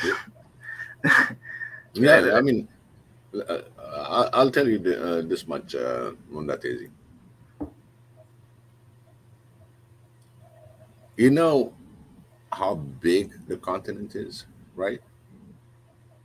In order to really make this act an act of war in another African country, and by the time you're going to catch up, everything is on the ground. There's no way. It's going to create chaos. There's no way you're going to defeat as it is, unless you're going to nuke everything that you see on your path. Okay. I don't know. I think we should not underestimate the United States military. I don't know. I feel like no. It's not underestimating. It doesn't mean that he's going to nail down the whole continent. I'll put you that way. Yeah, but but the problem is listen. Yeah. Listen. We're looking at a 1.3 billion population versus 400 million. You're gonna lose those millions real quick. We don't. Okay, I don't think we have the capability. You understand? When it comes, yes, we do. Yes, we do. Look at Adwa. This is the thing that you have to really look at the history. Adwa, we defeated Italians who were like 4 million people who lost 300,000 Ethiopians, but we defeated them. When it comes to I understand what you're talking about from the carnage that's going to create, but at the same time, to take control of Africa is going to be very, very, very slim. Very slim. Now, this is policy. Okay, this is something that they want to exercise one at a time. I'm going to exercise this point. We got the key places. We're going to bombard the shit out of it. Guess what? You think you're going to get your resources? You're going to secure that? You cannot secure it at all. So how do you think China is going to sit down and watch that? Because Nagbani, tomorrow is going to be Chinese time. So most of the mineral and contracts, there's a lot of the Chinese companies that are out there. So you're telling me that you're going to control the Chinese, and then look at what's going to happen. But this thing really didn't make it out there fully, put it that way, fully exposed throughout the continent. You give that to one Ethiopian or one Tanzanian or Kenyan like you, or any Nigerian that reads that is going to say, uh-oh, they're coming after us. Nigeria got all the resources. Congo's got the resources, right? All these key countries have the resources. So anybody that's going to read that paper is going to say, this is not just, about me. It's everybody else around me. So it has an adverse effect, but we're going to watch and see. They're pushing the boundary, see how much force they can get. Again, I don't know if you remember when 128 countries opposed what the United States is trying to do. The first thing that Trump said, I remember you. Basically, it's just like, I'll remember when time comes when you need something from me. So we've seen that tactics, and hopefully the continent is awake to counteract on this kind of act against the continent. It will have nothing to do with their wars. And we cannot get involved in their wars. We got our own problem to resolve. We're going to have to keep pushing, making people aware of what's coming and what's going, and make our Africans stronger and stronger. This is basically like Adwa. We got one common enemy. They were Italians. Just give you a clue. They're all white.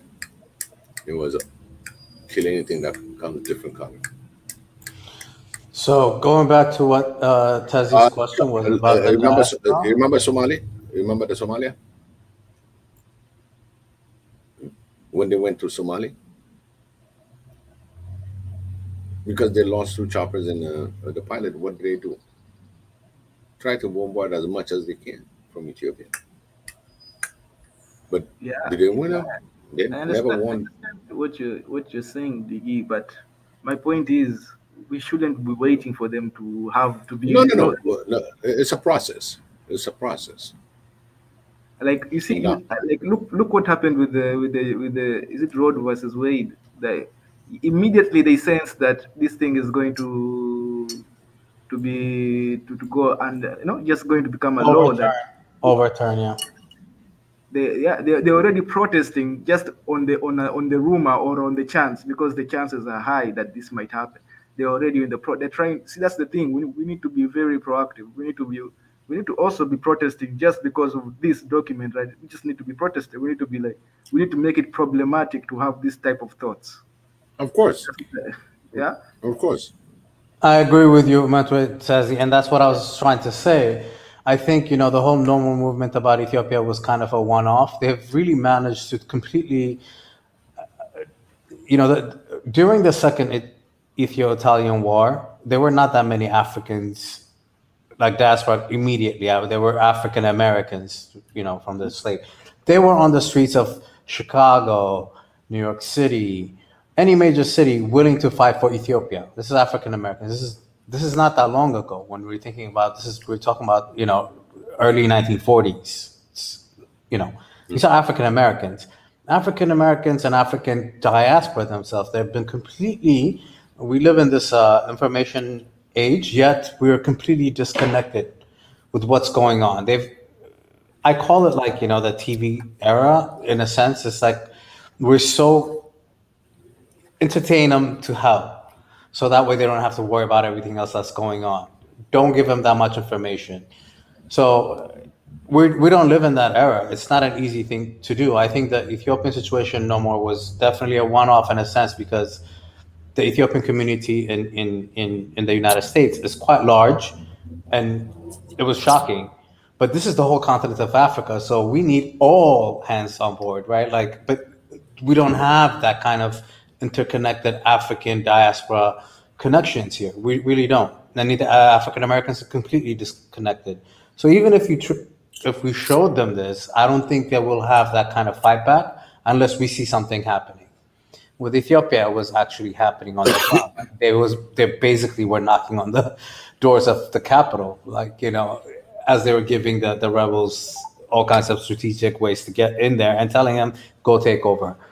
So I don't think that. I agree with you. It should be, cut it in the bud, get onto it now. But I'm afraid that's not going to happen. I'm not being a pessimist, but we just don't have that infrastructure of that community that will even be engaged enough to go protest.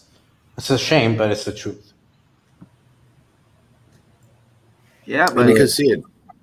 Yeah, what do you think are the barriers, Jonathan? I can understand some of them without you explaining, but at the magnitude of your assurance that they were not going to protest on this, what do you think are the barriers?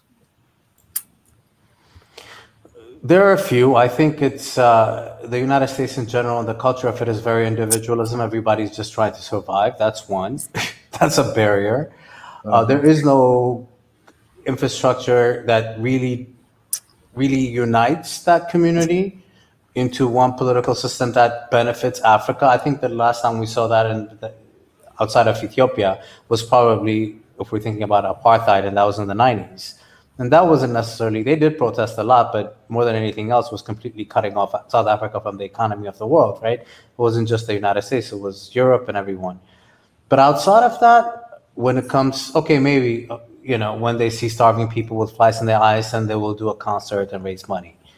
But something like this, when the whole entire world, especially the United States, including African Americans, tend to be on the side of the Ukrainians, it's going to be very difficult because this is really about that. That's how it's being at least portrayed in the document that I see.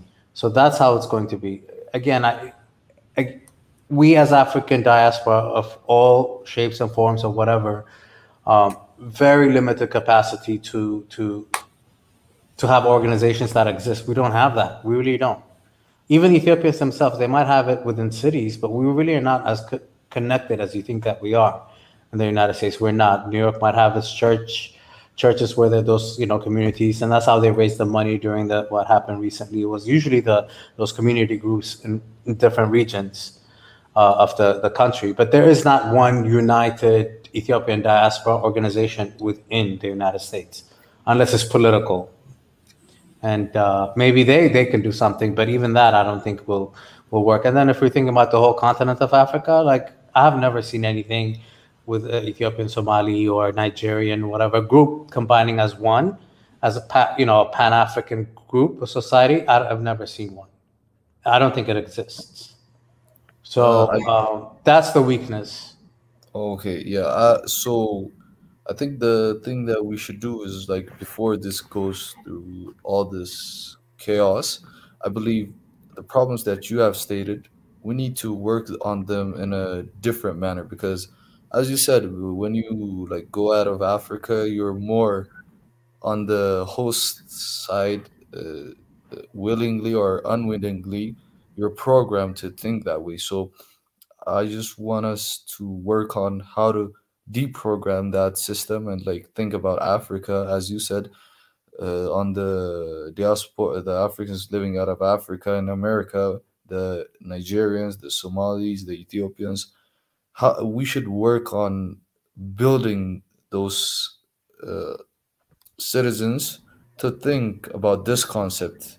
If it happens, like as an assumption, what would we do as a topic, and leave aside the differences for a little bit and try to bring it together, because as you said, we Ethiopians in the US, most of the time we get together for this kind of purposes, but we're not interconnected at the mass. But you can see from the No More movement, it united us.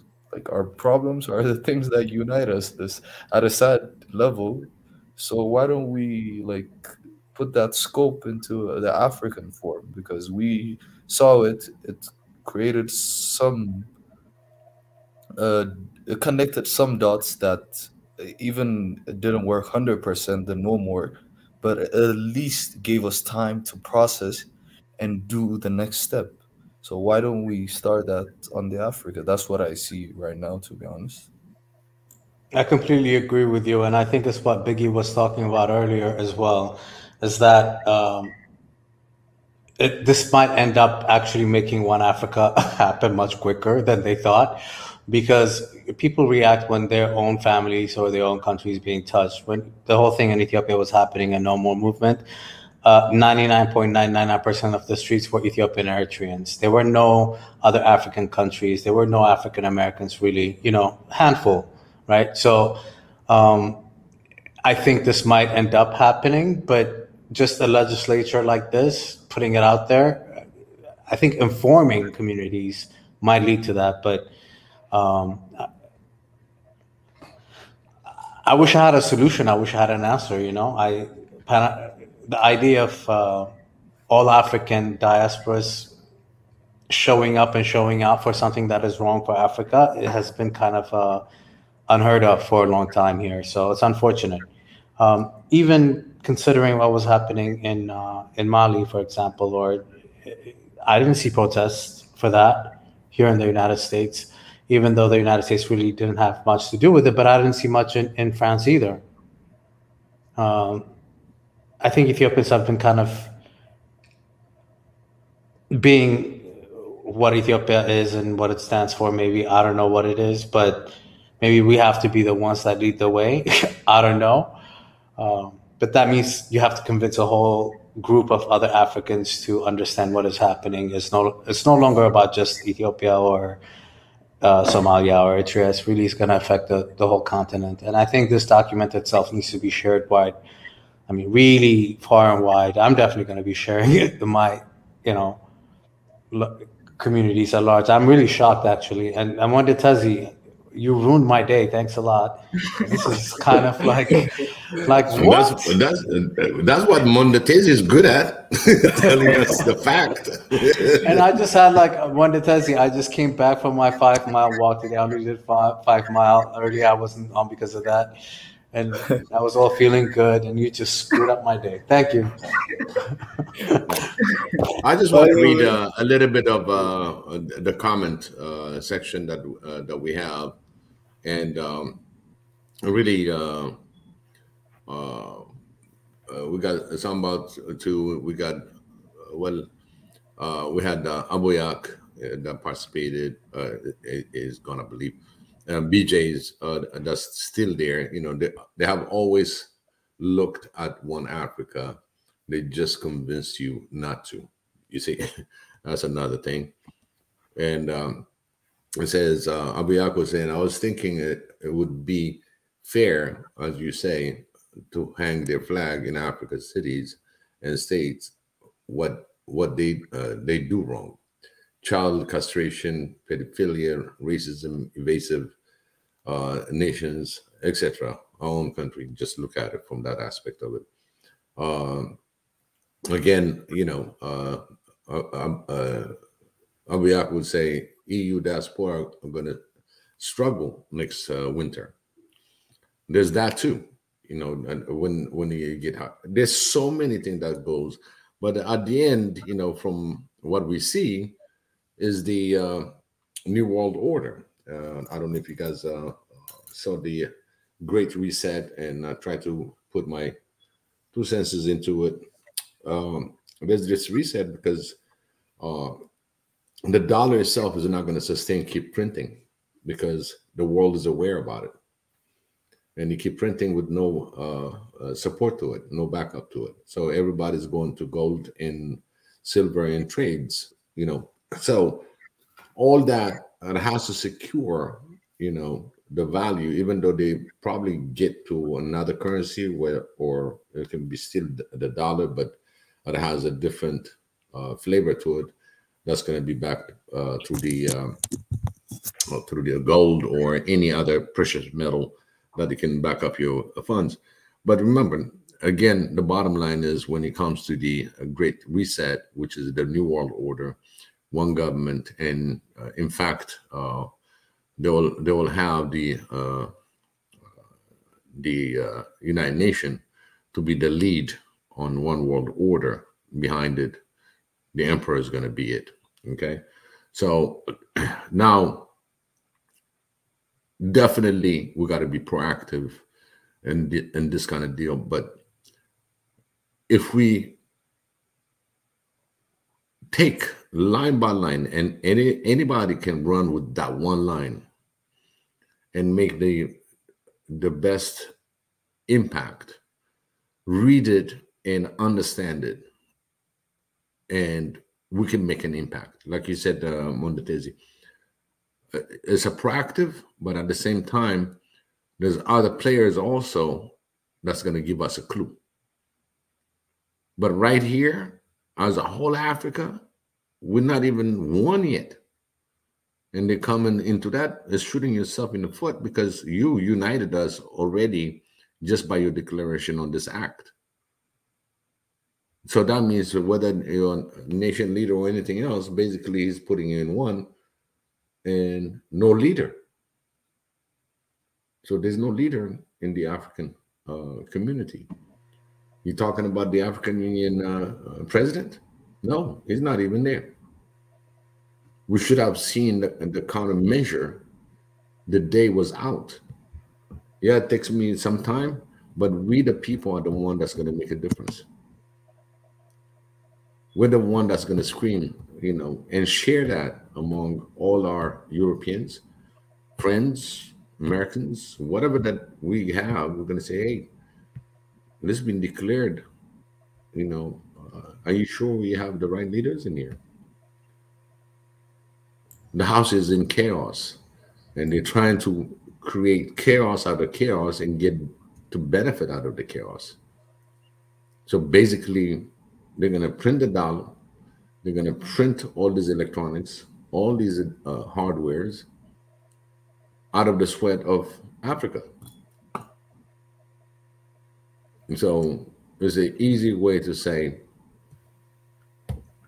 I'm managing this continent. That's literally it. When Ethiopia demonstrated against the within the one more no more movement, the next thing that came right behind is HR 66. So they said, "Oh, okay, it seems like no Africans are waking up. Now, why don't we make it a blanket statement, hit the whole Africa, because they notice that we are not united." Now, it's a good wake-up call, and our unity is coming to a guarantee. Because in order to make it happen, it has to have one entity, just like United States of Africa, and have a commander-in-chief. And in order to make that, you got to accelerate. I don't care how many military that you can send out and have it in base. Remember, these kids are also have mother and father, and they're coming on a foreign land, literally to invade. And basically, they'll tell them, hey, go ahead. No, I'm sorry. By the way, I just have to say, sometimes our enemies are within, because I just realized the sponsor of this bill is an African American from New York. That's even shocking to me. That's what? Crazy. Yes. Look at the email. Didn't I say read it line by line? That's how I started. No. Like I said this earlier. Sometimes we have to. Yeah, it's an African American Democrat from New York that sponsored the bill. That's to me. That's even a stab in the back. That's ridiculous. I'm sorry. I just saw that and I had to let you guys know because that was shocking. That's even. His name is Gregory Meeks, congressman from the 117th Congress. His district is New York. Unbelievable. District 5. An African American. So this is what we're dealing with. Hold on. I got a question for you. Do you think they're going to be using a white dude that's going to be drafting this thing? No. They drafted, he signed it. It means they've thought it through. They put it through. It means that there's a lot of thought that's going through this bill. There's another force behind it. Unbelievable. But this is so sad that even it made it even worse now. I got a bad headache now. I know, like if you look up on top, it says sponsor, it says Rep Meek. All you have to do is click on it, and then it shows you his face. And when I saw Democrat and I said Meeks, that sounds like a Gregory Meeks. That's a very African American name. Clicked on it, sure enough, he's African American. He introduced it in March 31st, 2022. He has a seat in the House at the Foreign Affairs. Unbelievable. Anyway, so that now it's a double, it's crazy. Unbelievable. How about like we shift the no more movement? To be honest, I don't brainstorm on the quote right now, but we need to as our cousin started the Pan-Africanism T-shirt. We need to go in that perspective, I believe, and we need we need to put all of our flags on a T-shirt or in different mechanisms, like we did on the No More, and we need to reach out to the people, and that's the tangible part. But we need to. I've shared it to 20 people right now. The story, straight up, that's what we need to do. That's the impact right there. You give 20 and everybody on this panel in comment, share it. Because people are not aware. And this is our power, that we can do it.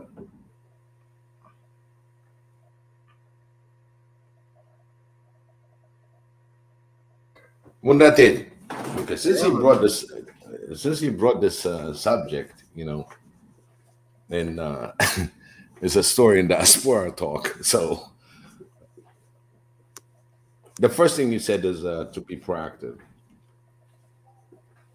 into changing this act or being against this act. What's the next step you would suggest? Yeah, my brother Yenatan, he says that it's never this never happened before, that maybe Africans unite or something like that in the dust. But there's always a first time for everything. It's never nothing ever it never happens till it happens. So so I think, I don't know. I feel like if we the fact okay that the fact that it's an African American who's sponsored it. It's like it just knew they just knew maybe people can, guys like us may probably try to push a narrative that it's like colonization or something, or it's like then they just say, no, look, it's an African American who sponsored the bill. Exactly. It's one of your kind. Yeah, so it's like, man, they really. I didn't, that just makes it even more scary that it's not a mistake. It's not like a random bill. They've put the thought in, like, so that's why that's why I say we need to be proactive. Like, I understand, if we just sit back and you talk about the new world order, clearly, I don't want Africa to be in the bottom of the new world order. We're already at the bottom of this world order. Now the new world order, we're also going to be on the bottom. Nah.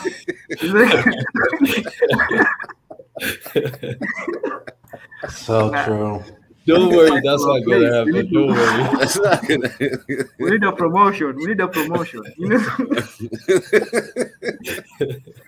Oh my god. That's what I like about one Dizzy. He just said as it is. Yeah. We're gonna be right on the bottom. We're already reach the bottom. We're at the bottom now. So it's only way up from here. Don't worry. But that is true. Like I said, it's like shooting yourself in the foot, even though it's written, it's there. It's aggressive and it's undermining the whole continent. You know what I mean? So this is an opportunity for us, for One Africa. Wait a minute, all these things written, and have you ever thought of, okay, this thing become a law, okay, of the emperor, right? How's the ground is going to feel? How do you think the ground is going to feel in Africa? And of course, the diaspora. I'm scared the ground is ignorant. I'm scared that they're not gonna see it, like, coming. Just like we didn't see it coming when we were colonized, or when it's just looking like nobody's. I don't know. That's what I'm scared about. Like, nobody's just gonna see this as for what it is. People. Because I feel like they've actually read it like again, and they're really careful with the words. It may look, because every time they make a threat on Africa, they make sure the word Russia is put in there. We will investigate, but it's not Russia. When you go through this, just read about the part where they talk about the minerals. There's no Russia on that part.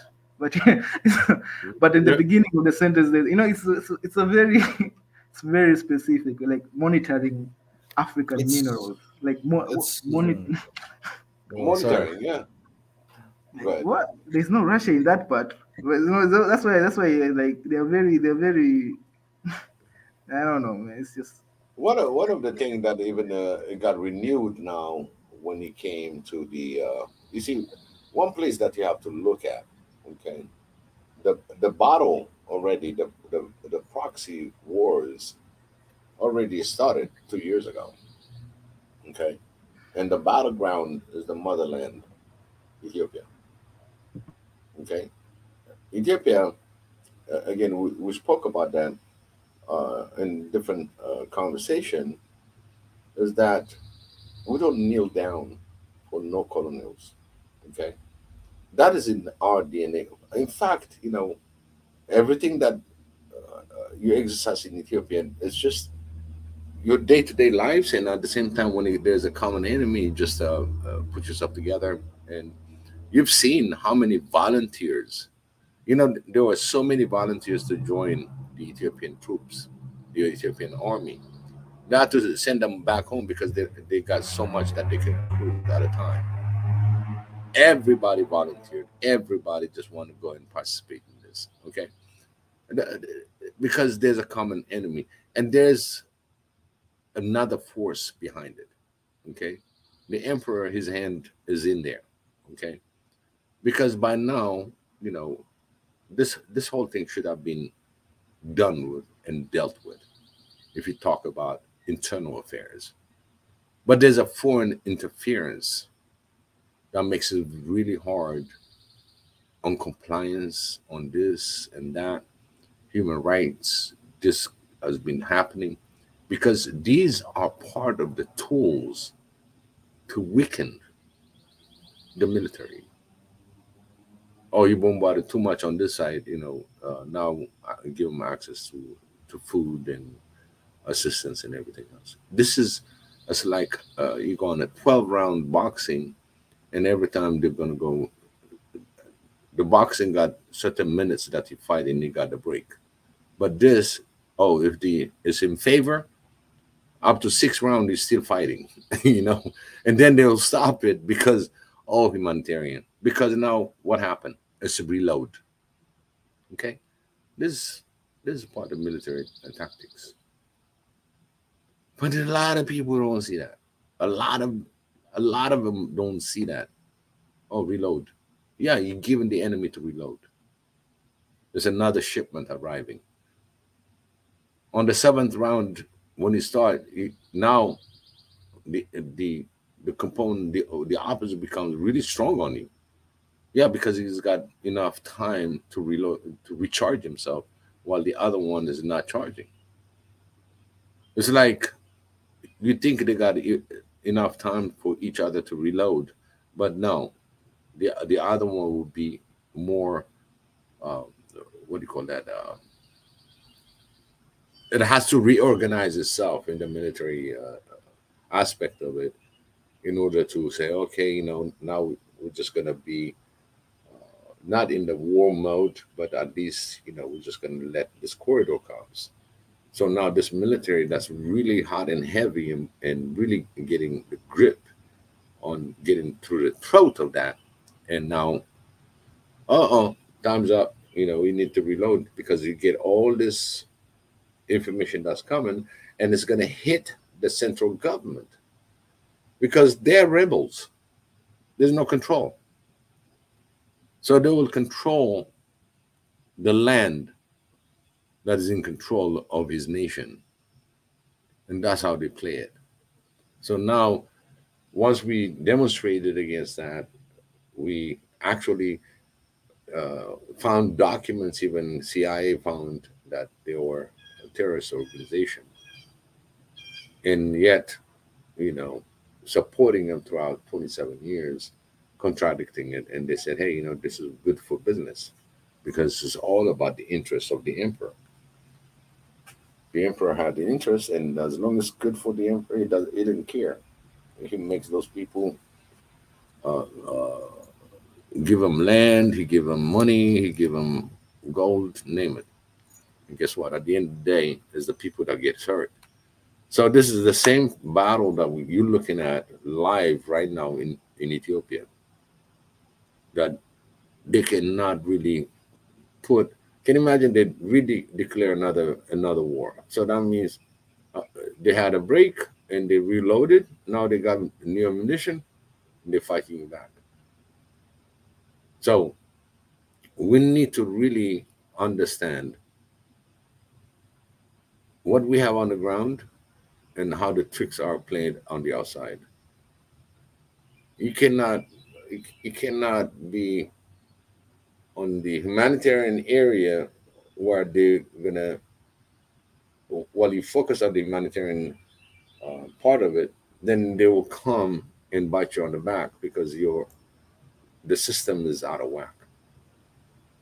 So we have to understand the battle in Ethiopia is the example of what's going to happen in the whole Africa if this act is going to go.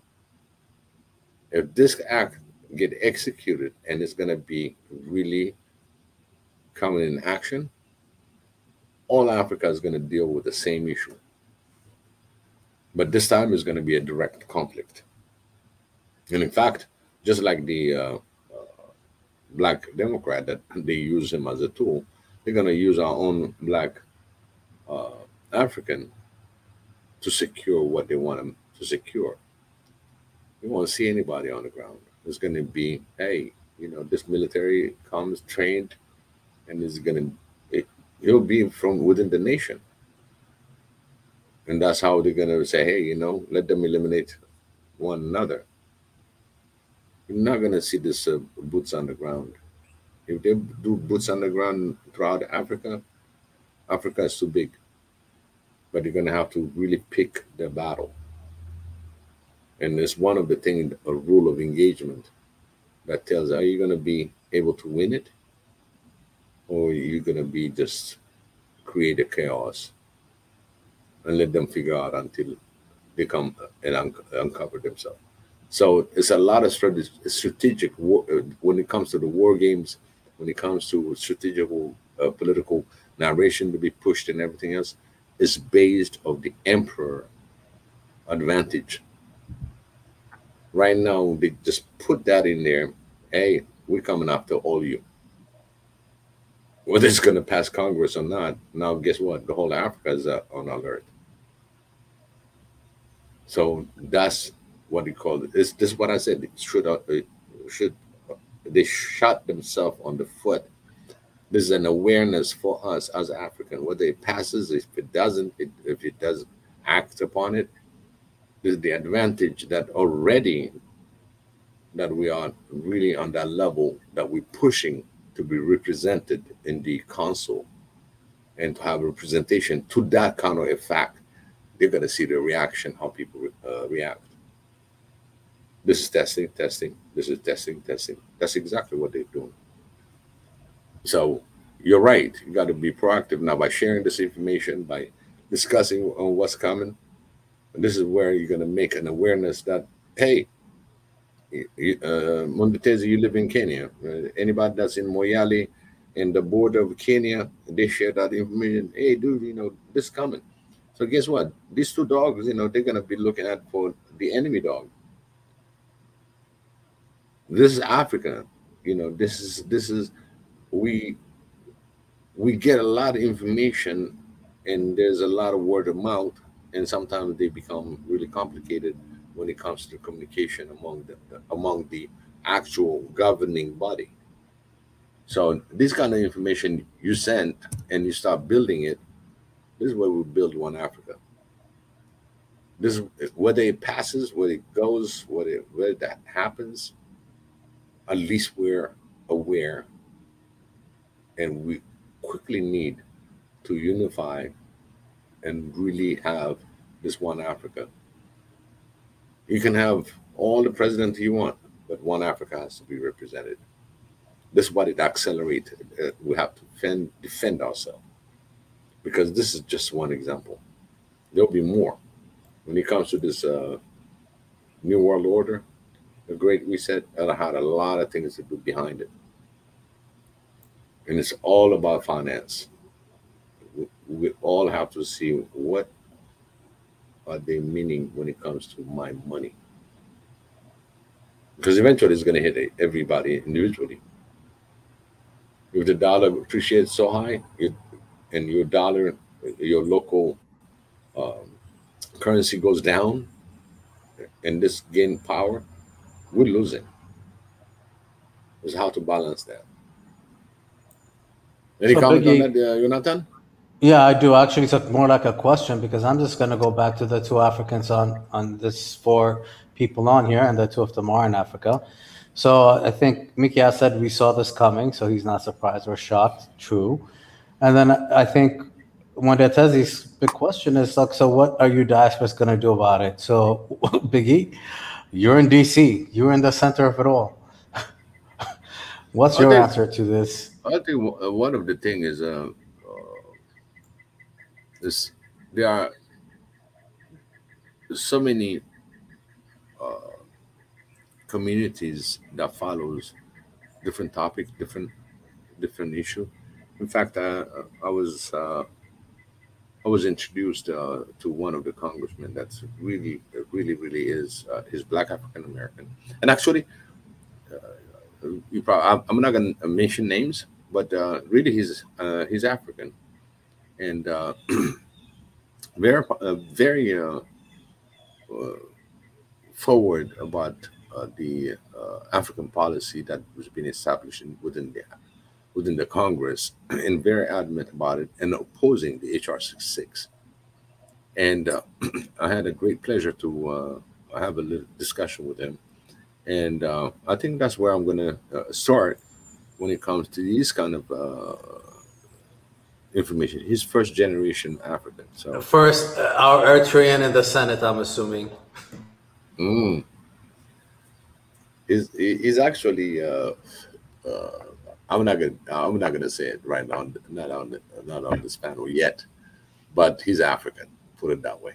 We want to keep African because he's really opposing. He's not from Ethiopia. He's not from. Just to let you know, he's not Ethiopian. He's not Eritrean. But at the same time, he opposed the HR 66, and this is just to cripple a country and target Ethiopia to kneel down. That's literally what he told me. And they don't want to have a chaos because they're venturing in different. Okay, you're going to overturn. You're going to want to put somebody out there, but they don't have anybody to really replace Abiy with, because there's other things that he's balancing out, and that they're going to keep this war going until they find another solution.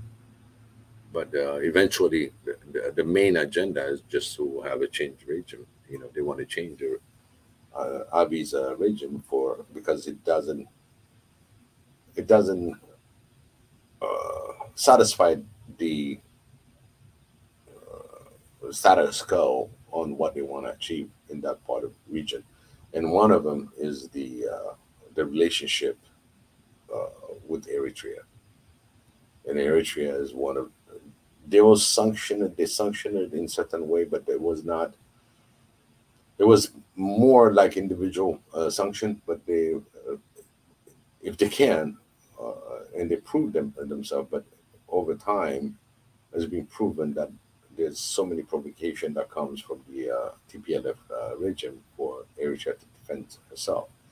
And in fact, there are incidents that they've been shooting all these rockets in Eritrea versus they're having a war with the Ethiopian force, but yet they want to have international conflict, which they did start that international conflict, and Eritrea has to get involved. And all these things that was behind it, the way they want to play it, it didn't play the way they expected it. The outcome was different. So basically what he told me is there's a lot of chaos that they want to do, but at the same time, they don't want that whole state to fail and contagious to the Eritrean region and Somalia region, because you know what? They got to secure the Red Sea. And that's the key. They cannot completely, they want to keep the government being busy because the government itself is Pan-Africanist, and they want to really put our One Africa as a priority, and they diminish that idea, keep you busy, because Ari is talking on the panel to have our own platform, our own communication, our own intelligence. So right there, they know which direction is going, and it's a no-no, because he's got the whole African Union right there at his door. It's just a matter of meetings. It's a matter of communication, and that is too dangerous for them. So, in a nutshell, yes, we have communities in here, and I'll address it. I got a few contacts that I can address and see how they see this whole thing developing, because now it's not just an Ethiopian issue. This is the whole continent. It started with Ethiopia, by the way. Ethiopia is still an Adwa for them because they've been defeated. They tried to say, hey, we were about close to Addis Ababa, but it was just, yeah, you were there in the sea and you don't make it, until you make it and you say, hey, I got control. It's not going to happen that easy. And then, no, once you start hitting the capital will be very disastrous result. All right, Biggie, I like that. And Tezi, my answer to you is I just learned while we were on here talking, I found out who the sponsor was. Not only is he African American, and then I just found out he represents the Queens, New York, where I grew up, which I still have a lot of friends, which there's still a lot of Ethiopians and Africans. So I'm going to definitely make sure they communicate with his office. Like, what the hell? At least clarify all these things, right? Because if you read the whole document, it's a little confusing because there's nothing specific. But more, like I said, we got to read it from the top to the bottom. Like you just found out, because for me, I didn't get enough time for it, but I saw it, and I said I'll read it and put it together because it's another bill. You know what I mean? Well, I'm sending this information and communicating with my Queens family, like friends and family that are still there, that are Africans, that are Ethiopians, and non-Ethiopians that are Africans. I'll be like, you need to call your Mr. Meeks, your representative that put this out there, and ask him to clarify what he means and what does this mean. It's right now, it's past the House, so it's going to the Senate. Right. Nothing is, it's still in process. So this is when you need to kind of get in and be like, but not. We know what the whole thing is. Whether it passes or not, this is the policy of the U.S. at this point. So even if it's a policy by Congress or not, that's what they call the national interest of the United States of America, which transcends anything else, right? So. Yeah, Marie Antoinette, let me start with Sam. It said George Floyd had nothing to do with black people. It was for the Dems who were not united because of George Floyd. That's one of the statement. And Marie Antoinette put another thing about India still has nuclear weapons because of their no first use document. We have to be cunning as well. I like that. Again, she's right. We're just gonna have to be very smart on how we're gonna use this document, where it's not gonna be really take effect. And I'm very sure the first people that's gonna be opposing it is the Republicans. I know that for sure, because this is something that. I looked at the roll vote, by the way, Biggie. There were more Democrats that voted for this than Republicans, which, another crazy, shocking thing. But then again, not so surprised either. By the way, when it comes to the Rwanda genocide, it just happened that Clinton declared they had monitoring stations for African issues. And I don't know if you remember when he was closing down all the military base and everything else, and including he looked in the foreign part of it, and he closed down the very monitoring unit out of Africa. So the Rwanda genocide started. If that monitoring system was there, could have been stopped a lot earlier. Basically, that's what some historian says, and they prevented so many other catastrophe like that. in the past. So the first thing when the Bush came in the power, the first thing that he reestablished was the this monitoring system, just making sure that anything as such a grandiose disaster comes, they'll be more notified and everybody start communicating and do whatever they need to do on the ground. So that's one thing that I know about certain Republican lawmakers, the way they do certain things. So this one is going to be really against, the GOP is, as you know, that's the general opposition party. So they're going to oppose this. And when it comes to Senate now, still, when it comes to vote and get, take some of the Democrat lining up with the Republican, which is really something that we hope, because right now they are really putting a poison in that platform when it comes to the general vote in the Senate.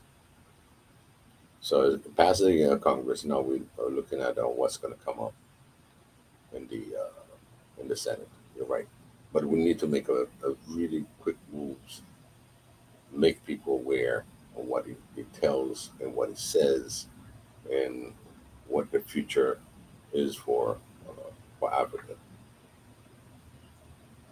Definitely. Thank you, Amanda Tezi, for putting us on onto this. I mean, this is some information as a diaspora we should be very aware of. Obviously, Biggie knew, but I had no clue. So thank you for letting us know. Yeah, absolutely. Hopefully, hopefully, when we get some clarity, maybe you could also inform all of us so that we understand what's happening with the bill. Definitely, I'll come next week or before next week in between talks, especially on your topic, which is very short for me tomorrow. So I think we still can pick it up tomorrow. If I get some information, I'll join in and see what we can do with this, because it's very important for Africa. We really undermine Africa. Can they leave us alone? No, they never have and they never will. This is a constant battle. It's like a revolving door of European powers that constantly they're fighting against each other, but we just become like the little ping pong thing that just goes back and forth with them, and that's a shame. And that has a lot to do with our, divide and conquer. They've divided us, so we don't have that strength to fight back. And every time we try, this is what happens, right? So. Actually, we do, but like we don't believe in the battle of like the weapons at first. That's our like last scenario moves. I believe so, from my perspective. That's why we're holding back in a lot of situations. We don't have the resource, but the resource that we don't have is because we don't believe in this kind of concepts. If we believed in this kind of concepts, we would have managed to be military strong and believe in chaos. That's why I think we're weak on this perspective. But at least we have good friends around the world that are strong in this perspective. So I believe we need to be on some side that's gonna follow our ideology in the next generation, looking a lot to the future, and also helping us in this dirty game that's bound to happen. I believe that's the thing we need to do. And we also need to be ambitious. You can't just, if there's a new world order happening, we can't just be, at the bottom again. We can't just be like on the dinner table all the time. We're just on the dinner table. It's like, man, we should also, also be eating. We should have a seat at the table. Not be the meal. This is just so tired of us. Like, guys are like, we need ambitious leaders who want to be at the table. We also, because such a law like this, they will never make it about any other continent. They just make it about, it's just because we have no nuclear weapons. That's why. That's why we need one. Yeah, because if they did this in another, in any other continent, it's just a declaration of war, trying to, but to in impose. Africa, yeah, is to impose. Yeah, when you talk about coming for our minerals and monitoring our minerals, you can't say that about China. That's what that's a huge provocation. You can't say that about any other country that is, yeah, exactly, with the nuclear. That's just a huge provocation. But you can say that about Africa. It's just, oh my God. Yeah, and at the same time, remember now, the mining and all that resource and everything else, majorly that been mined is the Chinese companies. So they're gonna have to tell the Chinese company to move away, or they're gonna say, "Oh, keep digging." So yeah, but the thing is, and there will be a consequence. That means, even though they are in business in China, China is in business in Africa for the resources. Now you got this act that's going to pass. Make sure that they're not with Russia. You understand? Yeah, but who will get hurt? When China and USA go at it, it's just we will be we're going to be the battleground, because now they'll be taking out, Chinese will be taking out US leaning leaders, or US will be taking out Chinese leaning leaders, or it'll be the mess. It'll be us. That's what I'm saying, because we should be just, I don't know. I think we should also develop our, Tunisia is getting proved right every day. Tunisia. I'm on his side. Yeah, I'm definitely on Tunisia's side. We need. I have been, and I've been saying that because that's the only deterrent. Like, don't come into my yard because I have that big barking dog. We don't have that.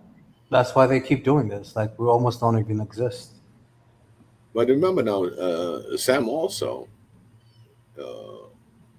is in that aspect of it when it comes to the military. And I've seen a few comments from Sam in the past when he come into the military build out of One Africa military. And in fact, all African countries have military. It's just having a command center. You ever think about it?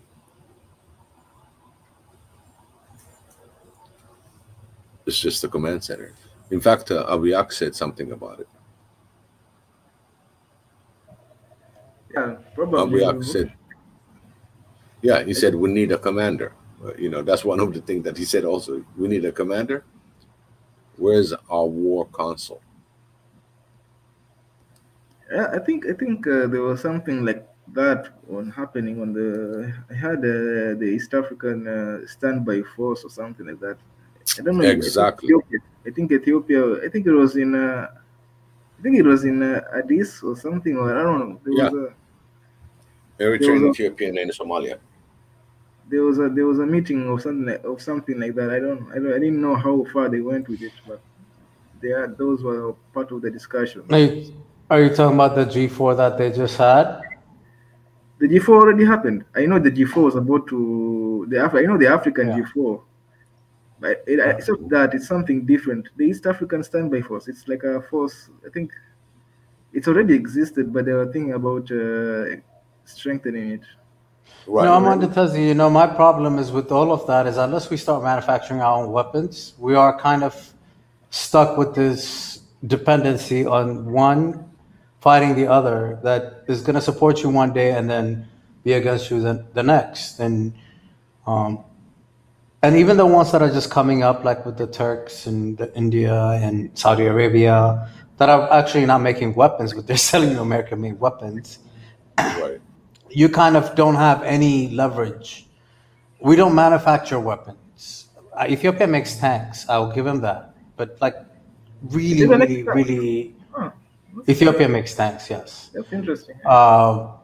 They do have very low level amount of weapon making capacity, but it's so like you can't even compare it to what you can get from your neighboring countries, like I just said, like Israel, for example, which not only buys from the United States but also makes weapons. And of course, there's China and India. China does not sell weapons to anyone, as you know, but if we wanted to. But like, why can't we just make our own damn weapons? We have all the resources. I'm not a war monger. This is not what I'm trying to say. But the only way that people would like be afraid to come at you is if you have the capacity to fight back if they keep coming at you. And don't forget, the world is going to get even more crazier because the world's resources are getting smaller and smaller and smaller. And their existence with their cell phones, and I know I said this last time, with their cheap t-shirts and underwears, their society depends on this system that they eventually cannot consistently keep up. And they're going to come at you eventually anyway, whether it's today or tomorrow. So we're just not prepared. And I don't know how that's going to work out. The One Africa thing is so important because each individual African country cannot. And yeah, we have a long way to go, but I just hope that as diaspora's keeping it back to the diaspora thing, that at least we can stave that stuff off as long as possible while Africa develops its capacity to protect itself. Yeah. I think Prime Minister Abiy is an ambitious leader, because that G4 thing that just showed ambition. I think I don't know. I think Paul Kagame is also an ambitious leader. I don't know about the South African president, but I see we need more ambitious leaders. I think the guys who are not. We need the guys who want to take on the world. We want not just be comfortable in their countries and where they are, and just be comfortable in that poverty and all that, just because you're the king of the poor people. And people, we need African leaders who want to be kings of the world. You know, I think that's a huge thing. You know, you need I don't know, when we vote, I think that's the type of leaders we need to get into Africa. Leaders who are ambitious, like scary ambitious. You know, I think that's the only way. That's the only, because now they won't just be ambitious in Africa. They will be ambitious internationally. They want to, they want a seat at the table. They want to rule. So yeah, I think that's the only way we can get out of this and get us. Because now look, because if there's a new world order, man, and I was already optimistic of the new world order. I was like, yeah, let the world order, let it come. This one we're not doing good in this world order. Let's go the new one. Then I see this. Then oh my God. We need to be very careful. I don't know. I think this bill will test us. I think Biggie is right. Hopefully Biggie is right that we get even more united and we start seeing some actual military progress in the continent. That's what's going to trigger if this thing passes. That's going to be, like I said, you think that it can change this line about the Russian issue. If you don't comply, we're coming, right? Okay, this is what you want to play. But again, what are you going to give me in return? You're telling me not to align with Russia. Now, in return, what kind of weapon am I getting in replacement? Or in the business that replaced that? Because you're taking something out because of this, and then the continent's going to hurt out of what you taken out, not to support Russia. What are you going to give me? What are you going to replace it with? That's the first question. Whatever that you said, okay, do not align with Russia, whatever, fine. But what are you going to replace it with? Are you just going to tell me, oh, you starve, go ahead, So this is going to be a focus for African leaders let's think about that. So basically, that sheer force is not for your individual country, but it's coming for the whole African country to comply. It's like a blanket. So that will definitely take its course of United Africa, and eventually we'll have everything that we need.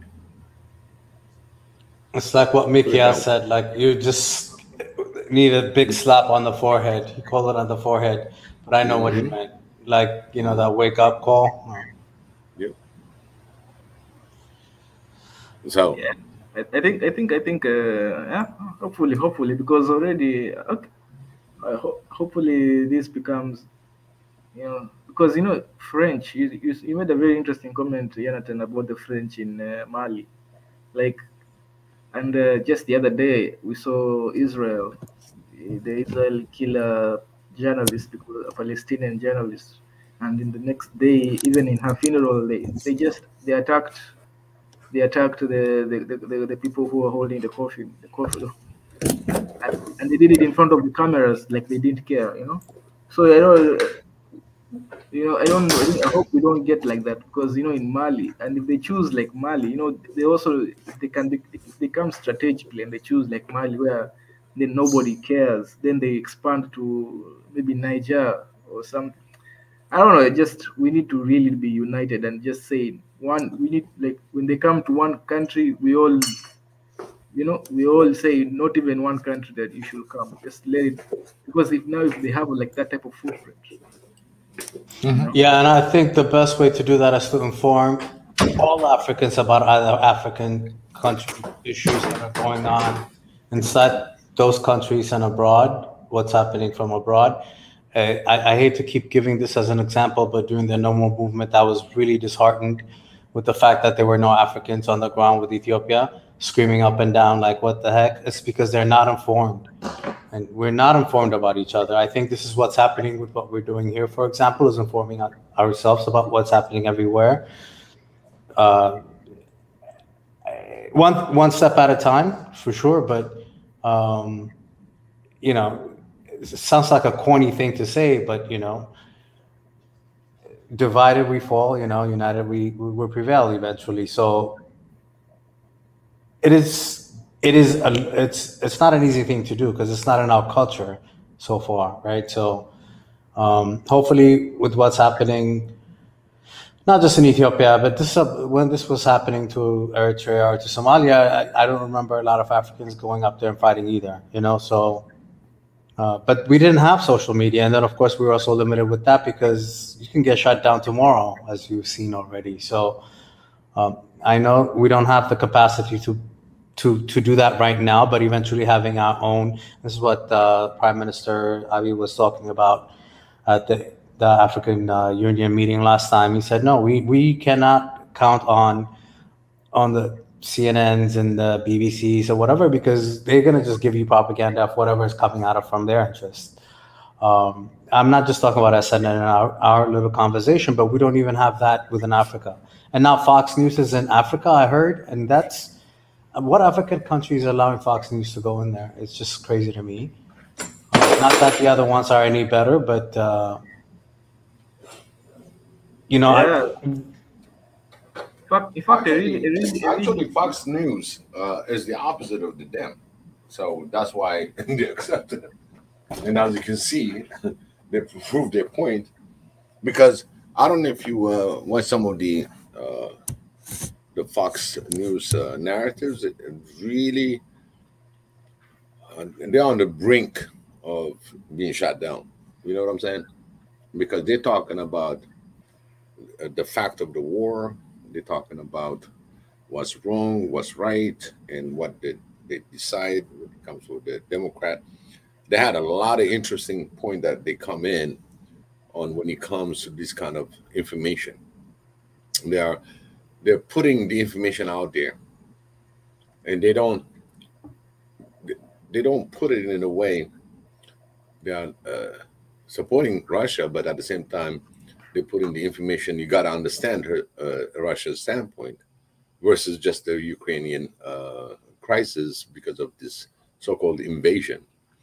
It was a special operation, and the world is calling it invasion, and that two different meaning to it. and eventually this invasion, of course, all this, sanction and all that came. So Fox News really is talking now, really for their putting the demo. They always been against the Democrats and all that. They got their own beef, between Fox and CNN.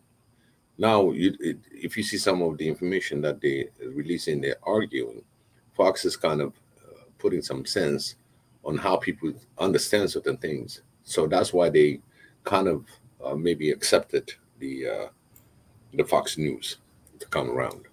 Biggie, I'm against all of them. I'm sorry. I think Fox is I know that evil. No. I think they're all evil. So I'm not even saying that. No, they all have their own political parties that they are aligned to. Fox News is the Republican Party mouthpiece. It's a state. It's a party. I wouldn't call it a state, but it's that party's mouthpiece. And then of course you have the CNN who says is in the middle, but it really is not. And then you have MSNBC, which is completely the left, which is the Democrat or whatever. I don't want any of those in our continent. We need to have our own and speak our own mind, is what I'm saying. So adding Fox News, and that also includes Al Jazeera, BBC to me, all of them, they have their own agenda. They're not coming for the interest of Africa at all. And so whatever, they control the information. And that is extremely dangerous for Africa. And this is what worries me is, this is just another mouthpiece coming in. It's very confusing. And then even, social media scares me as well, because then, you have all kinds of crazy stuff going out there as well. And they censor what they feel like is, whatever that social media company decides to censor, right? So it's not, so you really, we live in an information age. Everything is based on information, and information is transparent. I can get that information in a second. We're speaking live to each other all across the world, right? But we could be shut down tomorrow, and we could be talking about the real thing that's going on. And the minute that there is something happening in Africa, if what we, for example, talking about the bill and something crazy happens, they can shut the whole thing down. They own all the internet, so they can shut down the satellites, so we don't even have internet. We don't even have satellites up on skies. I think Kenya or South Africa and stuff, but even that, they could easily just completely shut down.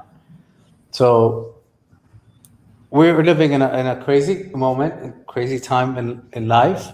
But what we do have the opportunity to get to a level where Africa can be independently secure that way, whether it's who owns the information that is being spewed out. And I think that, just because I believe in freedom of speech, don't get me wrong, but we shouldn't be out there speaking lies and instigating stuff, because that's what has been creating chaos and continues to create chaos in a lot of countries, especially in Africa.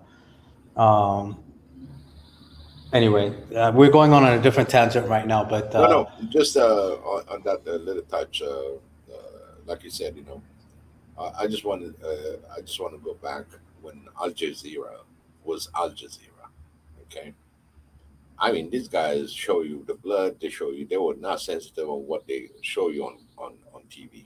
I mean, these guys were just putting things out there, and for a while it was okay. It's from Doha, the Emirate and everything. Then they start really getting under the skin, and now they start going like Al Jazeera used to be shown on cable. Remember, it was on the cable. You can just go on Al Jazeera, you got cable news. And then what happened is when the narrative start changing and it's really going against CNN and all the other networks, they got them out. They cannot broadcast in the United States. So now they stuck to on the YouTube platform. And now you're looking at Fox, that's always been against the Democrats. I mean, always, And CNN will come back and counterpart the Fox. What I'm trying to say is, when there's a divide, that's when you got opportunities. These are the things that you can really say, this is a Democrat stuff that came out, and you can send it back to the Fox News, the exposure of it, because now they want to expose how bad the other party is. So sometimes we're going to have to really use the divide that we see and take that opportunity. If we're going to shut down everybody, how close can you keep your enemies? You always keep your enemies close. Even though they blah, blah, blah, but at least what's the agenda? We cannot ignore that. I know for me, it's been a while. I mean, ever since the normal movement, I never listened to CNN. But I see some articles that comes in. I still don't. It's not my interest. I find it in Fox that's going to say something different about it. So we got to take opportunity also that is available in there. When they divide, and you see that you have an opportunity to insert that narrative, and they are just for the sheer opposition, they will propagate.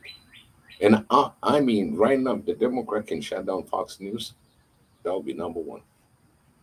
The same thing when Trump was in position. If he can shut down, in fact, you saw it. He even fired the guy. You know, he didn't want to get the guy. That was what's his name? He was the White House correspondent. He didn't want him to be on the ground. Again, he went through the court and everything else, proved himself that he's allowed to go back. But there was a battle between Trump and this CNN reporter that covers the White House. He has got a Spanish name. I forgot his name, but I know what you're talking about. So this, we cannot shut down everything. You know, you gotta keep the enemy close. Any move that he makes, at least you get a trickling information that you can make a common sense out of it. If you're gonna shut it down, that means in any time, you gotta keep your enemy close. Don't let him go. The new angel, you don't know which end he is. Takadin, there's a saying: the devil that you know more than the new angel that comes in, because you got to keep them close so you get information on how they see you. How, no matter what they say about you, at least you are informed the way the narrative goes, and that's how you play a counterintelligence in order to break down that narrative. And you just put a few words repeatedly, and it become normal. If you start lying about something and you say it over and over and over, it becomes the truth. You understand? That's what Trump was very good at. So, it's something that we have to balance. We cannot just dislike this and dislike that. And at the same time, we get disconnected from that person that's really hurting you on your back. So keep your enemy close. And when you have a good, fair fight, and also pick the fight that you always win. You don't go on a war by, oh, I got about 40% to win, even 50% to win. You want to be in the 90%, in that percentage that you can win. Because otherwise, everything that you assess and you look at your intelligence, if you don't get to that level, even on any project, if you cannot make it into the 90%, why bothering with it? Because it's a waste of money. It's a waste of that's what you call it, looking at your intelligence and how you gauge yourself into the winning point. So we're here to win all the negative narrative that's thrown at Africa. It can be anything as long as it lands in Africa. That's when you start standing up and keep those enemies in the past. There might be a benefit in my future. I just throw some information. Hey, this is the information I have. Let them run with the narrative for you, because they are networks. So the way I look at it, Fox is really on questionable ground right now because of this war. Because they're really talking about proxy wars. So when they cross the line, when they are really, when it comes to the national security and homeland security. You know that. And that's when they cut you off. And don't forget, the Patriotic Act is still there. It didn't go away yet. But for us, for Africans, it's an advantage. Show them on the ground what it is. And whatever that you have, even though you know the narratives and how they come in, you have to be careful on what you're going to put in. In fact, if they're not there on the ground, it's preferable. We'll give you the information. This is what's going on. So reestablish that the trust base from the local side. Or don't cover me.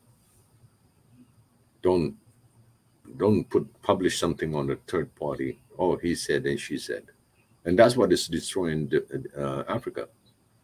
Because all these networks, even though they think they got a ground, they don't have any ground in Ethiopia. But the way they publish, the way they try to move with their agenda is different.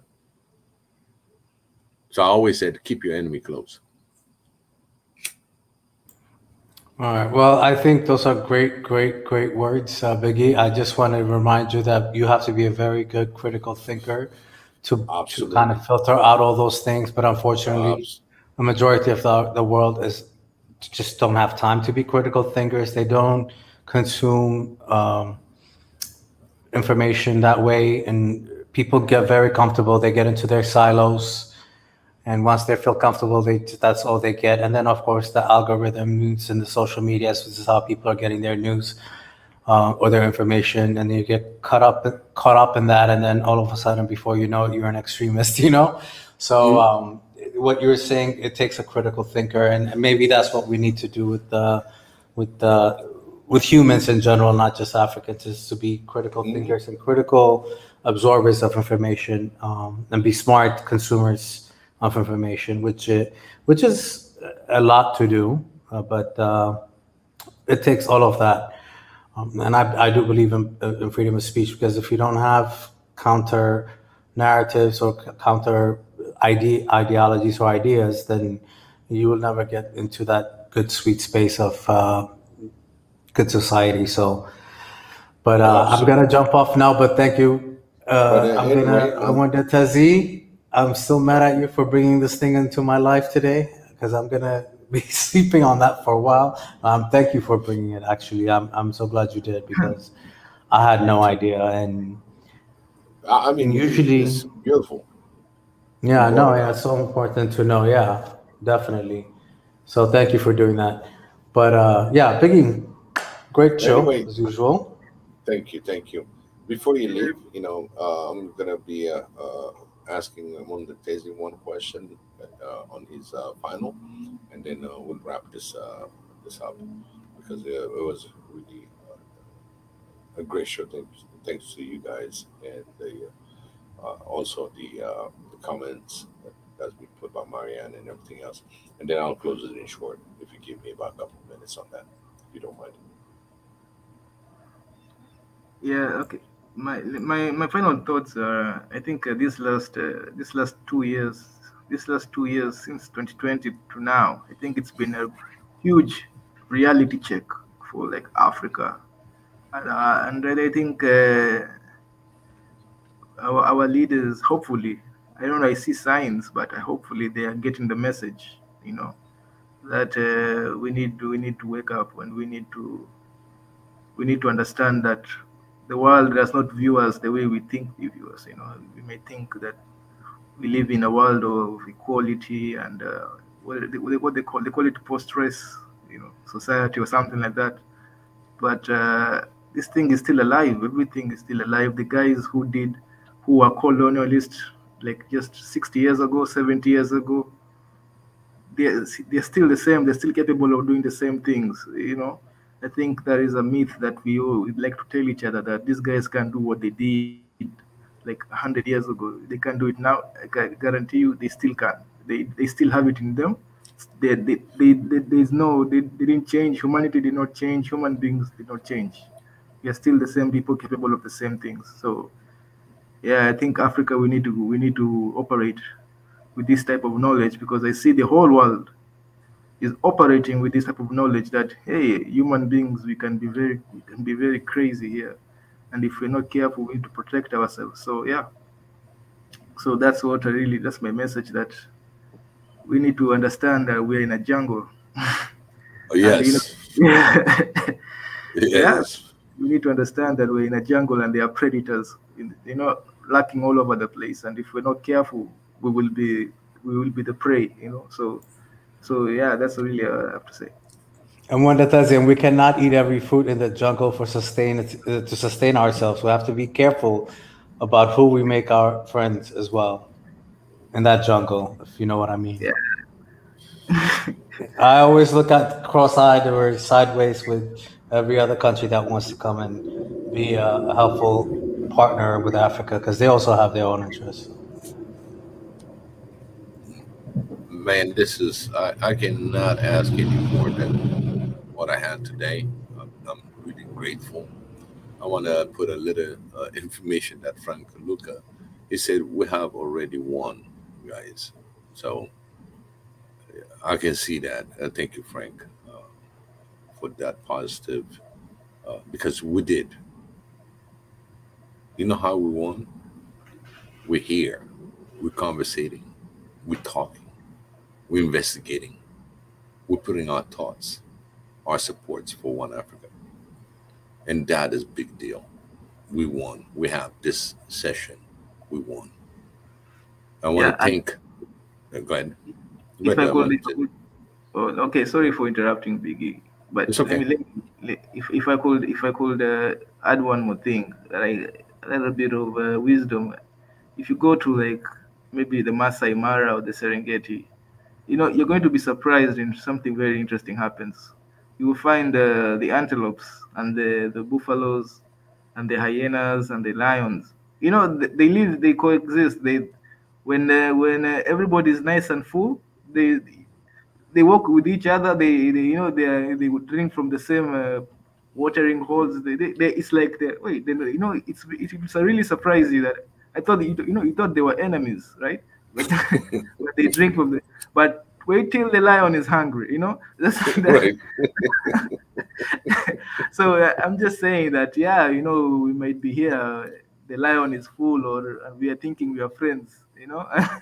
And we know it's a very. He wants to go to sleep. He ate his full. He drank water. He saw the gazelle next to him. He's like, no. Yeah, so we need to be very careful, thinking that now because the lion has not been hungry for a while. I think now it's okay, but soon look in the last 2 years we've been shown that now the lion is still a lion, and at the end of the day we need to defend ourselves. Absolutely.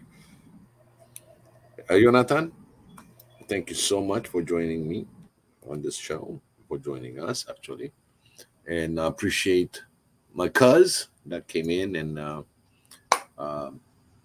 did a wonderful job, and she's a wonderful, wonderful, wonderful cuz, and as you all heard her, she put some thoughts to really exercise things that we can do.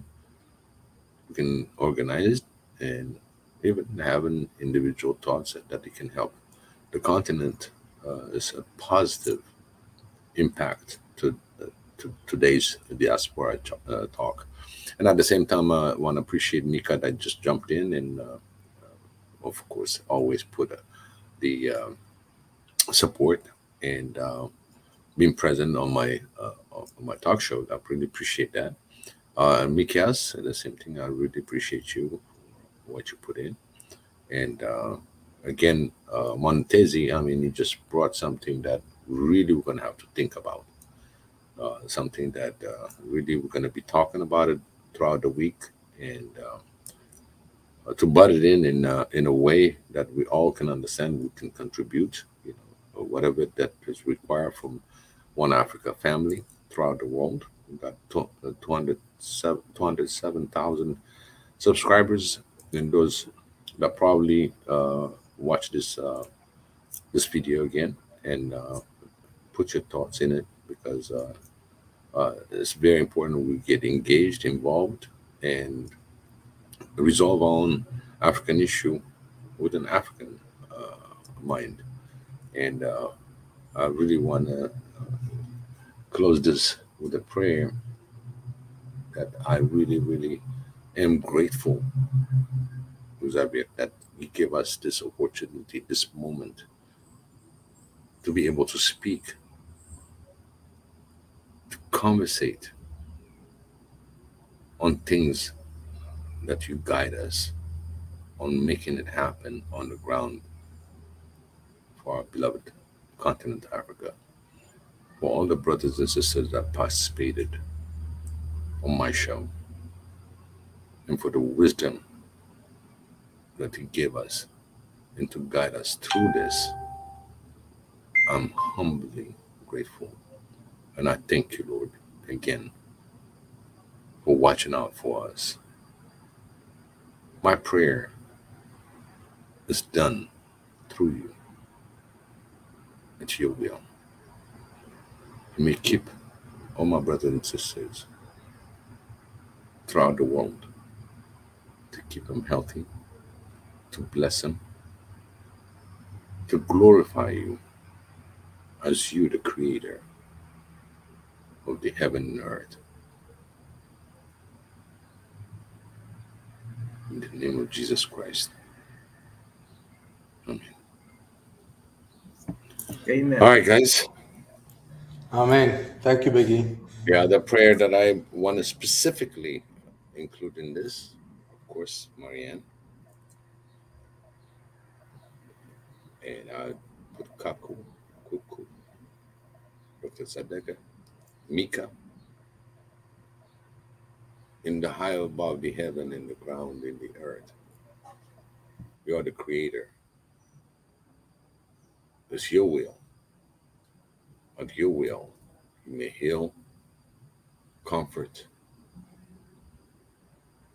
and bless those that needs prayers. Amen again.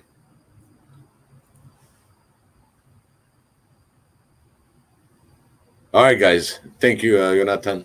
Thank you, Mundatezi, Mary Antoinette, Frank Luca. Thank you for joining. And as he said, we are the spear of God.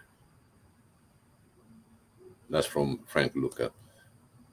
Frank Luca, please join us on the next 7 days a week. We have a show, and usually we start at 2 p.m. Eastern Time, 9 p.m.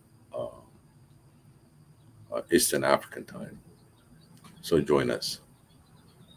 And Jonathan, I prayed that God gives us this best weapon to deter all enemy, wherever that is. Point take it, you heard you, and it's done. Always your mind and emotion are one. It will happen. We'll always be protected. I'm grateful. All right. Mundatezi, before you walk to Moyale, I'm going to cut this show by half from last week. It's 4 hours and 48 minutes. Yeah. You multiply by 2. So we're there. Anyway, I really thank you. Thank you so much for joining me. Jonathan, again, thank you. Appreciate it. Thank you guys again, and what a great week. There's still Sunday, so yeah. One more thing, once I get the T-shirt, I'll give you a call. Maybe you take a little. I wasn't kidding about that for sure. Yeah, come to DC, and we're gonna have our own show on the field, live for sure. Live when we're selling, negotiating. It's like Mercato style. It's a $15, $20, man. the African style. You know, we negotiate on price. You know. Oh my And, God! You that'll be make it fantastic. sound like you make it sound like the African guys that are standing in front of the stores. Oh my God, I love Oh those yeah, guys. you know, Sorry, we're yeah, going you- off of conversation now. I was about to go back. They're But always again, stood up and sold the fake Gucci bags in front of all the like expensive stores. I used to love those guys, and then they got it down to a science how to pack it up and just run across the street in the yeah, middle of Fifth Avenue in New York. Oh my New God. And York. they were like, yeah. And they were these beautiful, tall, like African men, like that would just be, yeah. And all these, Japanese and Chinese, white, Europeans, tourists, they were looking for them. Like, what you got? You got the bag? Like if it was crack. It was crazy. Canal Street. I used to love that. I Canal used to love Street. that stuff. Yeah. So we'll be Chinatown. like that with the t-shirts. Exactly. Yeah. Yep. We're gonna put it out live. I know Kaz will enjoy it. I mean, if she can make if it is on a weekend or anything, if she can make it, I think it would be a great show. I think we'll put that live as it happens. I can't Thank you wait. for bringing her, by the way. And again, one more time, I want to say thank you for bringing that up. And I promise you, as a diaspora, I'm not sleeping on it. I'm definitely going to be working on it, including just when I get off. That's why I'm trying to get off to call New York. I'll be like, "Did you see this?" I've already texted them, so it's not like we're sleeping on it. Okay, so thank you for putting me on it. Absolutely. And thank you, Biggie, and have a good evening. And I'll see you tomorrow, probably. Yeah, definitely. Definitely. Let's make it that happen. We'll talk. And Monatezi. Yeah. Thank Thank you so Biggie, much. for the great show. Oh, Jonathan has already dropped over. Also, thank him Yeah. for his contribution and what he's going to do for Africa. That is just, yeah. Is it called low hanging fruits? So like, yeah. Yep. So our small contributions, when you add them up, they probably become something huge. So yeah. So I like just thank you guys for everything. Absolutely. Thank you so much for your contribution. Also, you're the member, you're the brother, the African brother that really is in the continent and taking this time and conversate. I know your time is 2:21 in the morning and your Sunday morning. We're still Saturday on part of the west side. But again, I cannot thank you enough. And he brought some subject that's really going to be carried on for a while. And we're going to decipher it and share it and make sure that it's understood to all African brothers and sisters what's coming down. So thank you again. I really appreciate it. Again, I want to remind everybody to subscribe. Don't forget the like button. That's very important. And also, we posted the support for PayPal. Make sure that the PayPal is going to go straight through our platform and support for our platform. So I encourage you to go through that route. It's a much better route also until we get all the information for NALA and other things, because our platform got to be organized and funded, and we don't depend on anybody else but us. It's us that's going to make this contribution to support our One Africa, Swahili Nation. I really greatly appreciate everybody. Again, subscribe, share. Put it on anything you can put, and we're expanding. We're going to be. It's a great year. Xavier blessed us with this beautiful sessions that comes in, and as we said, in fact, we jumped on the 7 days coverage and getting this on that 24 hours that's outcoming eventually as we build on this, the 7 days or whatever time that we take it. Really, we're taking some time. As an example, right now, 5 hours, 6 hours, right there is 1/3 of the 24 hours. So we're not that far, we're not that far to achieve what we need to see on the 24 hours coverage. And in fact, we'll have more leaders coming in. We'll have more participation coming in, because our algorithm that's been sending us in different directions, once we got our own platform funded and having our own platform, our own web, our own way of directing things, the participation will be much greater, much bigger, and we're gonna have fun. It's fun because it feeds us, it feeds our mind, it feeds our heart, and we'll be there for One Africa. It's a wrap. I really thank you, Mundatezi. Have a good evening for those in the evening. Have a good morning for those that are in the morning time, and good afternoon on some of them that's probably gonna wake. May Xavier bless the whole planet so we can have peace and love and harmony. All right, Mundatezi, it is a wrap. Okay. Yeah, good night, guys. Good night, good evening, good morning. Exactly. It's a wrap. It is a wrap. Thank you. Good night, everybody.